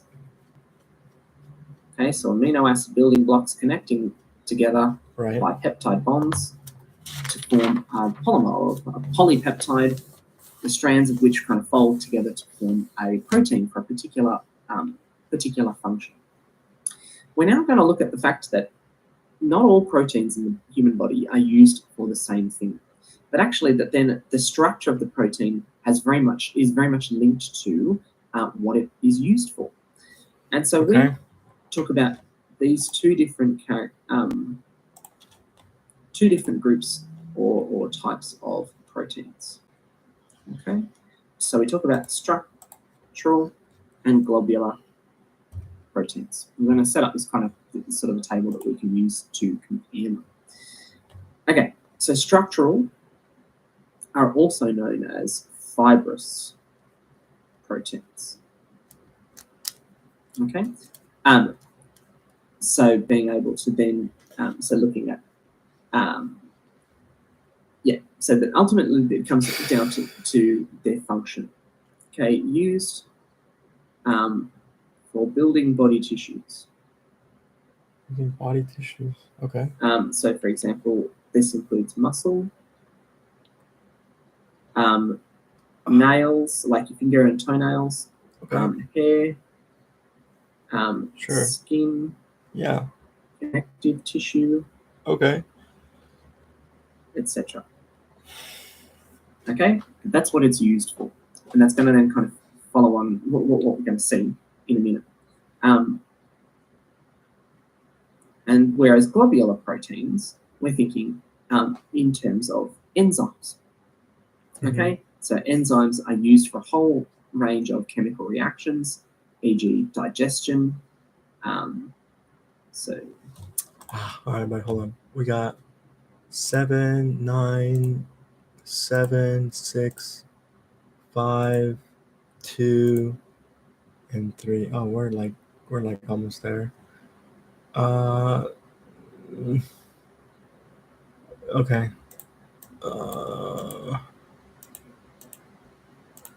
Should I kind of want to practice a couple Punnett square stuff so I don't forget about.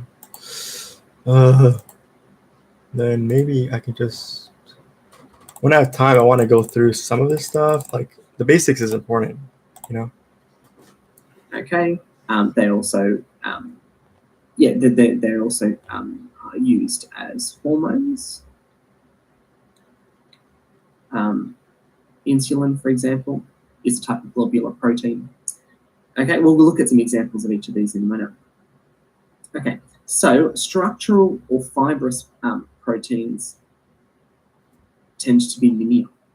Okay, they've got strong connections between chains.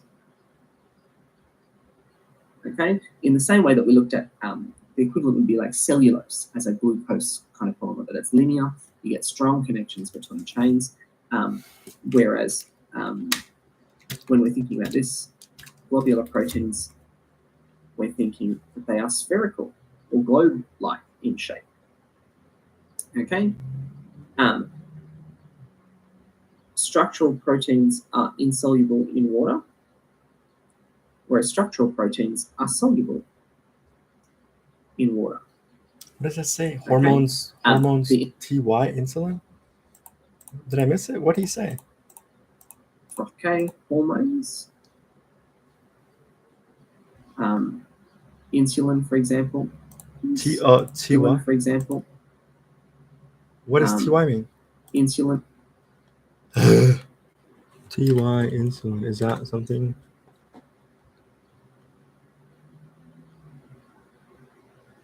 Tyrosine. What? Oh, maybe that's the confirmation, like there's like modality. It's called modality, right?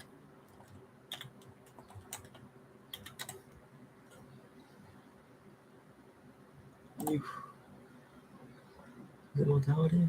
What is it? TY? Maybe. Maybe. I don't know. Maybe. Where's the chart?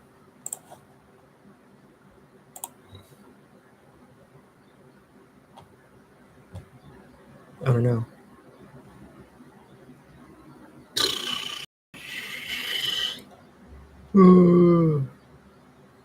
I don't know. Whatever. I'm not gonna worry too much about it. It's gone. For example, is a type of globular protein connections. It's or globe-like in structural protein, whereas structural proteins are soluble in water. Okay, the insolubility of structural proteins comes down to the way the chains kind of pack and connect together. Whereas then the solubility in water over here relates to size and also presence of positive or minor, positively or negatively charged groups on the outside of the chains or outside of the molecule, so that they kind of coat the outside or are oriented towards the outside, which interact very effectively with water molecules and are surrounded by water molecules very, very well. Sure. Okay, so without the reason that we want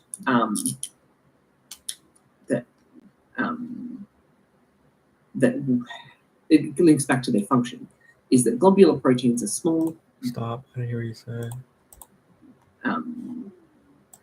that it links back Mobile? Does that say mobile?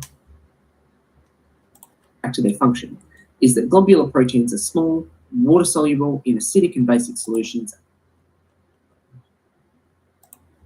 It links back to their function, is that globular proteins are small, water-soluble in acidic and basic solutions, and they're very mobile. Okay, mobile. Okay, they can move through the body's solutions very, very simply. Whereas fibrous proteins or structural proteins are not able to do that. But what they do have is great strength. Okay, the reason that we use them structurally is that they are tough and that they are able to connect together to make very strong networks that that give these tissues structural integrity. Okay, so you know as well as I do that your fingernails are quite a strong substance. Okay, the same protein that's used to build your hair and your fingernails is also used in the structure of, say, like a rhinoceros's horn. Okay, and you can see that then when that gets packed together in that way, that it's incredibly strong. I believe you. And in that situation, very dangerous to other animals. Okay, and so that because of their linear, we've got these strong connections that they pack really closely together. They form really strong networks. Whereas globular proteins are mobile, they're easy to transport around the body, and that means that they can interact with lots of body systems very effectively. They can be moved around in blood and so on. Okay, so now I'm going to spend a little bit of time. I'll just, in blue, list off a few examples of each, so you can kind of be able to see some examples. Okay, so we talked about the one that makes up, so keratin, which is what makes up the hair and fingernails. We've got collagen. Most of the protein in your body, present in your body, is collagen. Okay, and so then we've got muscle fibers. We've got makes up the hair and fingernails. Keratin. We've got collagen. Most of the protein in your body, present in your body, is collagen. Okay, and so then we've got muscle fibers. And needless to say, you want them to be strong. Okay, that they help to bear your weight, they help you to move your muscles. That those muscle fibers are structural proteins. Okay, whereas ones that we've got over here, so we've got various different enzymes. E.g., we've got things like lactase or maltase that we use to process our food. We've got, can you read it? Yes, you can. Hemoglobin. Okay, which is a combination of globin proteins and then a heme molecule, which is then used, which is kind of connected to iron, which is used to then transport oxygen around the body. Myoglobin, which is the equivalent kind of that's present inside the muscle kind of tissue. Right. Myoglobin is what is responsible for giving red meat its characteristic red color. It's not blood, but it's the closely related myoglobin, closely related to hemoglobin. Yep. So insulin we've already kind of mentioned as another example. Glucagon, and further examples there. Okay, so you can see that depending on exactly how that protein is structured, how it is put together, that it has very different uses. We can use it to build strong tissues, or we can use them as small kind of transport mechanisms to facilitate chemical reactions, to move substances from point A to point B, like oxygen, okay, to dissolve easily in and out of cells and other tissues to help move things around. Okay, thanks very much for watching. Bye for now.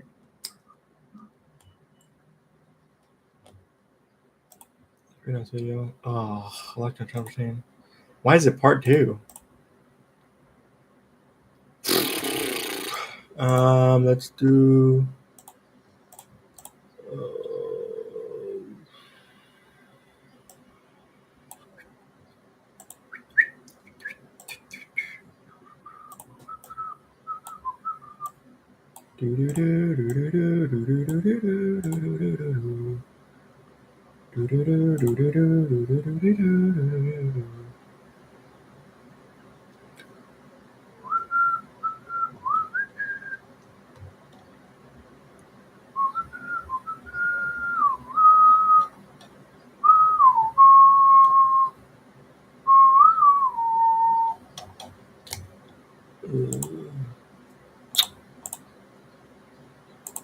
All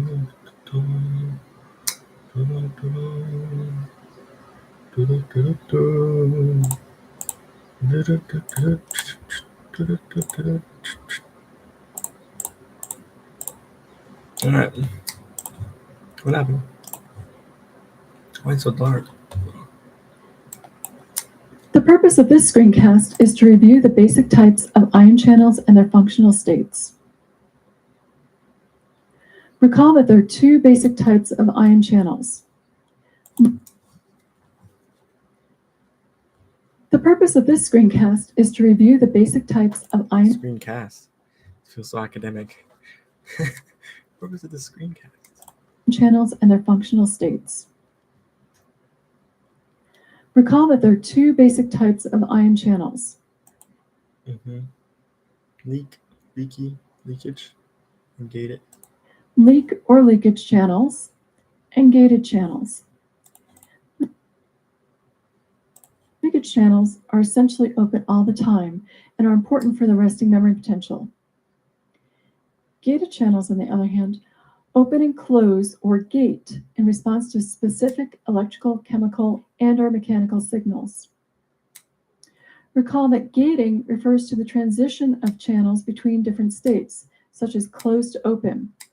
This is like having a pipe connected to a water pipe that is either open all the time or that can be opened and closed as needed. Oh, okay. I'm like, what am I looking at?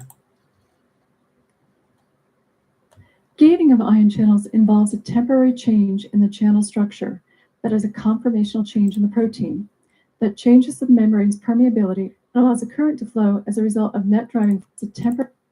Gating of ion channels involves a temporary change in the channel structure that is a conformational change in the protein that changes the membrane's permeability and allows a current to flow as a result of net driving forces acting on ion species. Okay. Gating of ion channels involves a temporary change in channel structure that is a conformational change in the protein. There are currently 3 models of gating that may apply to the different types of ion channels. The first model is that there's a discrete change in one particular location of the ion channel. The second model is that there's a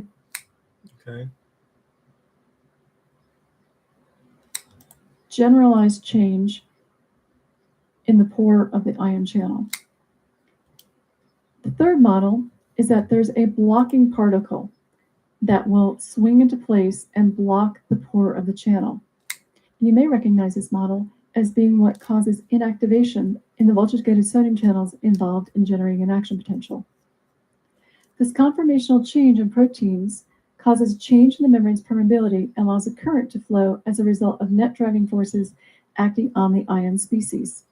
The channel typically remains open for a few milliseconds, and this is the basis then for rapid neuronal signaling, both graded potentials and action potentials within the nervous system. If the structure of a protein changes, energy needs to be supplied to cause that change in conformation. There are 3 basic types of stimuli that provide the energy for gating. The first is ligand binding. Recall that a ligand is any molecule or ion that binds to a protein by non-covalent bonds, such as a neurotransmitter. Some examples that involve ligand-gated channels include the postsynaptic receptors involved producing synaptic potentials. The second stimulus is phosphorylation of the tissues. Where'd the subtitles Energy needs to be supplied to cause that change in conformation. There are 3 basic types of stimuli that provide the energy for gating. The first is ligand binding. Recall that a ligand is any molecule or ion that binds to a protein by non-covalent bonds, such as a neurotransmitter. Some examples that involve ligand-gated channels include the postsynaptic receptors involved producing synaptic potentials.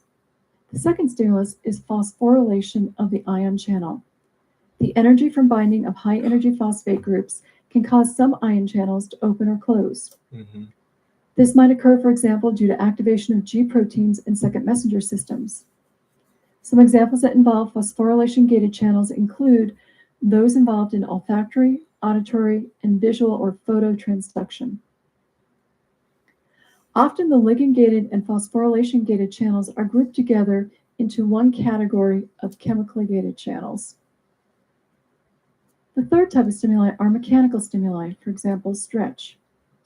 The energy associated with a mechanical stimulus such as stretch is transferred to cytoskeletal elements attached to the channel, which causes the channel to gate. Some examples that involve mechanically gated channels include the stretch-activated channels and sensory neurons of the stretch reflex and tendon reflex. The fourth stimulus is changes in voltage, namely changes in membrane potential, or the charge separation across the membrane. Some examples that involve voltage-gated channels include the voltage-gated sodium and potassium channels in the spike initiating zone and axon that are involved in producing action potentials. So let's look a little bit more at voltage-gated channels and how they respond to changes in voltage. So why do voltage-gated channels respond to changes in membrane potential? Remember that ion channels are sequences of amino acids which can be negatively or positively charged. As the membrane potential, or charge separation along the membrane, changes, it influences the orientation of these charged amino acids, leading to a conformational change in the ion channel. The next topic we want to review are the functional states of gated channels. Recall that there are three possible functional states that gated ion channels can be in. All gated channels will have a closed or resting state, when the channel is closed and activatable, meaning it can respond to its gating stimulus. They will also have an open or active state in which the channel has opened in response to its gating stimulus,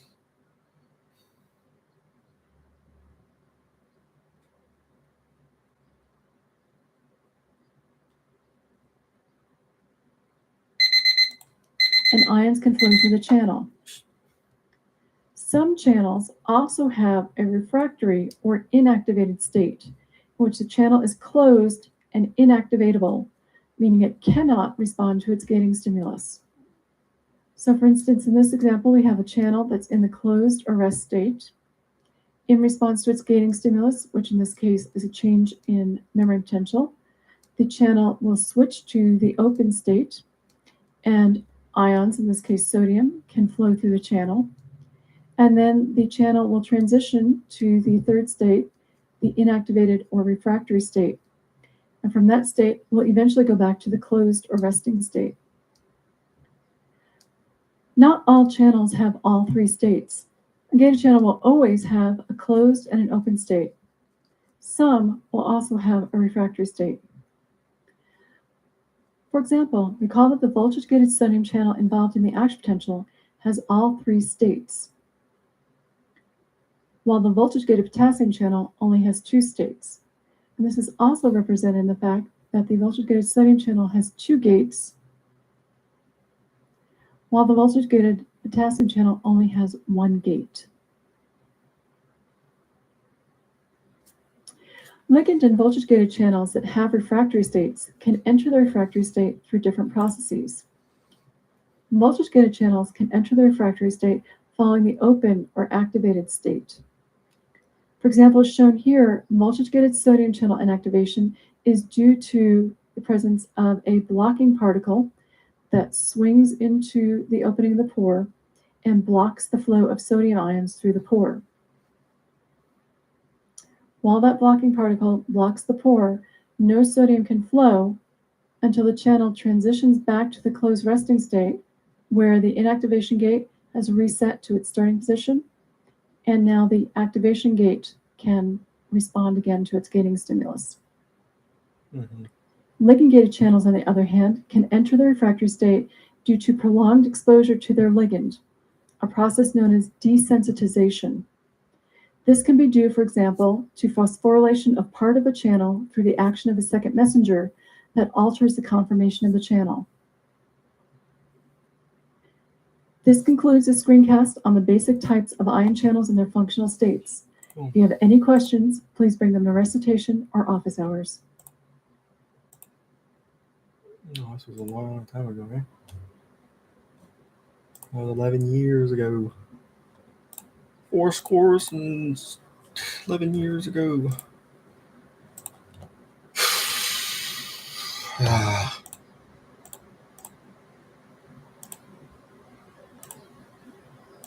Okay, let's just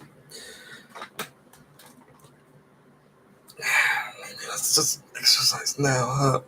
Before it gets too late. Oh.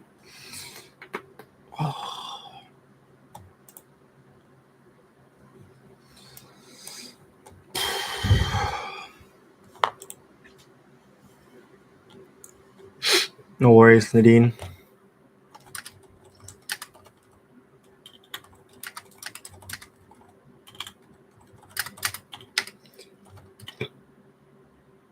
That's very helpful.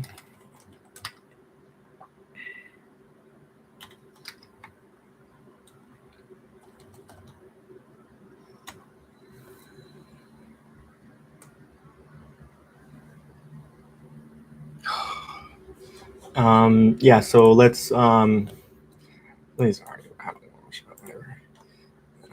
I wish this was a little bit clearer, to be honest. I'd like to see it. It's kind of a pretty nice image, to be honest. But I would just, just spend like a couple minutes or something. I'm not gonna delete this though. But see, what if I save the image? Does that maybe make it a little bit better?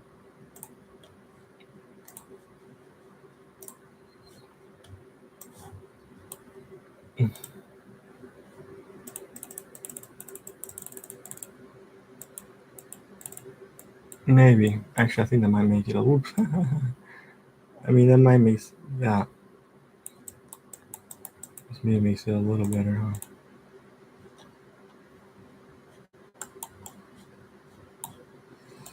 Yeah. So we'll leave that there for now. And yeah, we'll finish these up. So when I'll do another time, I like to go over as much as I can on this one.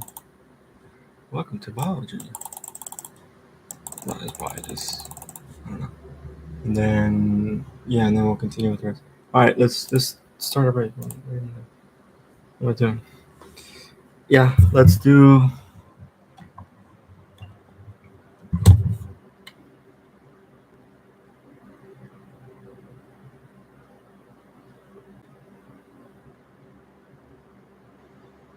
This is like a 15. I want to start by taking the dishes downstairs. 15. I'm not 20. I don't want to take 20. It's fine. All right, 20. I'll be back. Dishes downstairs. I want to clean up a little bit. Spray this mess, right?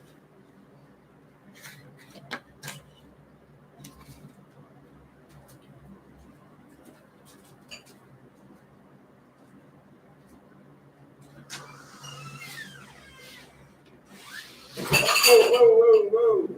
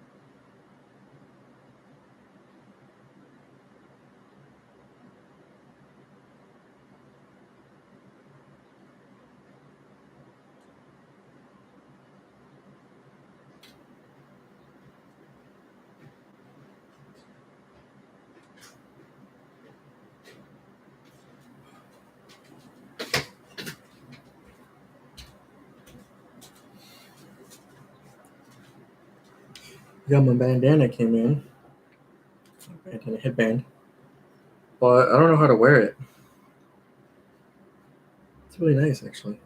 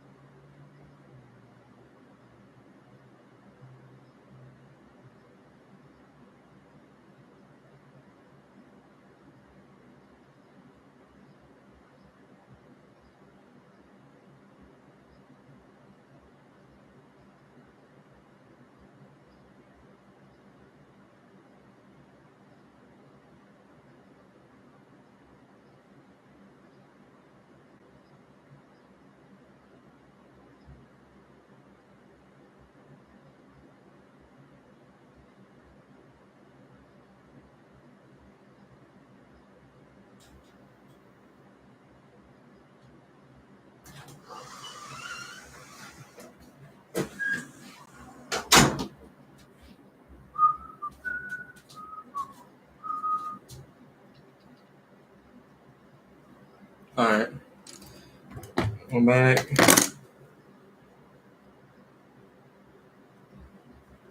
Oh, yeah, no problem. Of course. Yeah, no problem, Nadine. Sorry, I know I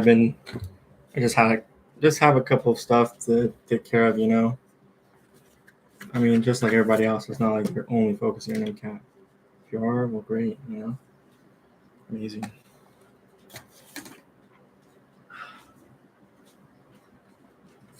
But, you know, everyone else sometimes has other responsibilities in life, and that's okay. And that's okay.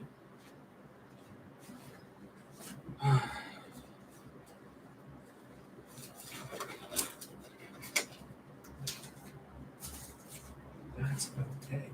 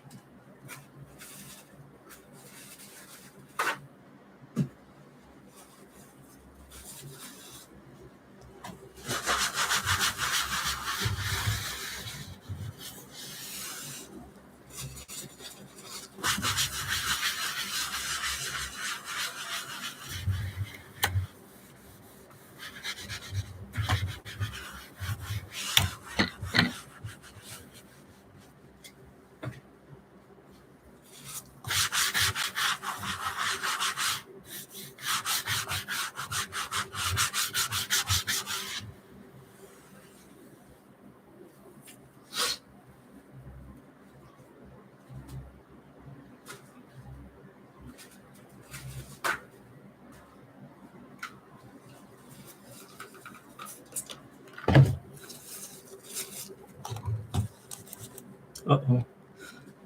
Wait. Excuse me.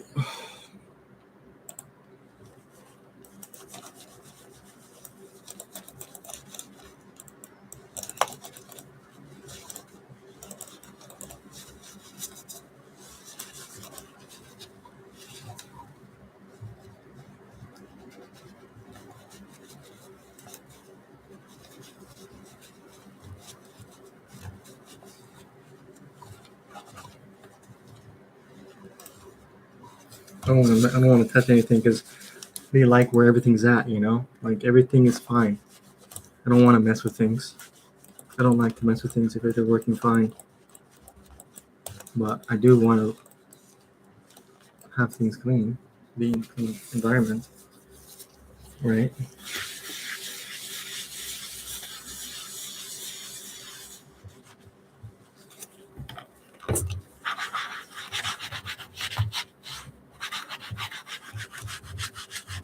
Especially since I eat here a lot, right? So I don't know. This is my whole room, so I like to keep it clean at least. I know, but I haven't been doing a good job. I will though. I'll fix that. I'll clean the room. There's still a lot to clean. A lot more to clean. It's a mess. It's a mess.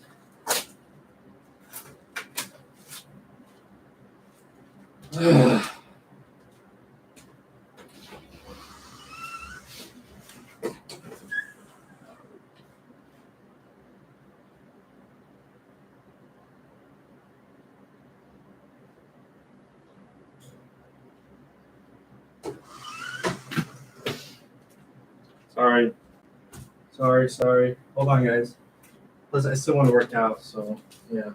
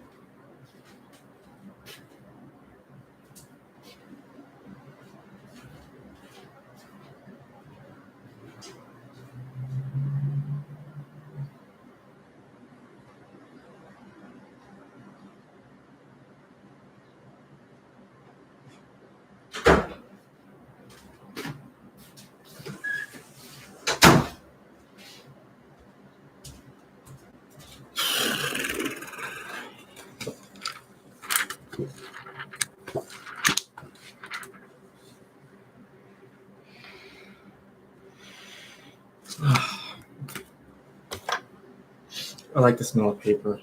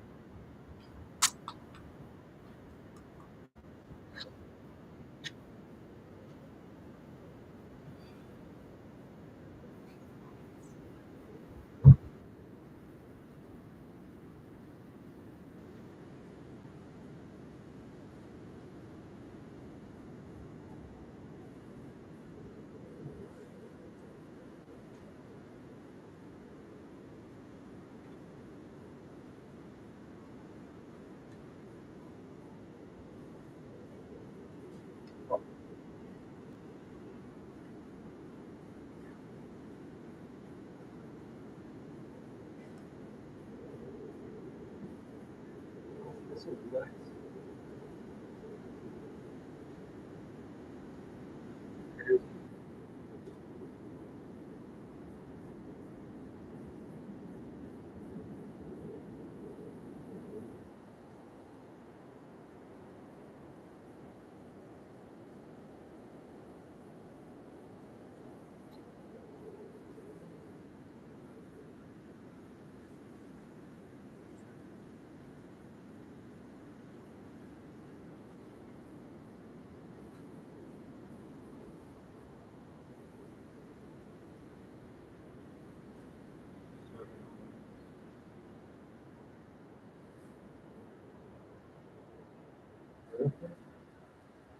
yeah,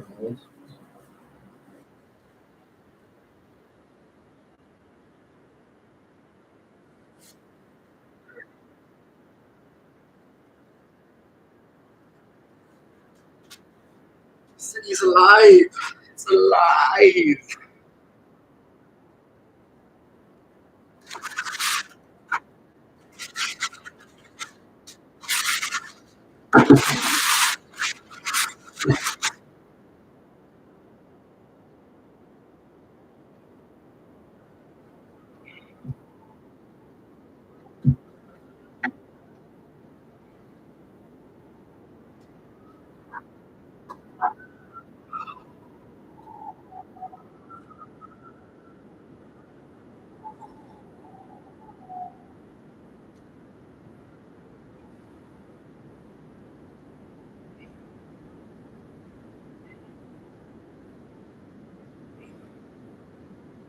I'll just do like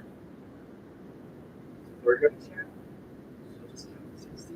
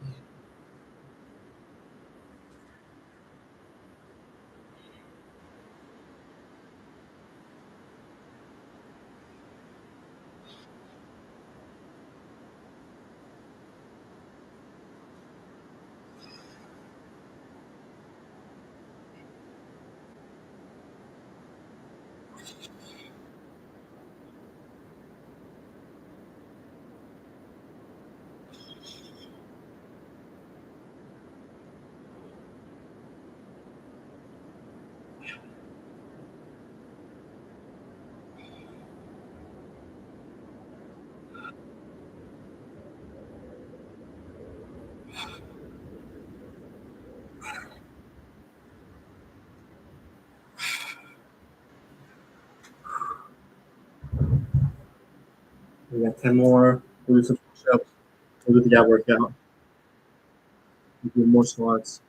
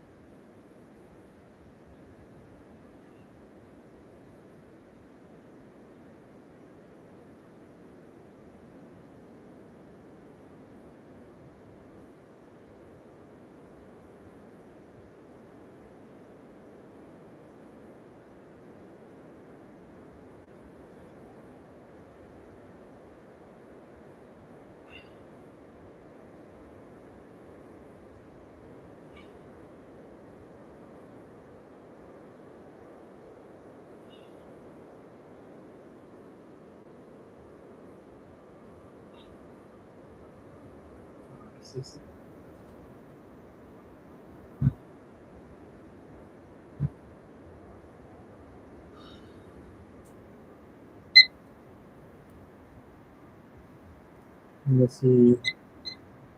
How many push-ups in 2 minutes? We have to pass 45, I think, for the military test.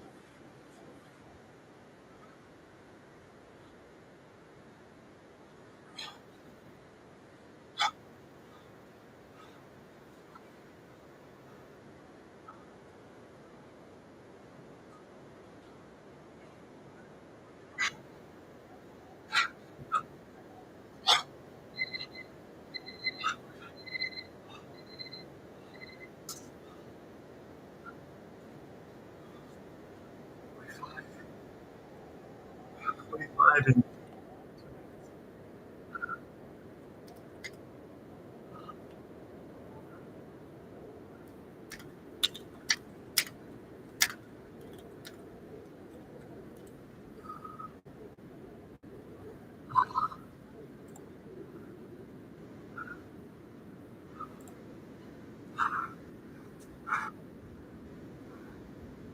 what is that?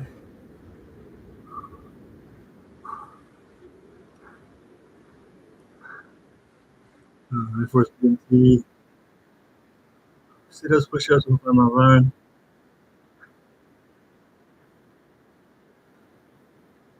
Oh, it's on compass.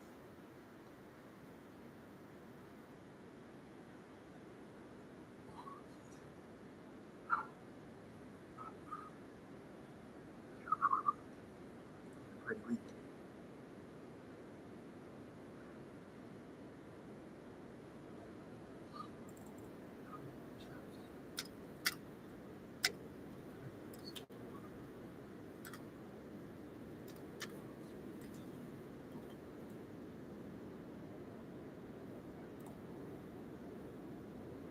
Oh, it says 27 minutes and 1 minute.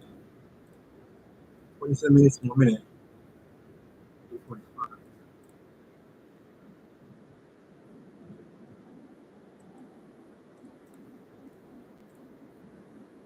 Oh, shit.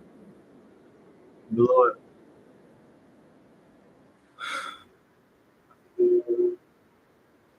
5 more push-ups.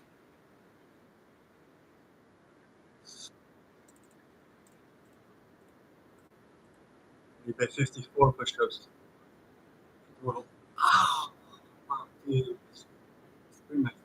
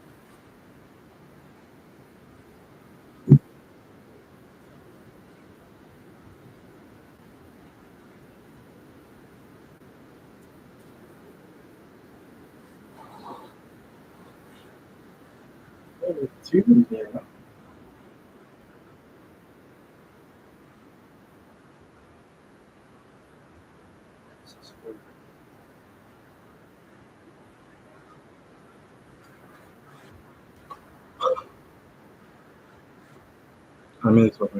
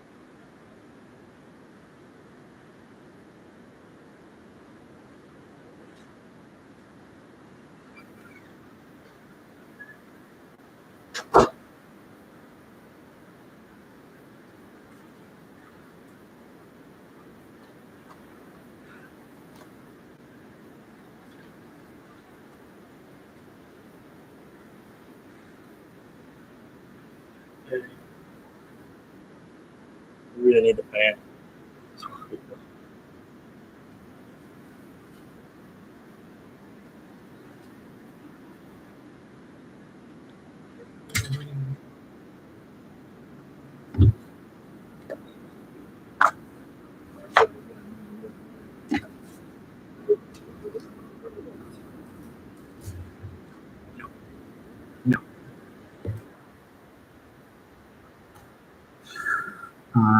What's next? Let's see.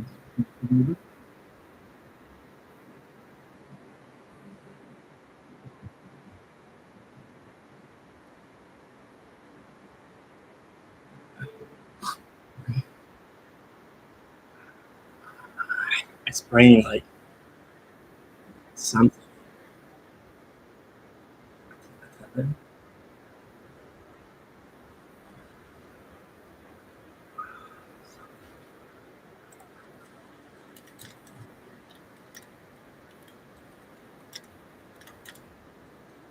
Ligaments, ligaments.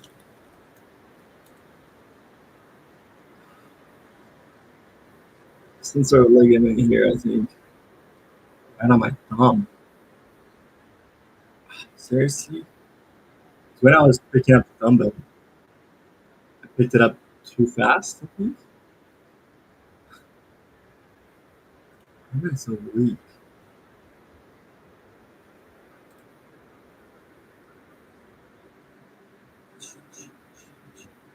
Why am I not even done? What am I talking about? What are you doing, man? Guys, we're not done. I'm not done. We still got a couple more videos. Now for these videos, it's more, some of them are reviewed, some I haven't. Like I know I've reviewed this one and the next one. But after that, these are just kind of to get an idea of what's gonna happen. Obviously, you know, I learned it before, but now I'm relearning it. But we're gonna actually go over it more thoroughly another time. Just, you know, now it's just to kind of get some idea. Anyways, let's get started.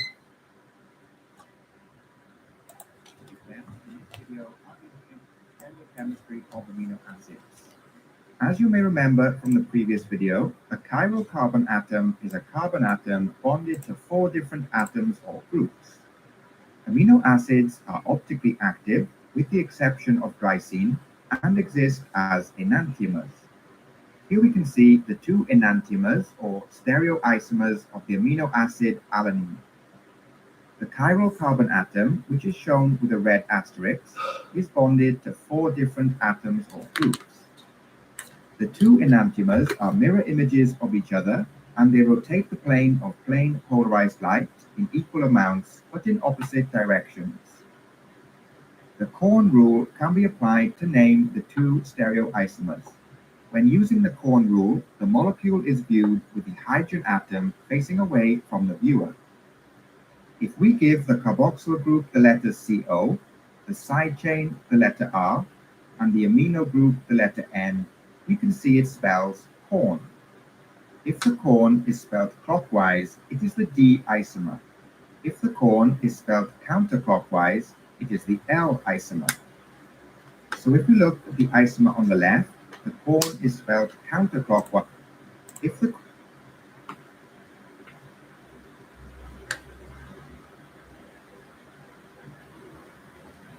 corn is spelled counterclockwise, it is the L isomer. So if we look at the isomer on the left, the corn is spelled counterclockwise, therefore it is the L isomer. And if we look at the isomer on the right, the corn is spelled clockwise, therefore it is the D isomer. So the names of these isomers are L-alanine on the left and D-alanine on the right. The proteins in our bodies are only composed of the alanine on the left and D-alanine on the right. Enantiomers of amino acids. This means that 19 of the 20 naturally occurring amino acids exist as L enantiomers. The DNL convention refers to the optical activity of the enantiomers of glyceraldehyde.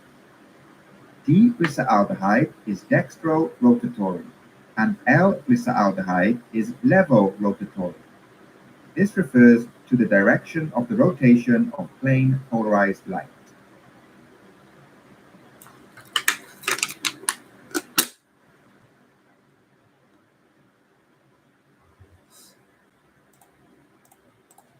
Human beings are made up of millions, with boys having an X and a Y, and girls having two X chromosomes.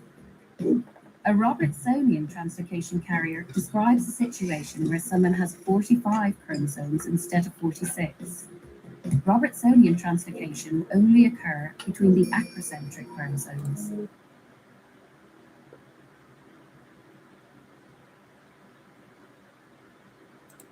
These are chromosomes 13, 14, 15, 21, and 22. What happens is that two acrocentric chromosomes get stuck together, making one large chromosome. The commonest chromosomes to become stuck together are chromosomes 13 and 14, and the next most common are chromosomes 14 and 21. Other possible translocations occur much less frequently. A Robertsonian translocation carrier is healthy. However, problems can arise should the Robertsonian carrier wish to have children. To become a parent, you have to make a mature egg or sperm. Each parent only hands on half their chromosomes into the egg or sperm. Normally, each pair of chromosomes come together and only hands on half their chromosomes into the egg or sperm. Normally, each pair of chromosomes come together, exchange genetic material, known as crossing over, prior to dividing. For Robertsonian translocation carriers, this process is more complicated. In this example, Carl is a translocation carrier. He has one chromosome 13 stuck to chromosome 14. He also has another normal standalone chromosome 13 and 14. If he hands on the normal chromosome 13 and the normal chromosome 14, then the child will be healthy and have normal chromosomes. If he hands on the translocated chromosome on its own, that is the 13 and 14 stuck together, his child will be a healthy translocation carrier like himself. However, if Carl hands on the translocated chromosome together with one of the standalone chromosomes 13 or 14, the baby would have a whole extra chromosome 13 or 14, as Carl's partner will hand on a standalone chromosome 13 and 14 too. The baby will end up with 3 copies of either 13 or 14. This is known as trisomy chromosome 13 or 14. Babies with trisomy 14 will miscarry. Babies with trisomy 13, known as Patau syndrome, miscarry, although some may survive to birth. The condition is not compatible with love. If Carl carried a translocation involving chromosome 14 and 21, he would have a risk of trisomy 14 or trisomy 21, known as Down syndrome. The risk of having a baby with Down syndrome is higher if the woman, for example, Carl's sister, carries the translocation. Translocation families can also have a history of infertility. There are other very rare disorders which can occur with specific translocations. Your local genetic team would explain what your translocation means for you and what your specific risks are.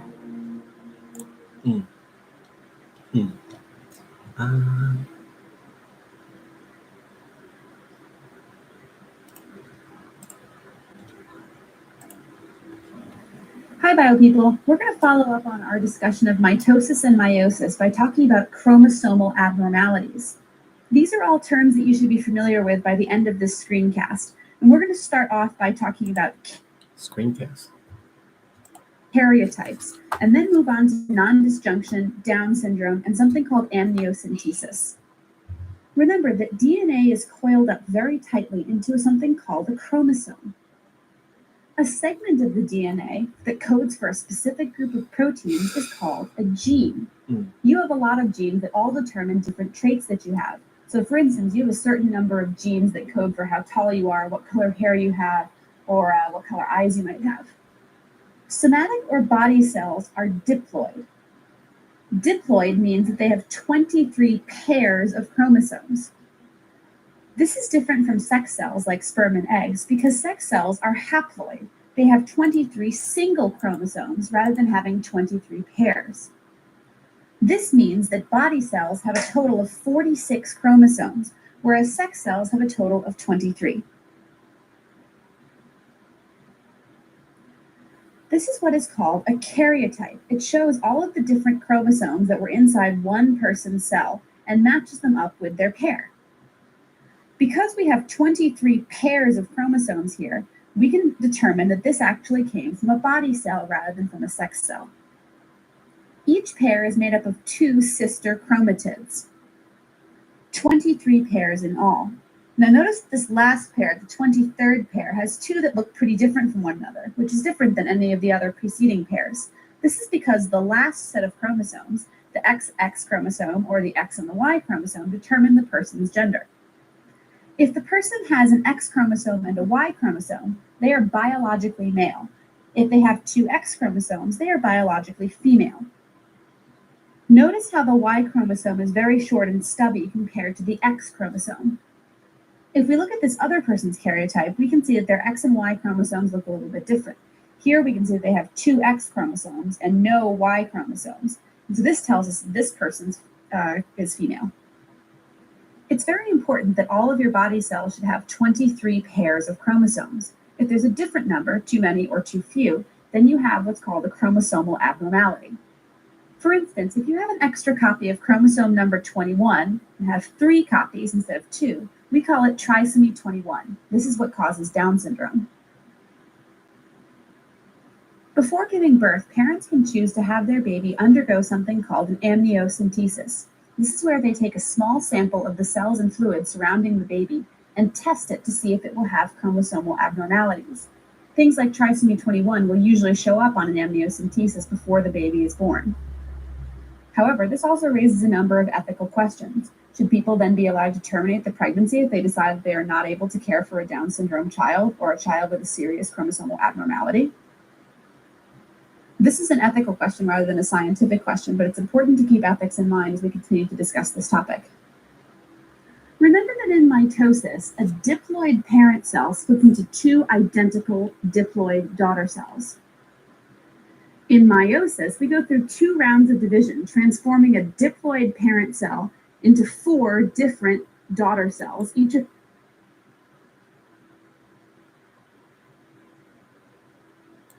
which are haploid. Each of these has genetic variation thanks to 2 procedures called crossing over and homologous recombination. Every single daughter cell is different from the other daughter cells, as well as being different from the parent. Meiosis consists of 2 rounds of cell division, each one consisting of PMAT, prophase, metaphase, anaphase, and telophase, just like in mitosis. However, since there are 2 rounds of it, we go from having a parent cell to having 4 haploid daughter cells.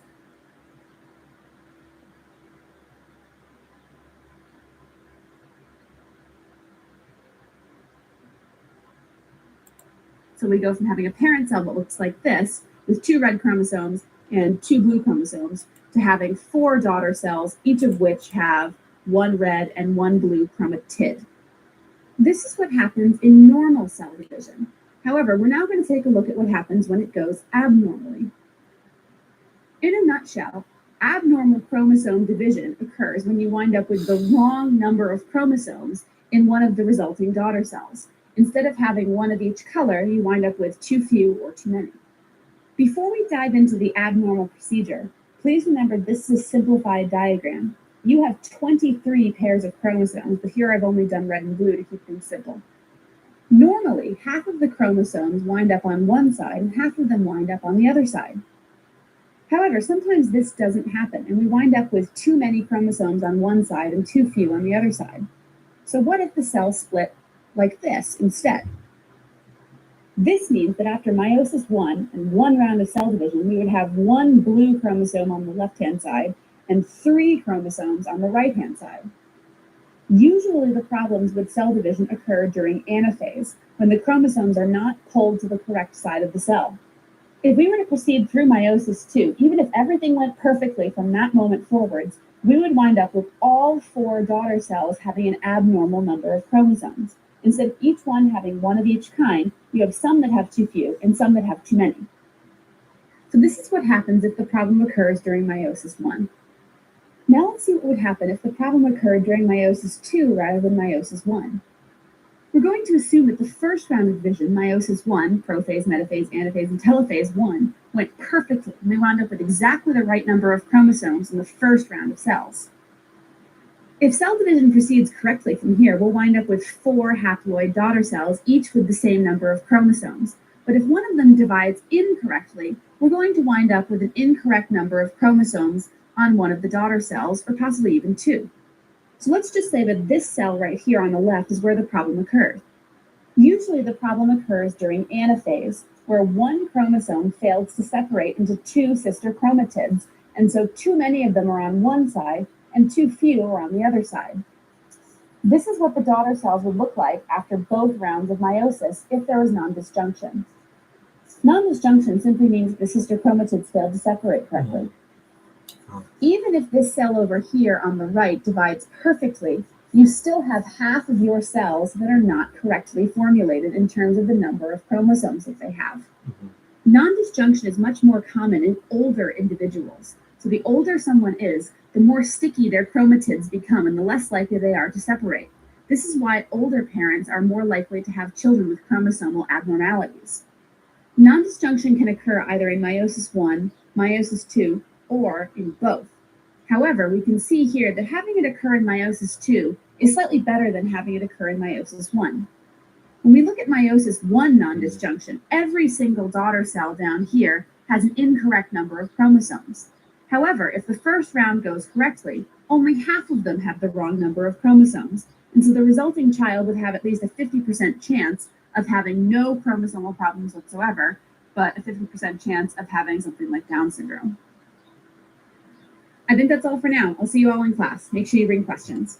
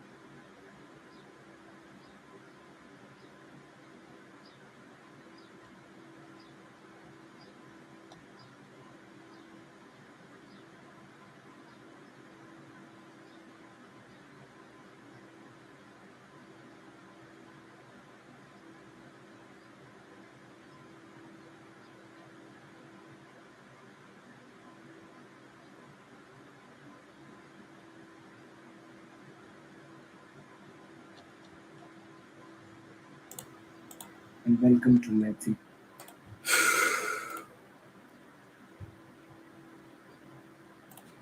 Hello? Hello and Hello? Hello? so this will be the second. Hello from the other side. Alice, I can't see that I'm trying to tell you I'm sorry for everything that I've done. Welcome to Math Simplified. In this video, we will talk about the Krebs cycle. Krebs cycle is also known as the tricarboxylic acid cycle, and it's a biochemical pathway that is used to generate energy through the oxidation of acetyl-CoA. It is also used for the synthesis of NADH and for the production of amino acids. Krebs cycle takes place in the mitochondria of the eukaryotes and the cytosol of the prokaryotes.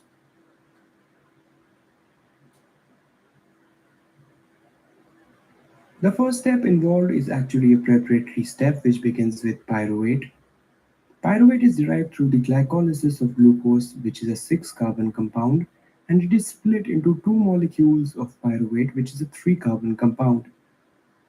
The next step includes the oxidation of pyruvate into acetyl-CoA by the enzyme pyruvate dehydrogenase complex. And in this reaction, a molecule of carbon dioxide and a molecule of NADH is generated. The acetyl-CoA is carbon compound and it is split into 2 molecules of pyruvate, which is a 3-carbon compound. The next step includes the oxidation of pyruvate into acetyl-CoA by the enzyme pyruvate dehydrogenase complex. And in this reaction, a molecule of carbon dioxide and a molecule of NADH is generated. The acetyl-CoA is a 2-carbon compound. In the next step, the acetyl-CoA combines with oxaloacetate, which is a 4-carbon compound, to form citrate. And hence the resulting molecule is a 6-carbon compound. This reaction is catalyzed by the enzyme citrate synthase. In the next step, the citrate is isomerized into isocitrate by the enzyme aconitase. Next, the isocitrate is oxidized into alpha-ketoglutarate by the enzyme isocitrate dehydrogenase. And in this reaction, a molecule of NAD is reduced to NADH, and a molecule of carbon dioxide is generated. Hence, the alpha-ketoglutarate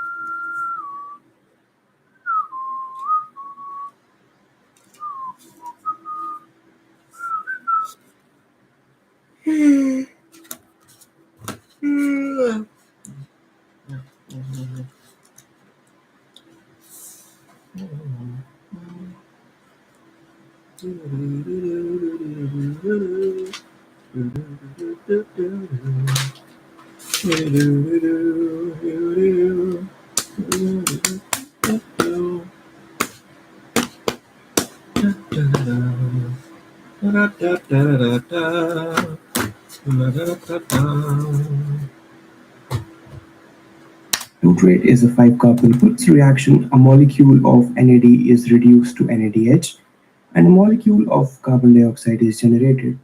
Hence, the alpha-ketoglutarate is a 5-carbon compound, since one molecule of carbon is lost into carbon dioxide. Next, the alpha-ketoglutarate is converted into succinyl-CoA by the enzyme alpha-ketoglutarate dehydrogenase. And in this reaction also, a molecule of NAD is reduced to NADH, and a molecule of carbon dioxide is released. Hence, the succinyl-CoA is a 4-carbon compound. In the next step, the succinyl-CoA is converted into succinate by the enzyme succinyl-CoA synthase. In this reaction, a molecule of GTP is generated. Next, succinate is converted into fumarate by the enzyme succinate dehydrogenase.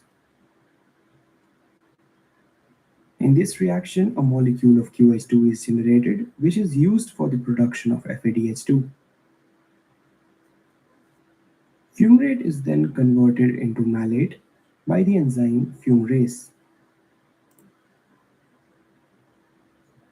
And in the last step, the malate is converted into oxaloacetate by the enzyme malate dehydrogenase. And in this reaction also, NAD is reduced to NADH. Now let's look at the results of the Krebs cycle. Through each cycle of the Krebs cycle, following products are generated: 3 molecules of NADH, 1 molecule of FADH2, 1 molecule of GTP, and 2 molecules of carbon dioxide. Now, since glucose is split into 2 pyruvate compounds, for each molecule of glucose, this cycle runs twice. Hence, the products formed are 6 NADH, 2 FADH2, 2 GTP, and 4 carbon dioxide. All the NADH and FADH are next fed to the electron transport chain for the generation of ATP. So this was a short description of the Krebs cycle. Thank you so much for watching this video. Make sure to subscribe us on YouTube for all the latest video on the series on electron transport chain. In the first video, we discussed the overview and the various complexes of the electron transport chain. Make sure to watch that video before watching the second video on this topic.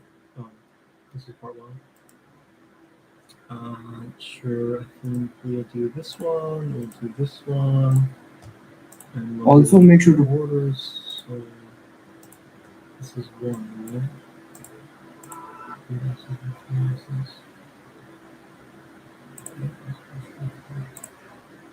I'm not sure why this one's here.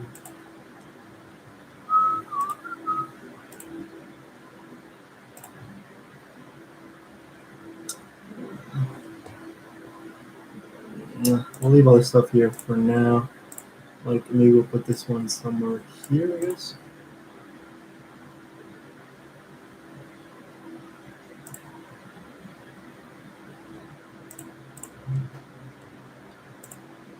The electron transport chain is a set of enzymes which is located on the inner mitochondrial membrane, and it is the main source of energy in the aerobic pathway of energy generation. Hello guys, and welcome to Med Simplified. In this video, we will study about the overview, the concepts, the role of various enzyme complexes, and energy calculations in the electron transport chain. Before beginning, make sure to hit the subscribe button below for all the upcoming videos from Med Simplified, and also make sure to hit the like button on our Facebook page for all the flashcards and other stuff. Before watching the video on electron transport chain, also make sure to watch the videos on Krebs cycle, glycolysis, and beta oxidation. You can find the links for the videos in the description of this video. Now let's talk about the overview of the electron transport chain first. The mitochondria has an outer mitochondrial membrane, an inner mitochondrial membrane. The space between these membranes is called the intermembrane space. And inside we have the matrix of the mitochondria. If we look at a close section of the membrane structure of the mitochondria, we can see the structure of the electron transport chain. So here we have the outer mitochondrial membrane, the inner mitochondrial membrane, the intermembrane space. The inner mitochondrial membrane contains 4 sets of enzyme complexes which are named from 1 to 4 in Roman numerals.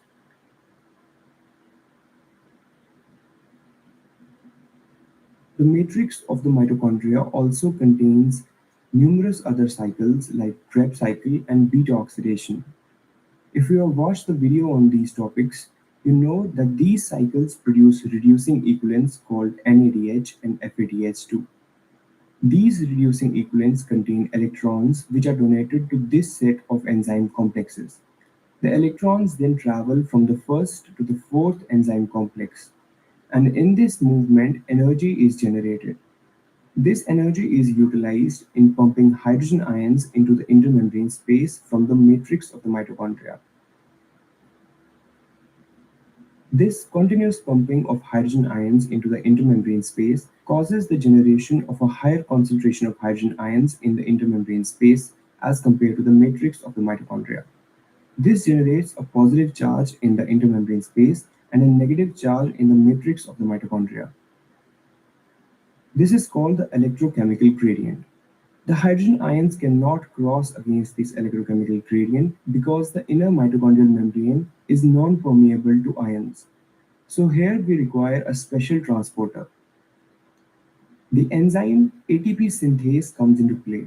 The ATP synthase transports hydrogen ions into the matrix of the mitochondria and uses the energy generated from the flow of hydrogen ions to phosphorylate adenosine diphosphate into adenosine triphosphate. This is the basis of generation of energy in the form of ATP, which is the currency of energy in our body. Now let's talk about the various electron transport chain complexes. What you see here is the inner mitochondrial membrane, which has these electron transport chain complexes. These complexes are numbered from 1 to 4 in Roman numerals. And in addition to all the 4 complexes, we also have 2 additional prosthetic groups called the coenzyme Q and cytochrome C. So let's first talk about the complex number 1. The complex 1 of the electron transport chain is named as NADH dehydrogenase complex. It is also known as the NADH oxidoreductase. The first complex is a L-shaped protein complex which is present in the inner mitochondrial membrane. It has 2 arms. The vertical arm is located inside the inner mitochondrial membrane, whereas the horizontal arm is located inside the matrix of the mitochondria. It is very easy to understand the function of any enzyme of electron transport chain by just understanding its nomenclature. The complex 1 is called NADH dehydrogenase complex because it is a dehydrogenase which removes hydrogen. It removes hydrogen from the reduced form of the nicotinamide adenine dinucleotide. And it is called a complex because it also contains flavine mononucleotides and iron sulfur compounds. It is called oxidoreductase because dehydrogenation is an example of oxidation reduction reaction. The main job of this complex is to receive electrons from NADH and transport it further to the electron transport chain. Now coming to the complex 2 of the electron transport chain, the complex 2 is called succinate dehydrogenase complex. It is called a dehydrogenase because it removes hydrogen from compounds. In this case, it will remove hydrogen from the succinate and oxidize it to fumarate, which is a step of the Krebs cycle. And similarly, it is called a complex because it also contains iron sulfur clusters in addition to succinate dehydrogenase. The second complex is a part of Krebs cycle which catalyzes the reaction for oxidation of succinate to fumarate. In this reaction, the reducing equivalent FADH2 is produced, which is utilized for donation of electrons in the electron transport chain. The complex 3 of the electron transport chain is called the cytochrome reductase. It is also known as the Q-cytochrome C oxidoreductase. Now, cytochromes are a group of proteins which have heme as their complexes or the prosthetic groups. They also have iron core in which the iron can exist in an oxidized or reduced form depending on the electrons it has. The complex 3 contains 3 types of cytochromes: the cytochrome B, cytochrome C1, and cytochrome C. The main job of the complex 3 is to accept electrons from the electron transport chain and then transport it to the cytochrome C. The cytochrome C then transports these electrons to the complex 4 of the electron transport chain. The complex 4 is called the cytochrome C oxidase. It is a heme and copper containing complex whose main job is to oxidize cytochrome C, that is to receive electrons from cytochrome C, and then it uses those electrons for the reduction of oxygen to water. And hence it is called cytochrome C oxidase. In the next video about the electron transport chain, we will study about how exactly the electron transport chain works. We will also study about the various energy calculations in electron transport chain. Thank you so much for. Welcome to the next lesson in oxidative phosphorylation to generate massive amounts of ATP. Take one. Welcome to the next lesson in the Dirty Medicine Biochemistry series so far.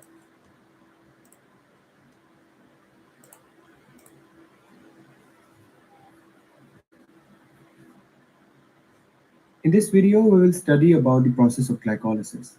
The word glycolysis is made up of two words. The word glyco means glucose and the word lysis means breakdown. The glycolysis is a metabolic pathway that involves systematic breakdown of glucose to produce energy. And the glycolysis takes place in the cytosol of the cells. First, we will have an overview about this process and then we will study about the various reactions involved. In glycolysis, one molecule of glucose, which is a 6-carbon compound, is broken down into two molecules of pyruvate, which is a 3-carbon compound. And in this conversion, energy is released in the form of ATP and NADH. The pyruvate formed is further utilized in various energy producing pathways that produces more energy. The process of glycolysis takes place in two phases. In the first phase, the glucose is first converted into two molecules of glyceraldehyde 3-phosphate. Since this conversion involves addition of phosphate, the first phase actually uses energy instead of producing it. In the second phase, the glyceraldehyde 3-phosphate is converted into pyruvate, and it is in the second phase energy is actually produced. Now let's look at the various reactions involved in the glycolysis. So it all begins with a molecule of glucose that enters the cytosol, and the first reaction that takes place is conversion of glucose to glucose 6-phosphate. The enzyme that catalyzes this reaction is called hexokinase. The word hexo means 6, denoting the 6-carbon compound glucose, and the kinases are a group of enzymes that catalyze the phosphorylation reactions.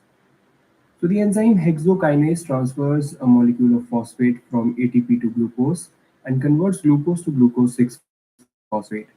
In this reaction, ATP is converted into a molecule of ADP. Hence, it utilizes one molecule of ATP. Next, the glucose 6-phosphate is converted into its isomer, the fructose 6-phosphate, by the enzyme isomerase. This is a simple rearrangement reaction. In the next step, the fructose 6-phosphate is converted to fructose 1,6-bisphosphate. That is addition of another phosphate group at the first carbon of the fructose ring.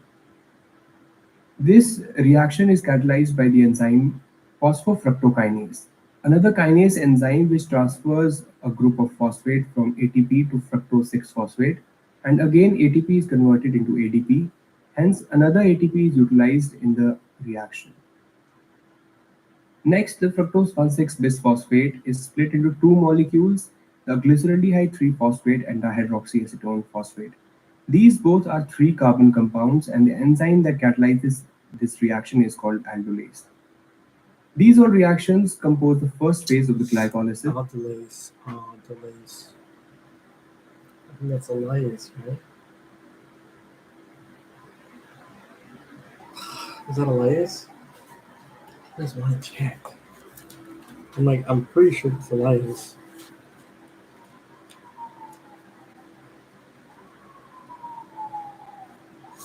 Why can't I remember? Remember.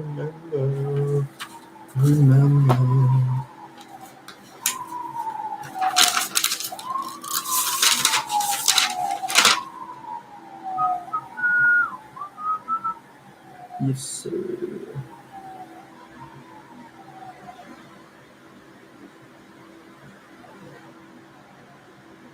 Mm-hmm. Mm-hmm. Uh-huh. Uh-huh.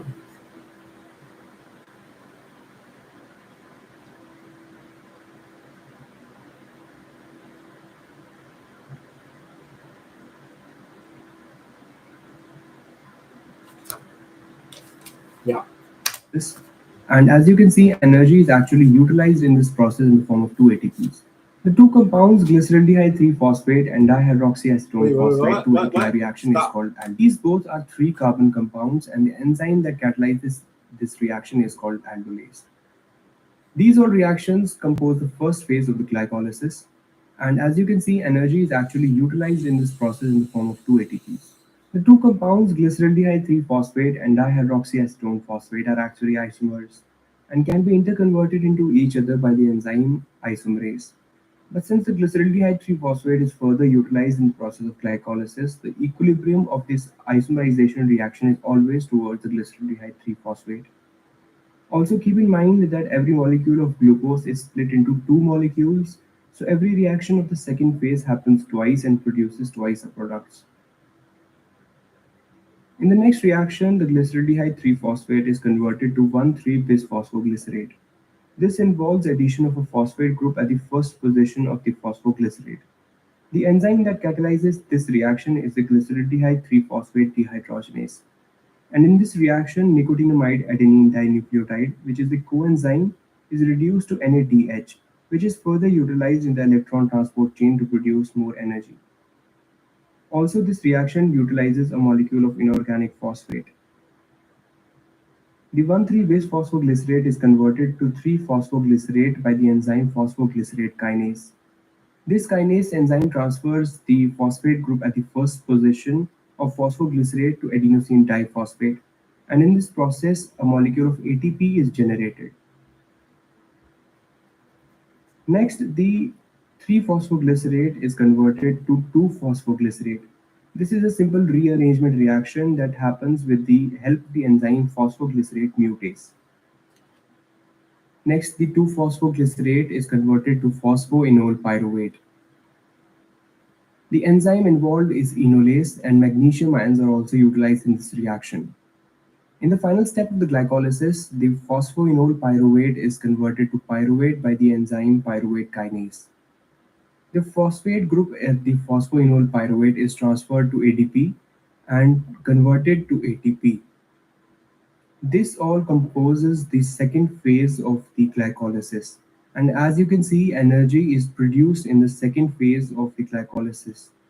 Now let's first look at the net reaction of glycolysis, and then we will understand it in brief.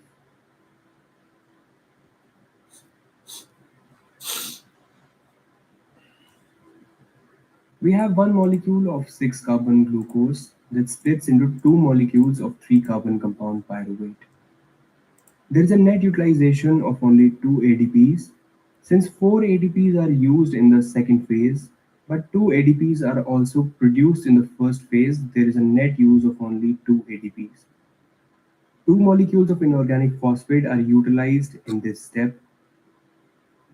2 nicotinamide adenine dinucleotides are reduced to NADH molecules in conversion of glyceraldehyde 3-phosphate to 1,3-bisphosphoglycerate. So this was a brief overview of the process of glycolysis. I hope you find this video helpful. Thank you so much for watching this video. Like our channel on YouTube for all the upcoming videos.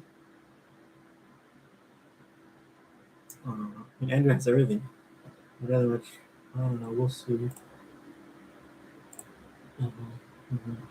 Well, that's kind of for now, I guess. Like I said, I want to go over some of this stuff, some of these units, but it's gonna take a while. And then I want to practice some of the Punnett squares. But we can do that another time. For now, let's go ahead and read the viral infection, viral life cycle.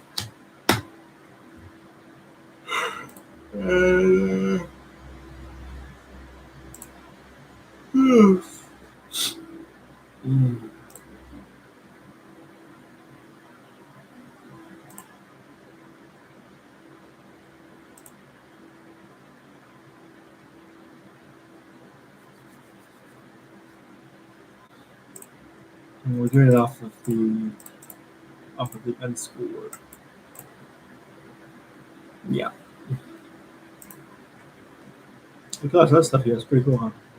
Anyways, yeah. So where's it at? Where are you? Where are you? All right, let me get some cold water before we start. Cold water. And then after this, we got to do Anki. Yeesh. Okay, I'll be right back.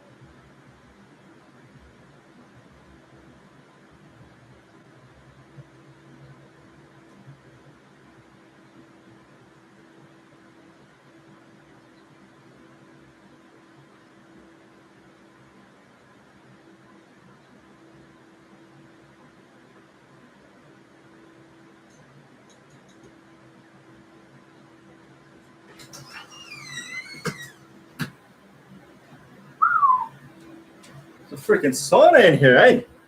It's a sauna. It's quite the sauna.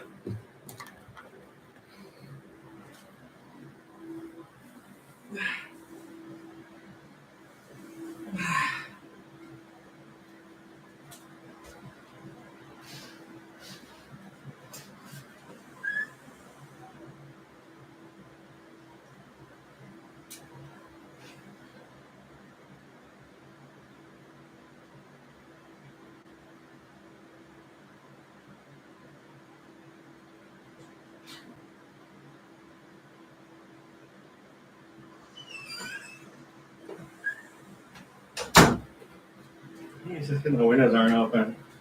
Let me open up the other window real quick. This window. Like, I never open it, but bring some air. Some air inside. Gotta cool down. The computer's gonna overheat.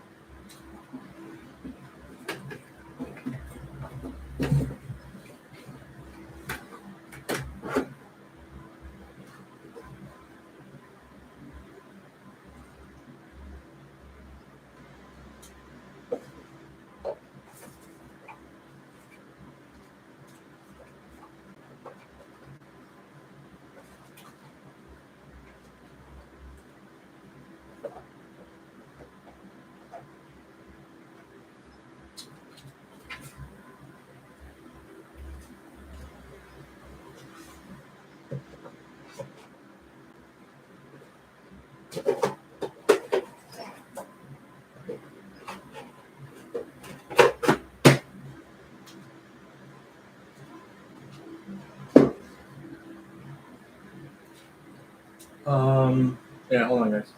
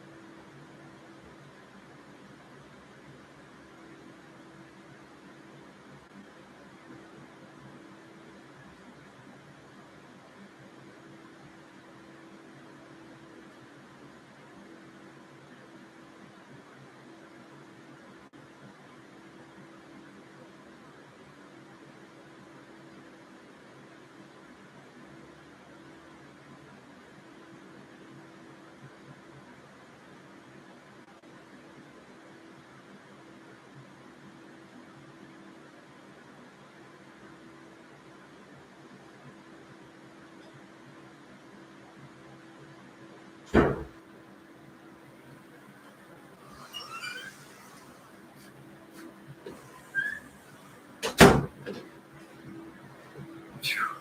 I'm back. My bad. To be honest, really want to know where I was? I was cutting my nails. I think they were getting too long. See, they're like way too long. Well, now I cut them, but I think my nails were getting a bit too long. Yeah, I got I want to keep using it because I want to fix my, skin issue, but it feels really bad. Like my skin feels really bad.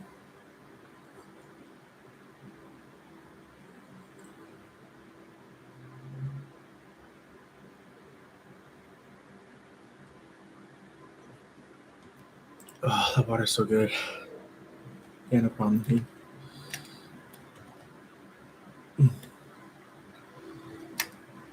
Cool. Glad I'm helping. Glad I'm helping. Glad I'm helping out.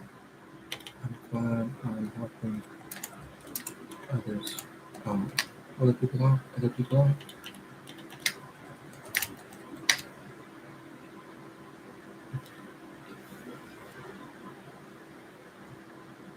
Yeah, that's cool. All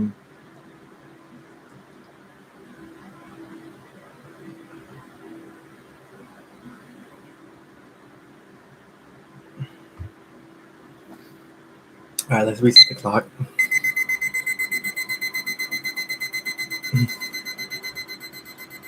And it's the clock. I need to send out an email real quick. So let me do that.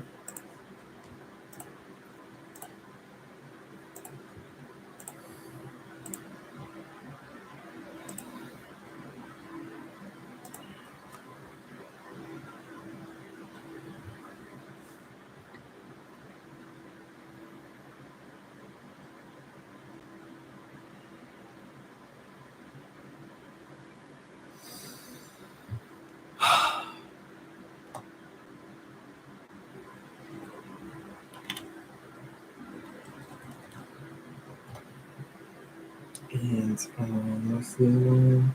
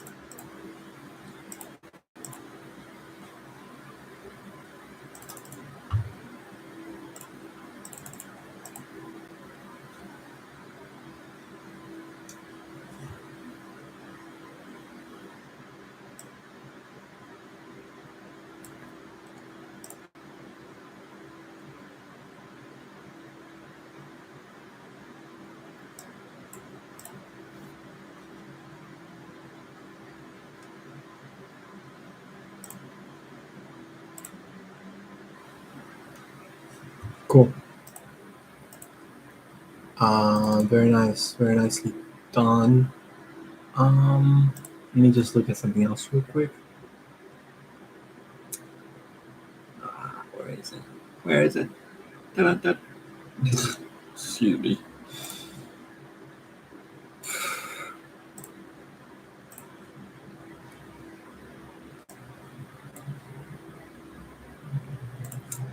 Ah. Did I?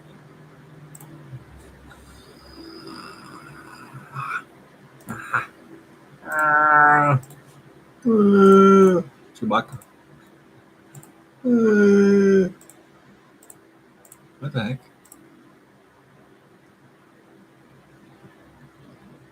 Mm.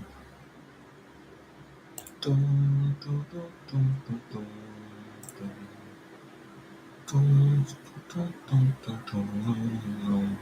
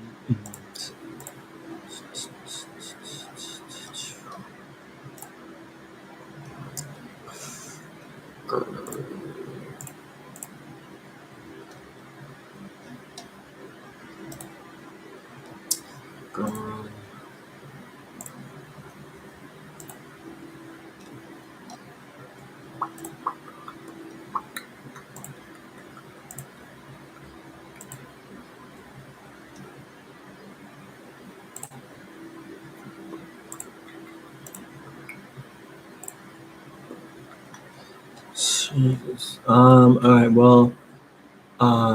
Yeah. Well, let me check.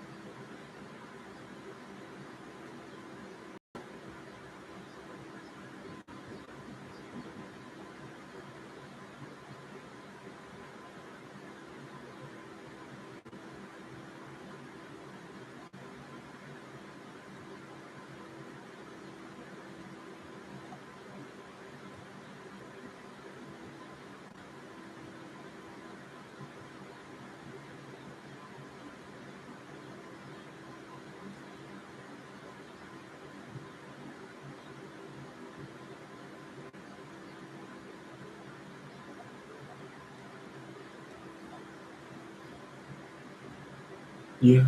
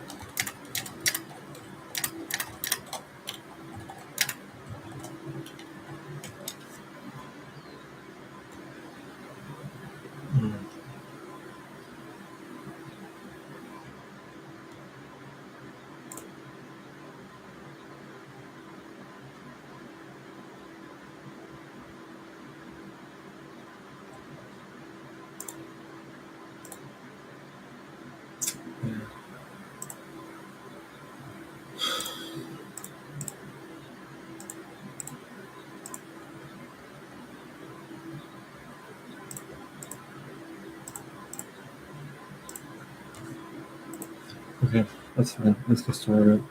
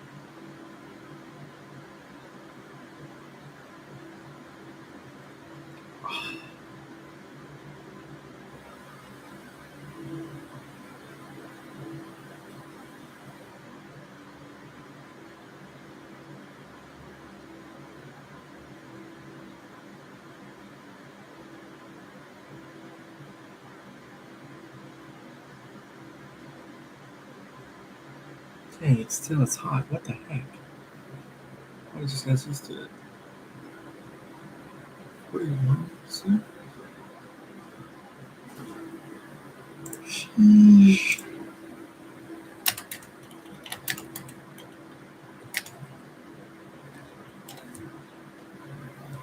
It's 105. It's 105 degrees Fahrenheit. Oh my goodness.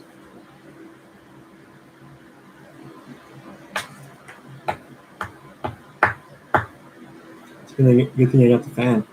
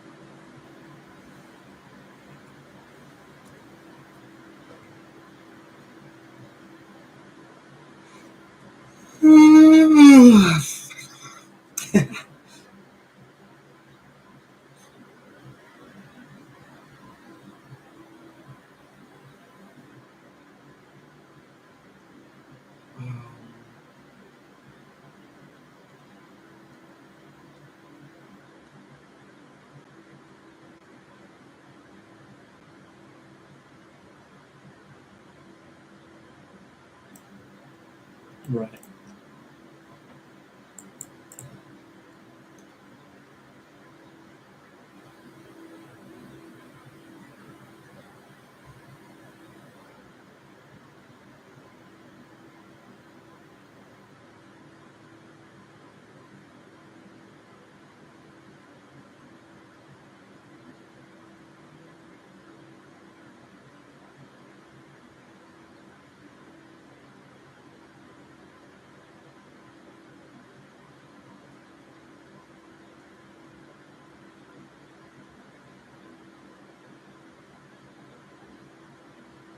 Right. Yeah.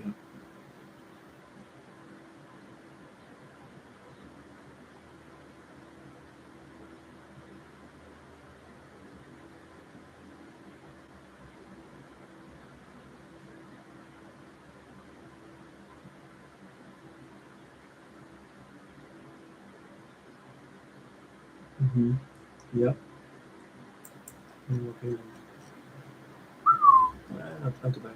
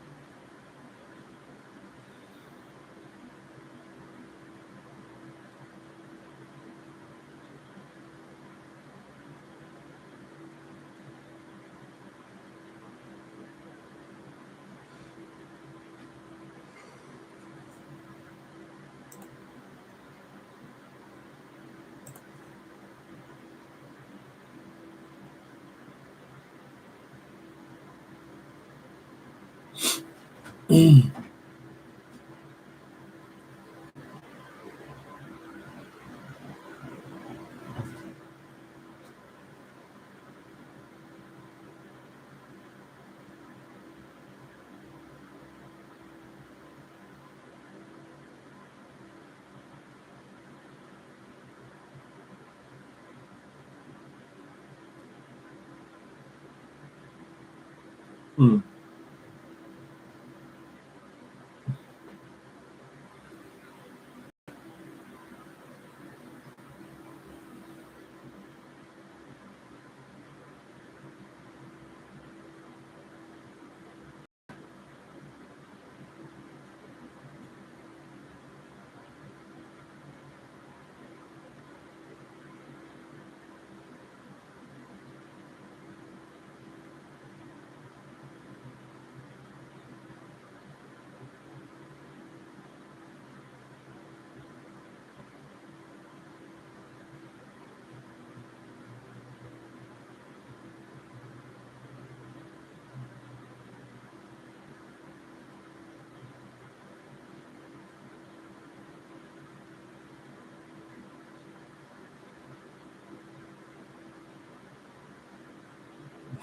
The heck? DNA dependent RNA polymerase. RNA dependent DNA polymerase. I mean, that makes sense though, yeah.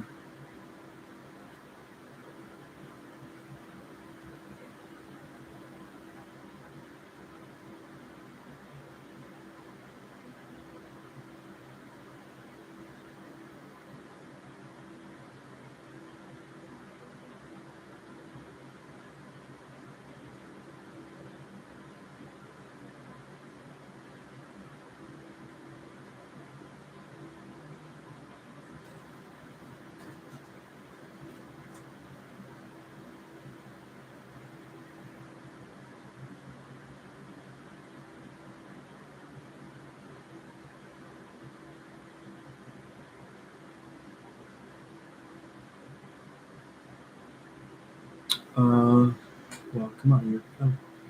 DNA-dependent DNA polymerase duplication. DNA-dependent RNA polymerase transcription. RNA-dependent DNA polymerase reverse. Yeah, that's what I was on. Affinity to the circle dimer. Replication, transcription, reverse transcription. Okay, yeah.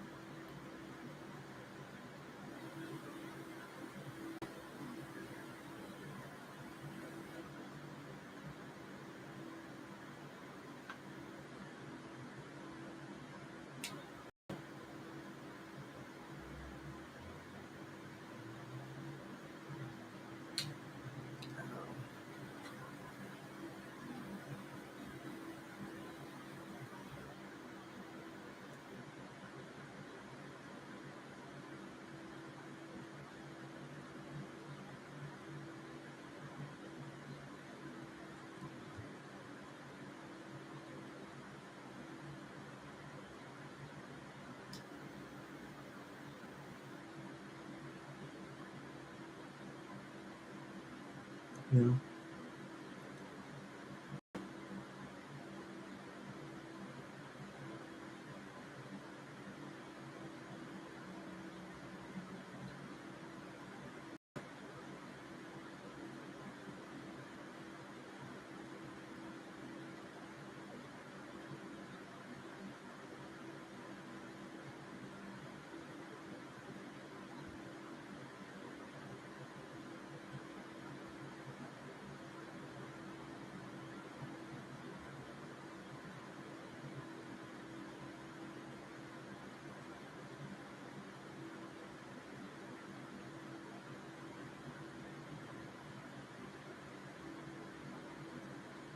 And then it also causes cancer.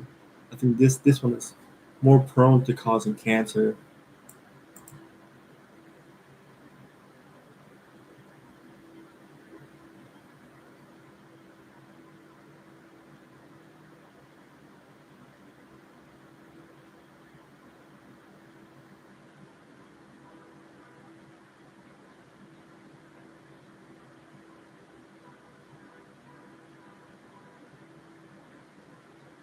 Yeah, it's a much larger response. That makes sense. Yeah.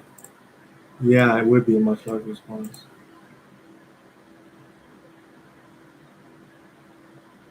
What is it? Whoa! Whoa! What the heck? I didn't know that. Much of so-called junk DNA actually comes from viruses that were incorporated into the genome. These viruses that never left the lysogenic stage. Whew! Hope they never. Hope they never. They never do. Lysogenic cycles lies and waits. Lies and waits. Lysogenic cycles lies and waits.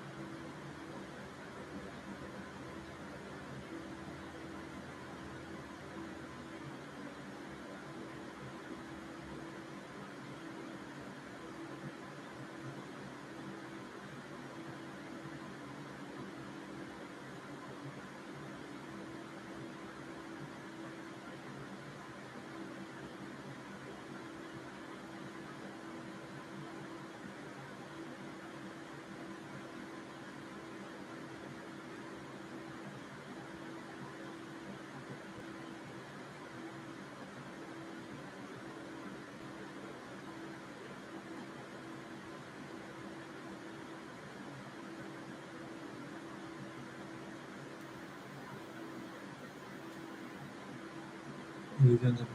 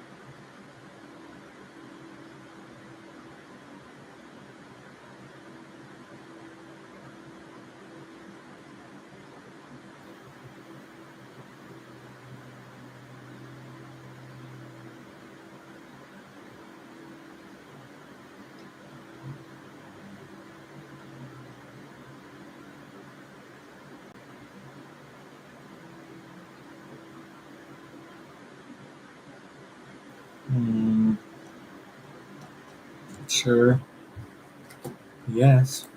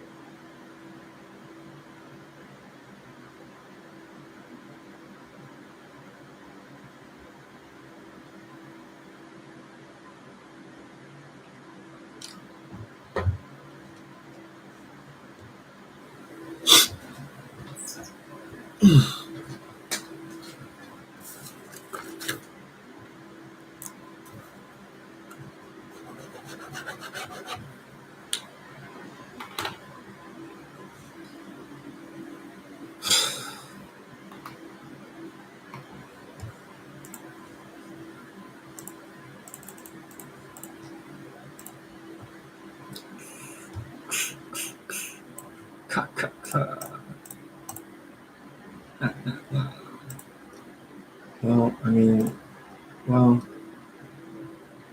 the nice thing is that it's really all videos for the most part.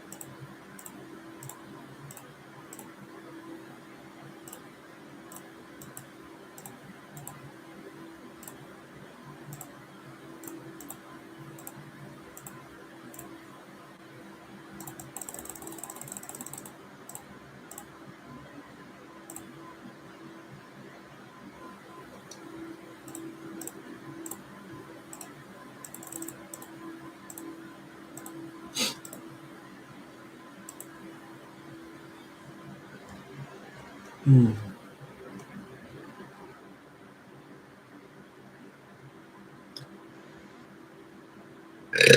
Excuse me.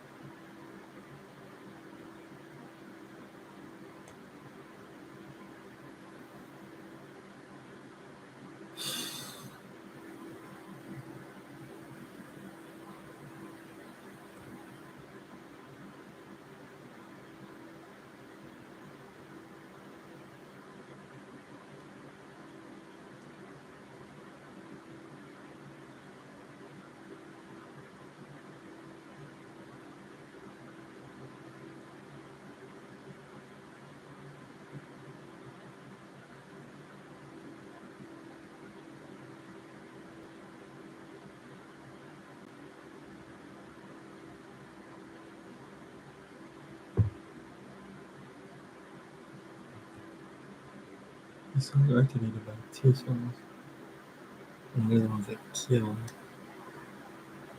the infected cells.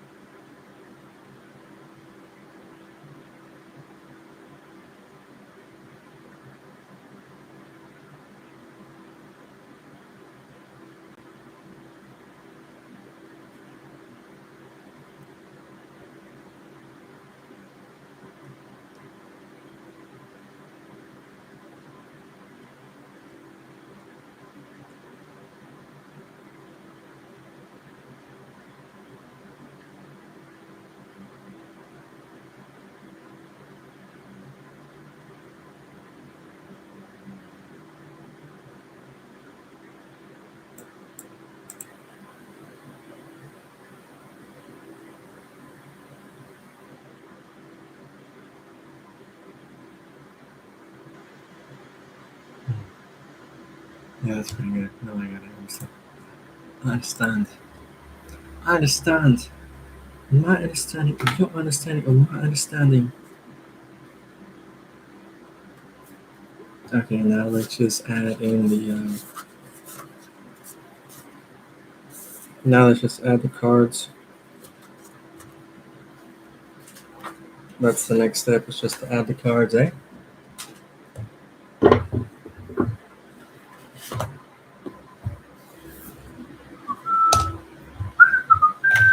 Dun, dun, dun, dun. Dun dun dun dun dun dun. Where am I getting that from? That's like some sort of superhero intro song, right? Dun, dun, dun, dun, dun, dun. I think it's just a song. I don't know. Dun, dun, dun, dun, dun, dun.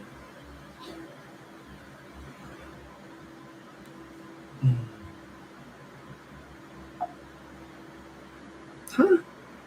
What are you doing?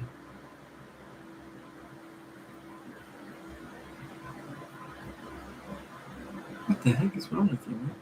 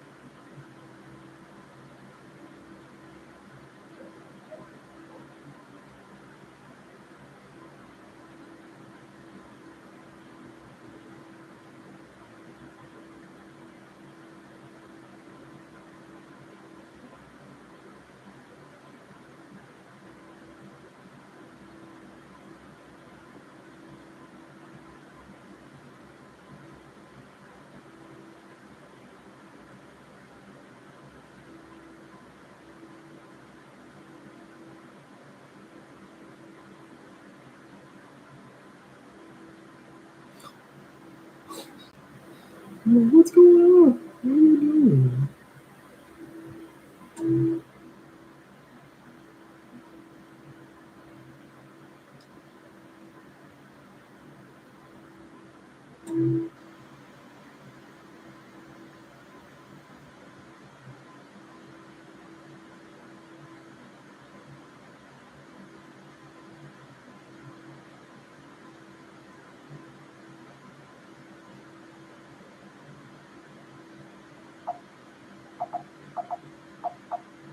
Huh? Oh, wait.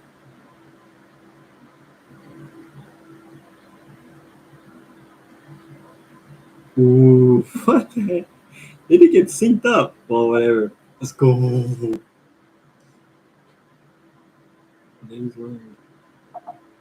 I don't know, I'm happy I kept the streak, I guess. This is so strange. This is so strange. I think I upgraded it. I didn't know how to do that, to be honest.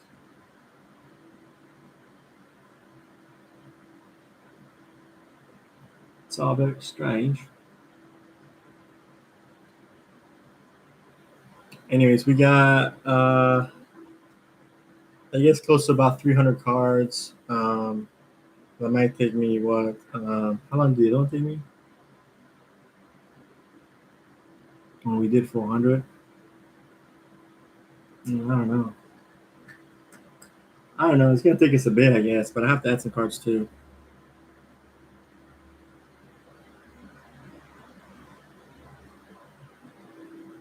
But I'll be back. I'll be back, guys. Come on. Hold on. Hold your horses. Hold your horses. I'll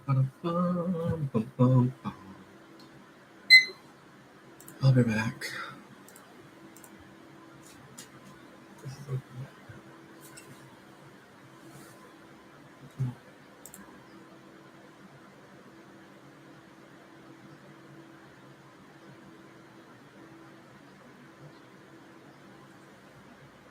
Close it. Close it. I want the birds thinking they can get in here. Imagine a whole pigeon in my room. Wait, outside. I'll be back. We're back.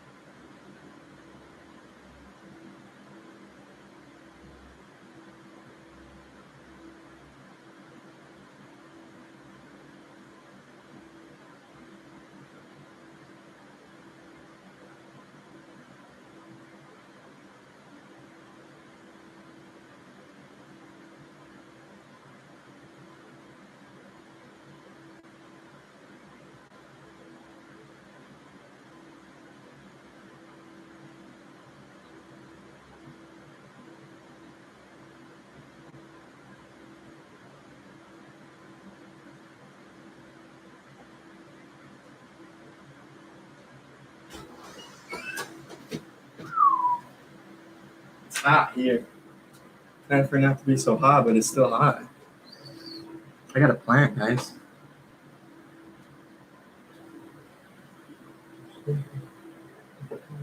It's so nice.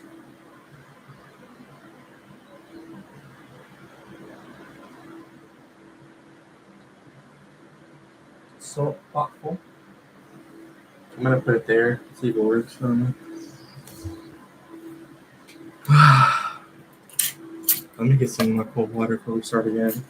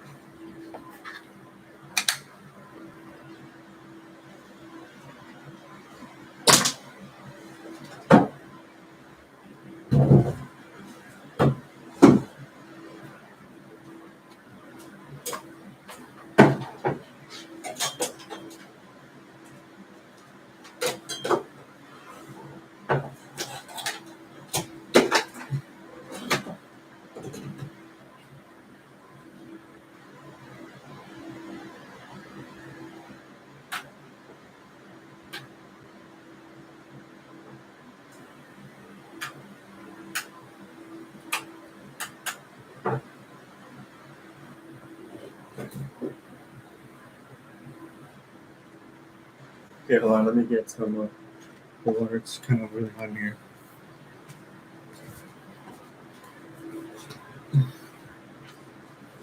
I was using this one. This one's okay still. Let's put it away for now.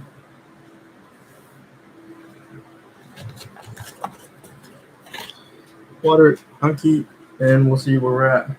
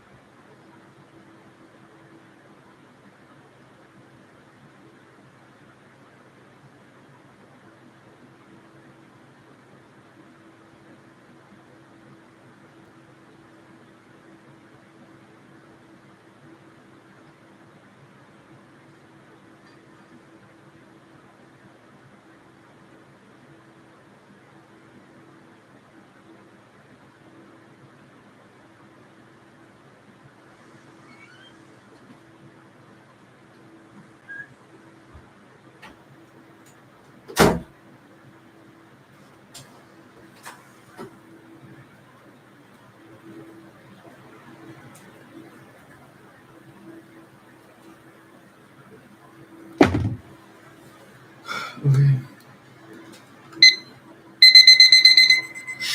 Let's reset and let's do an hour. I don't know. See how much I can get done in an hour. Oh man, I just brought the water, didn't I?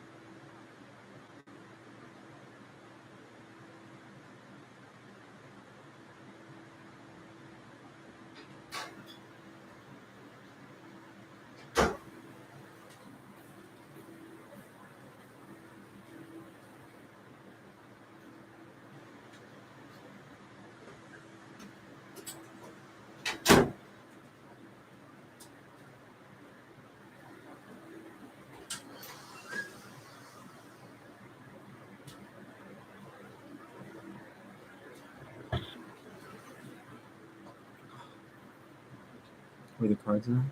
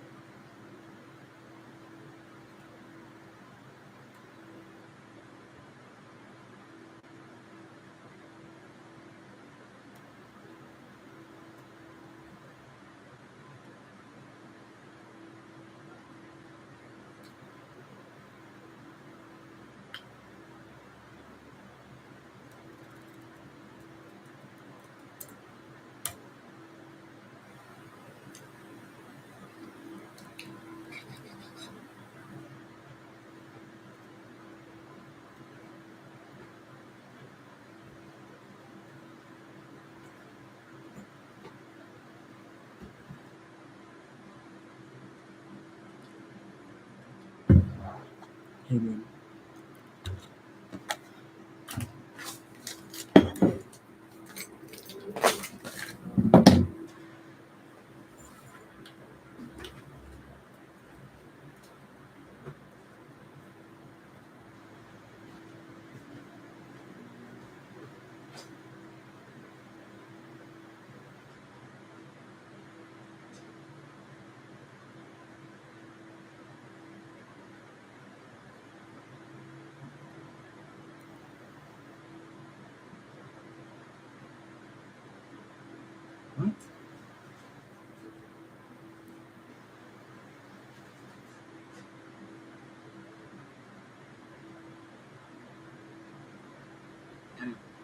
includes at least 3 electrons when here centered. Yay. Hot. Oxygen. Oh, half of these too. Oh my goodness.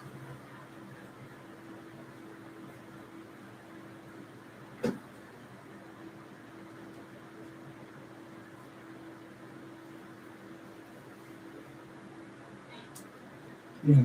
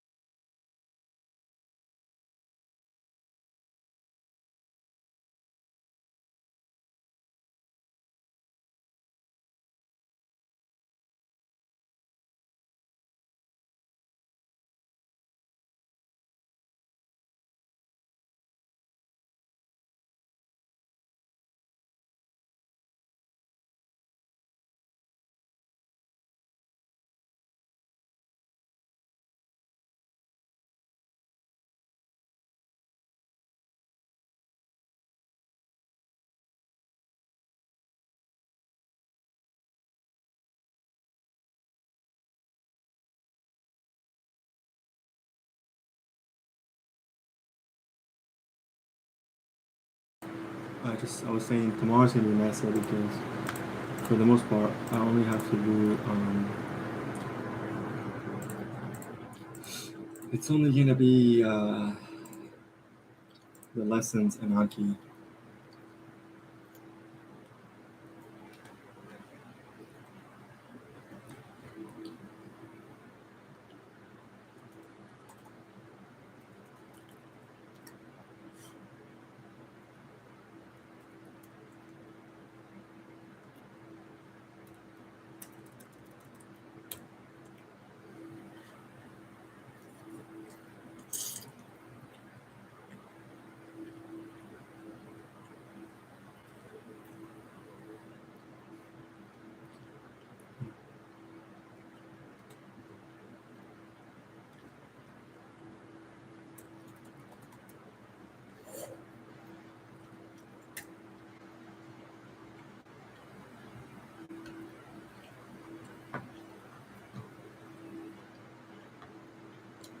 Yeah, I think that's everything.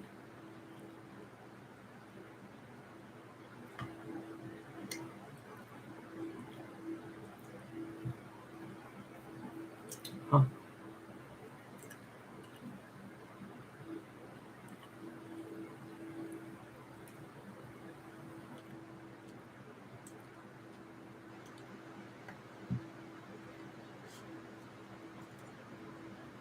I think that's everything. And it's like, nope, not even close, buddy.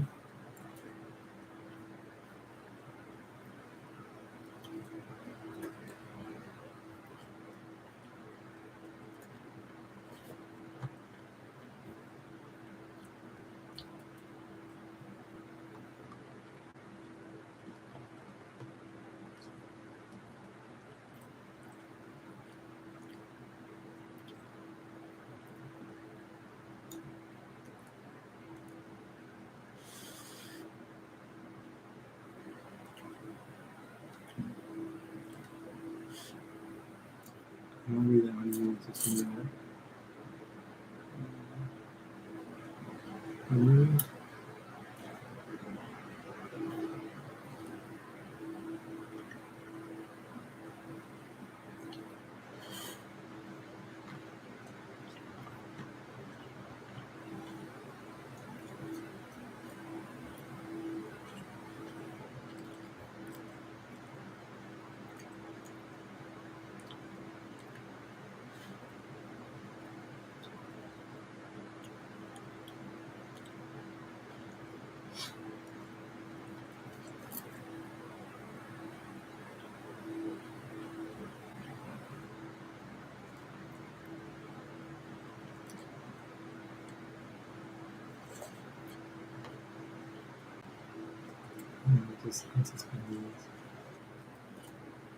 I'm not there yet. I'm not there yet. I'm not there yet.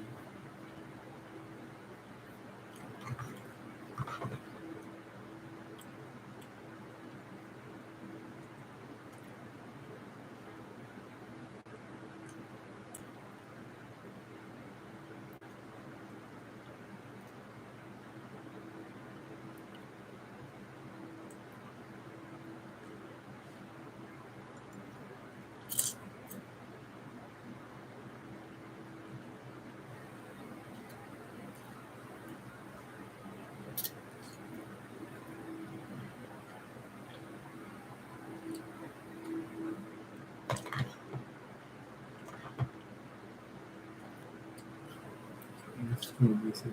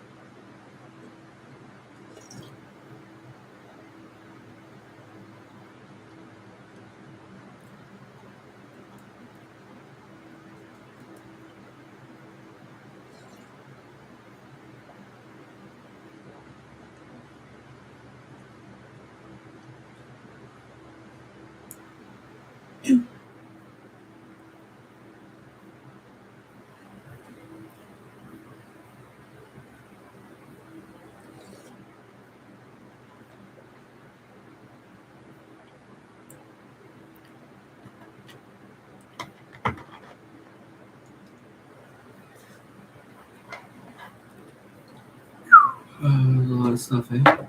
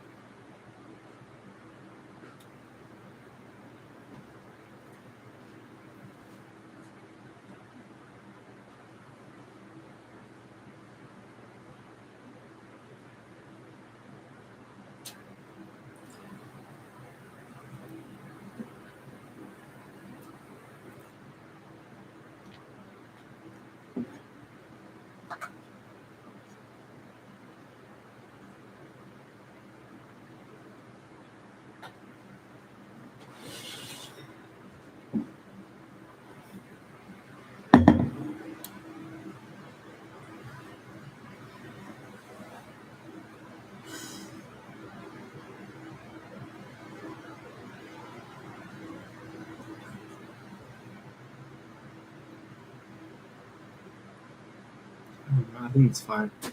I don't know.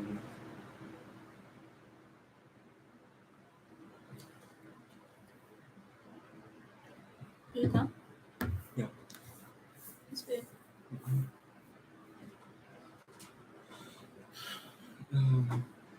Yeah, I have to look over the cards.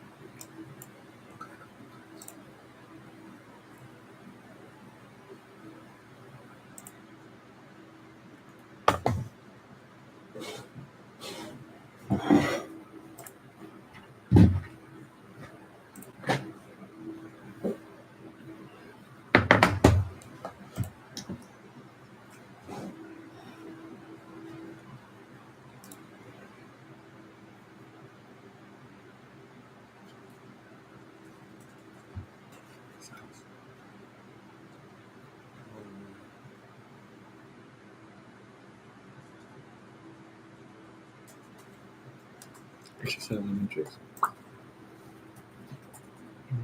Ink proteins.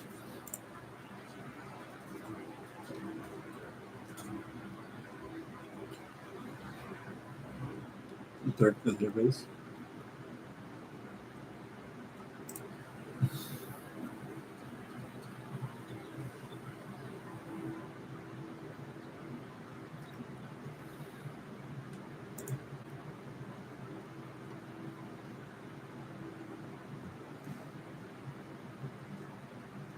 I can.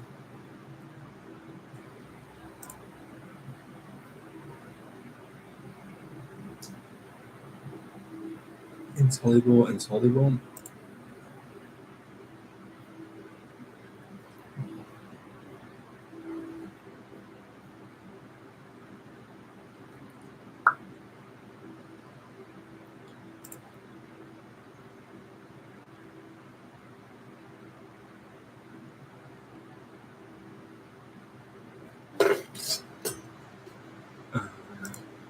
Gap junctions. Oop, gap junctions, yeah.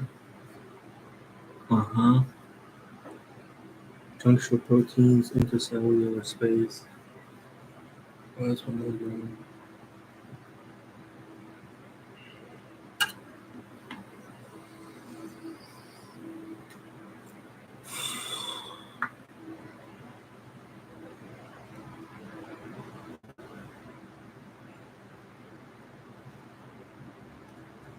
Right.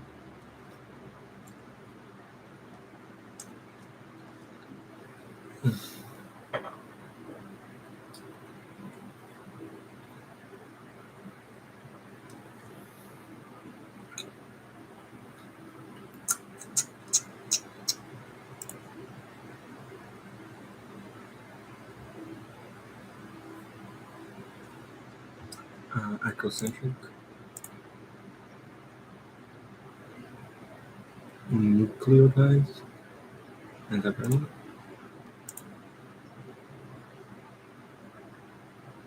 Member potential.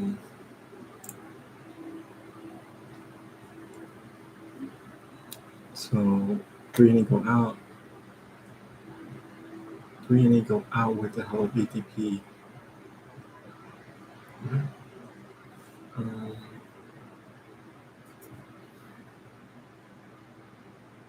See potassium coming in.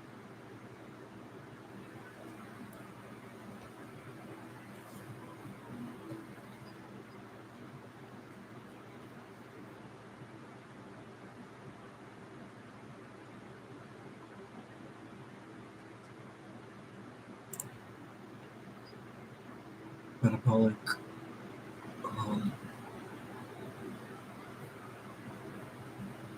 Metabolic proteins and small molecules. I don't know. Intermembrane space. Inner membrane, outer membrane, matrix, cristae, and outer membrane.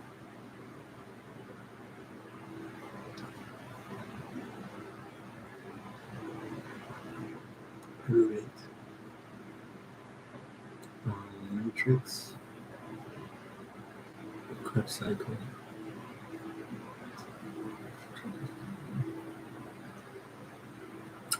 Inner membrane is electrolyte and ATP synthase for oxidation.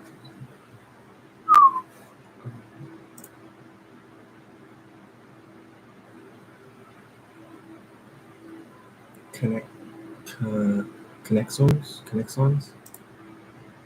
Jeez. Gap junction, desmosomes, and tight junctions. Mm-hmm.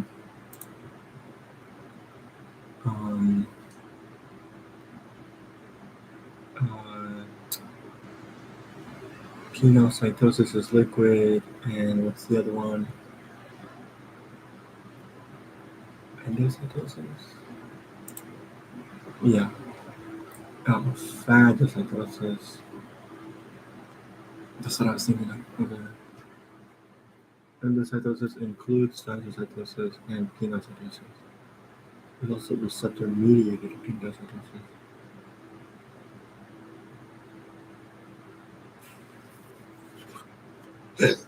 cute.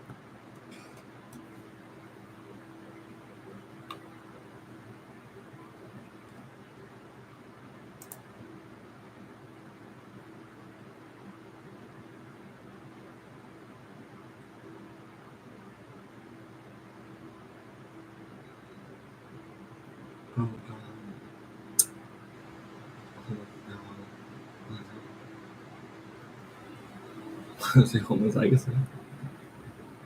Homotropic? Yeah, homotropic. Okay.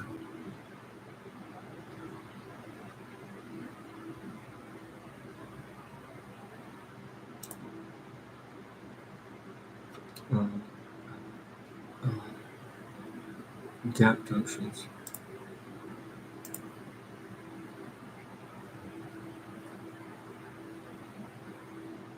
tRNA.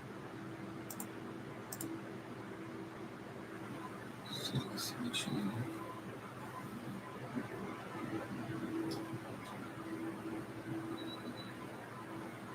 Well, what is acidic cytosine? It says it's pKa pKa1 plus pKa3 over Q.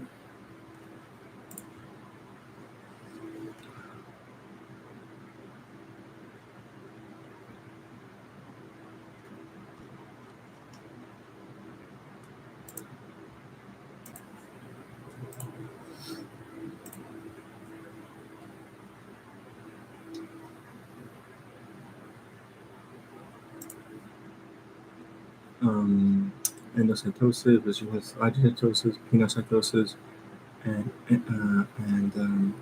receptor-mediated endocytosis. Yeah. Cadherins.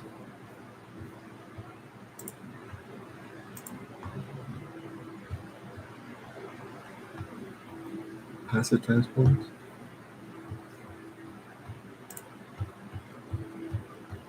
Which include diffusion, facility diffusion, aquaporins, osmosis, inhibition of small molecules, large solid materials, large solid materials.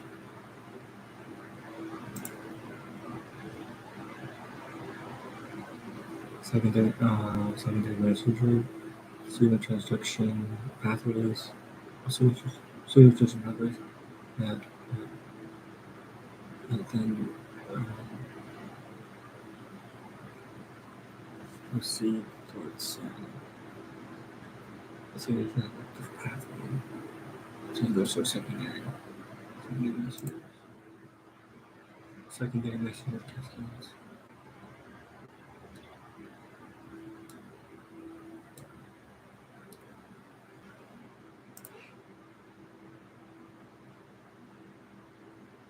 Integrins.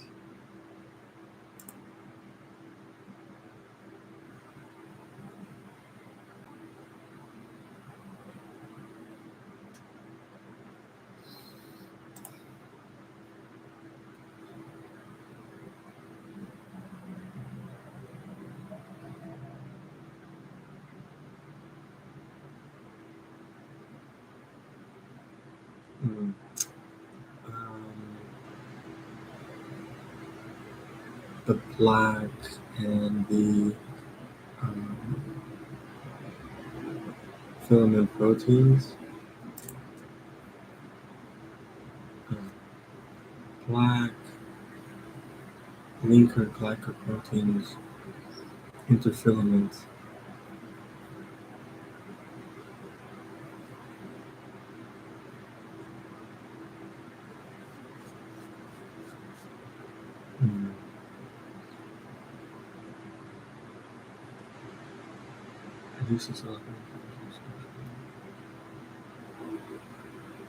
Connecting filaments, cytoplasmic plaque, cytoskeletal filaments.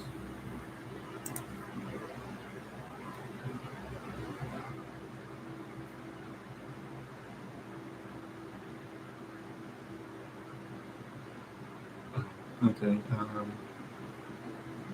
That chiral, I think I'm gonna say lax and is non-superimposable. Yeah.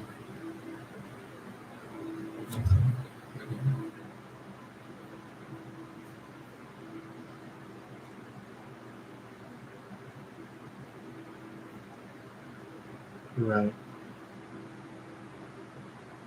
There's a link to this?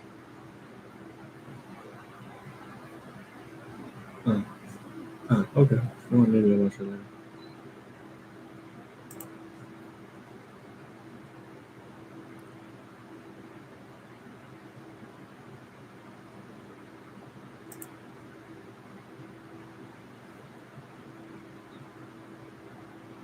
Oh, it's also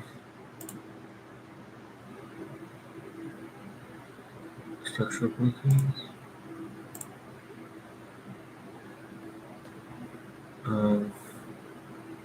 Facilitated through chemoosmosis. Chemoosmosis.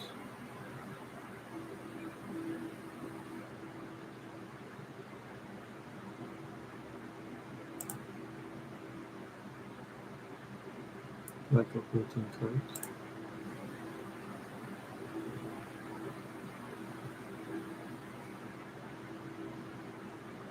Cell methylation.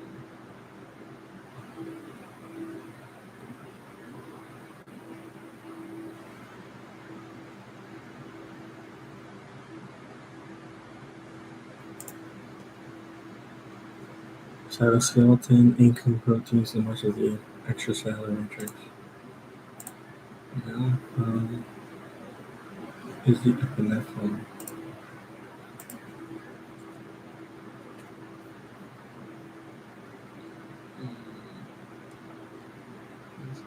Up to oh, responsible for cell signaling. No, I was gonna say signaling and cytochemistry. No, that's coherence holds similar cells together.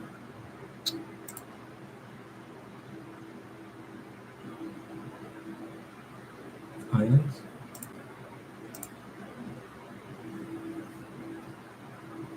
Functional proteins that span the entire length of the cell membrane. Yeah, they're often glycoproteins. Insoluble in water and soluble in organic solvents. Non-polar organic solvents.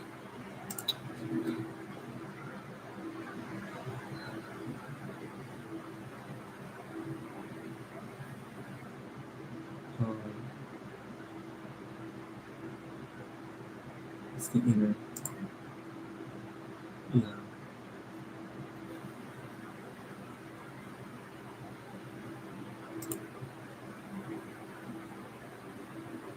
Move passively.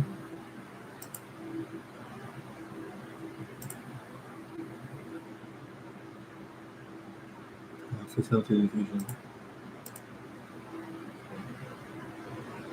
Carbohydrates.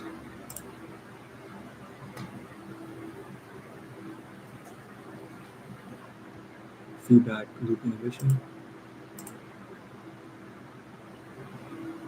Primary.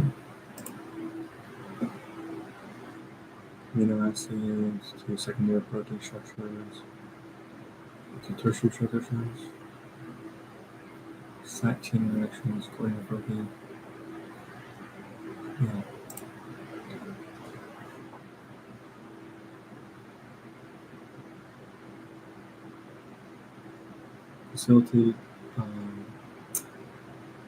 Facilitated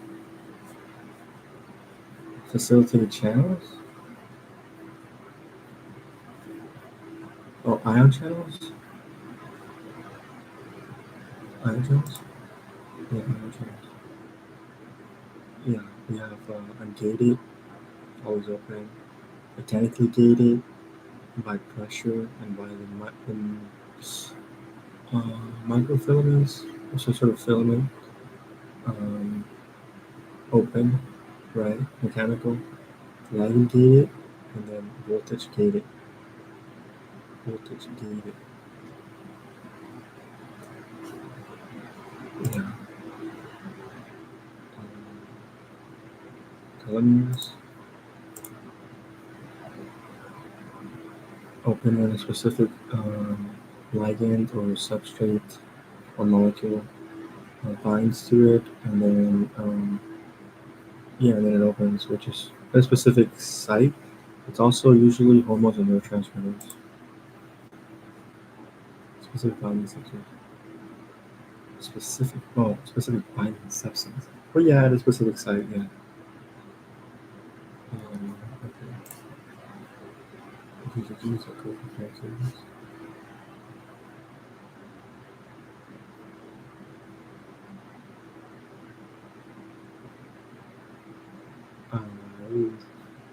What the heck? Charge of transporting lactose in the cytosol and digesting it into glucose.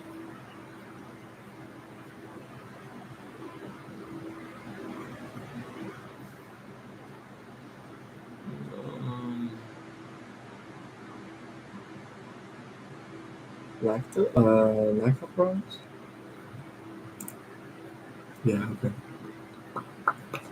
Because they used to make energy. This is an E. coli, it's a prokaryote, right? Metabolic molecules and small proteins.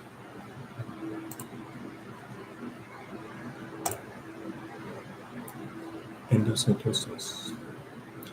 Hydrocytosis, pinocytosis, and receptor-mediated endocytosis.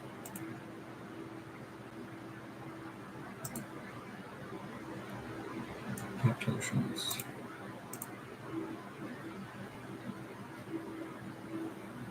Secondary structures.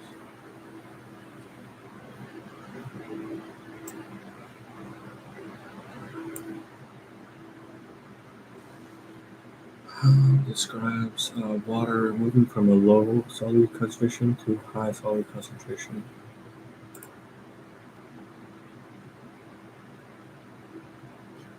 No, not too. But yeah, okay.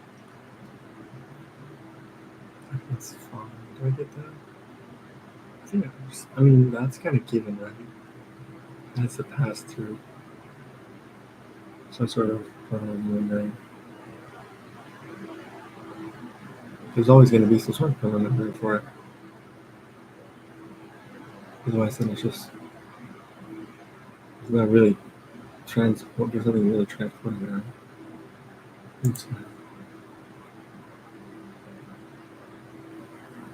Antiport, antiport. See, antiport. Ingestion of large particle, large solid particles, large solid particles, large solid materials.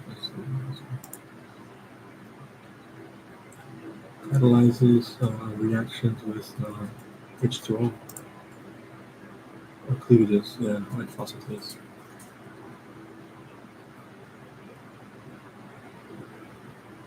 With the addition of H2O, yeah.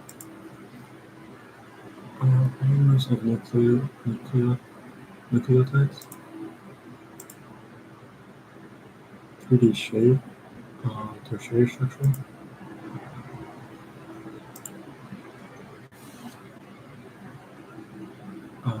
So this is cytosine deamination, so base nucleotide, base excision repair. So this to not provide space intercellular transport.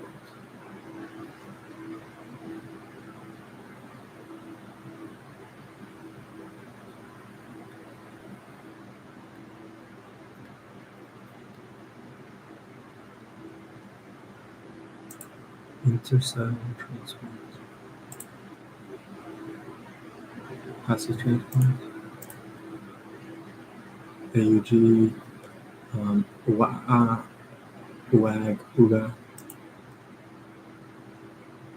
AUG costimethionine. Uncompetitive inhibition. Uncompetitive inhibition. Yeah. Quaternary structure.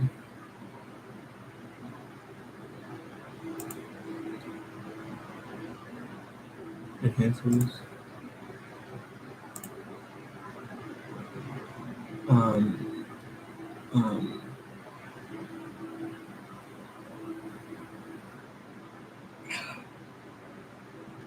tight junctions. Oh,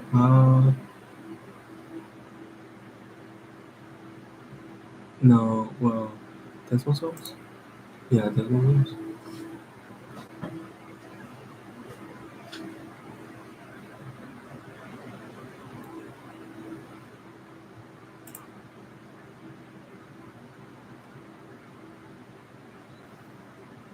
Bind to other cells by anchoring to their cytoskeleton. Oh, by adjacent cells.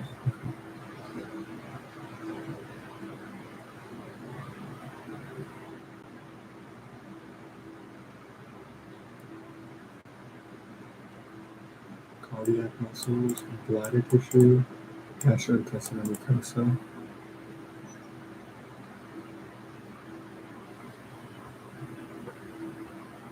Epithelial tissue. Mm. Mm.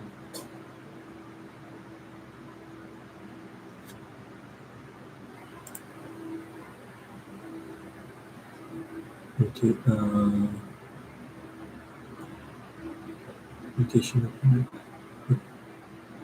Mutation repairs with mutation. Wait. Do you need mutation repairs? Do you need mutation repairs? Mismatch repairing. Mismatch repairing. Blacks, not suitable. Ligands.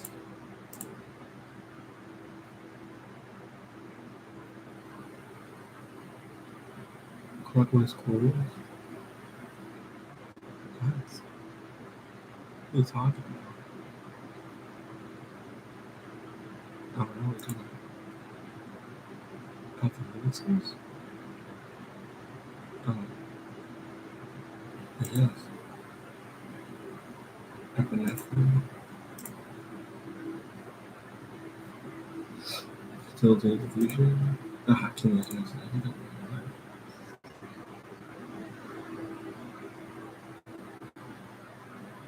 Operator.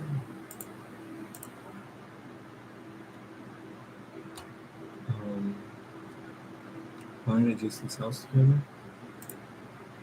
Hold similar cells together. Hold similar cells together. Well, this is kind of the same thing.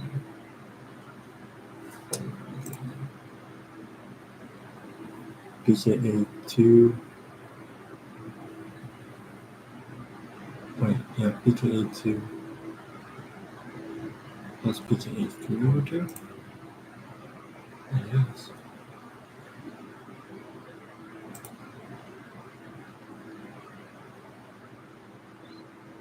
And in water, insoluble in nonpolar organic solvents.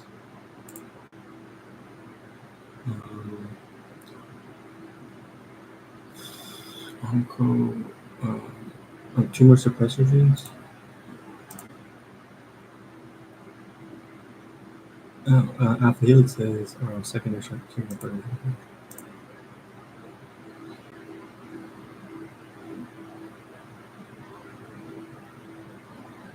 RNA.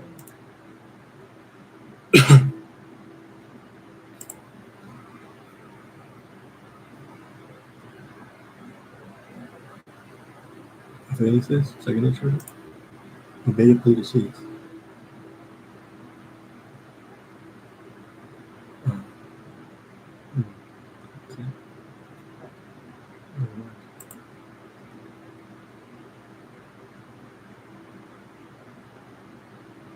lipoisomes,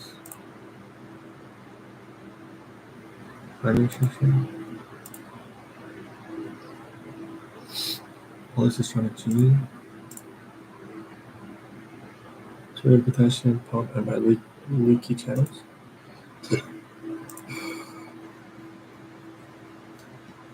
Leaking into essentially a paracellular route. Leaking into the space between the cells.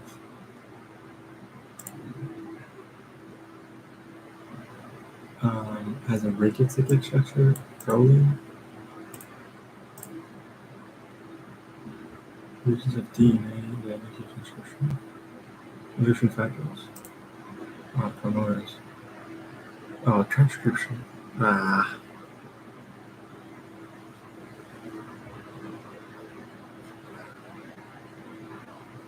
Well, actually, it's not wrong, but transcription.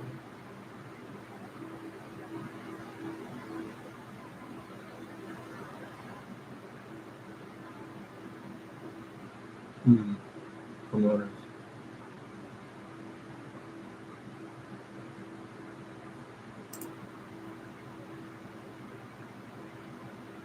Medical issues, something. Associated concentration that is half the V minus.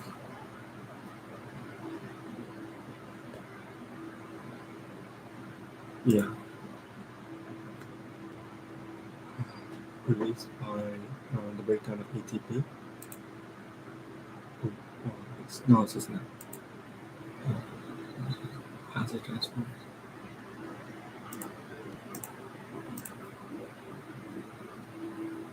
A phosphate hit and a fatty acid tail. Well, yeah, hydrophilic head and hydrophobic tail. Extracellular space as a liquid cytoplasm. Right. Extracellular space. Yeah.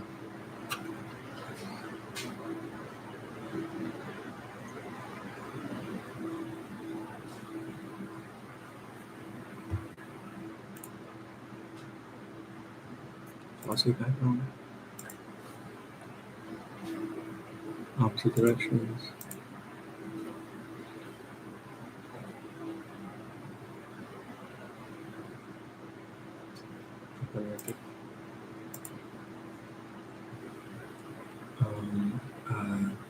Calcium dependent proteins. Calcium dependent glycoproteins. Yeah.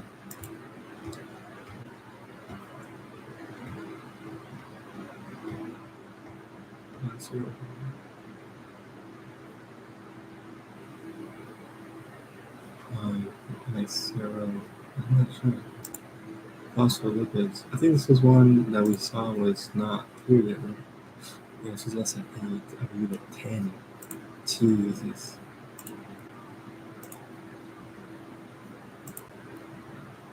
Single strand binding protein binds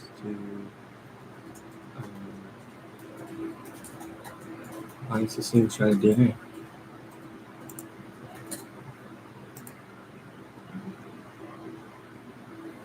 Secondary. Motor proteins. Tight junctions.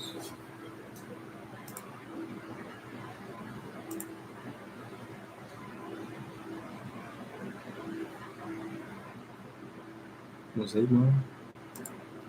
Fluid mosaic model, yeah. The fluid mosaic model.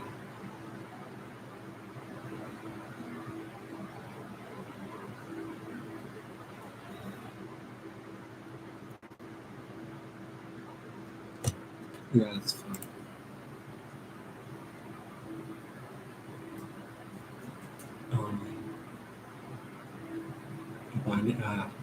Binding protein.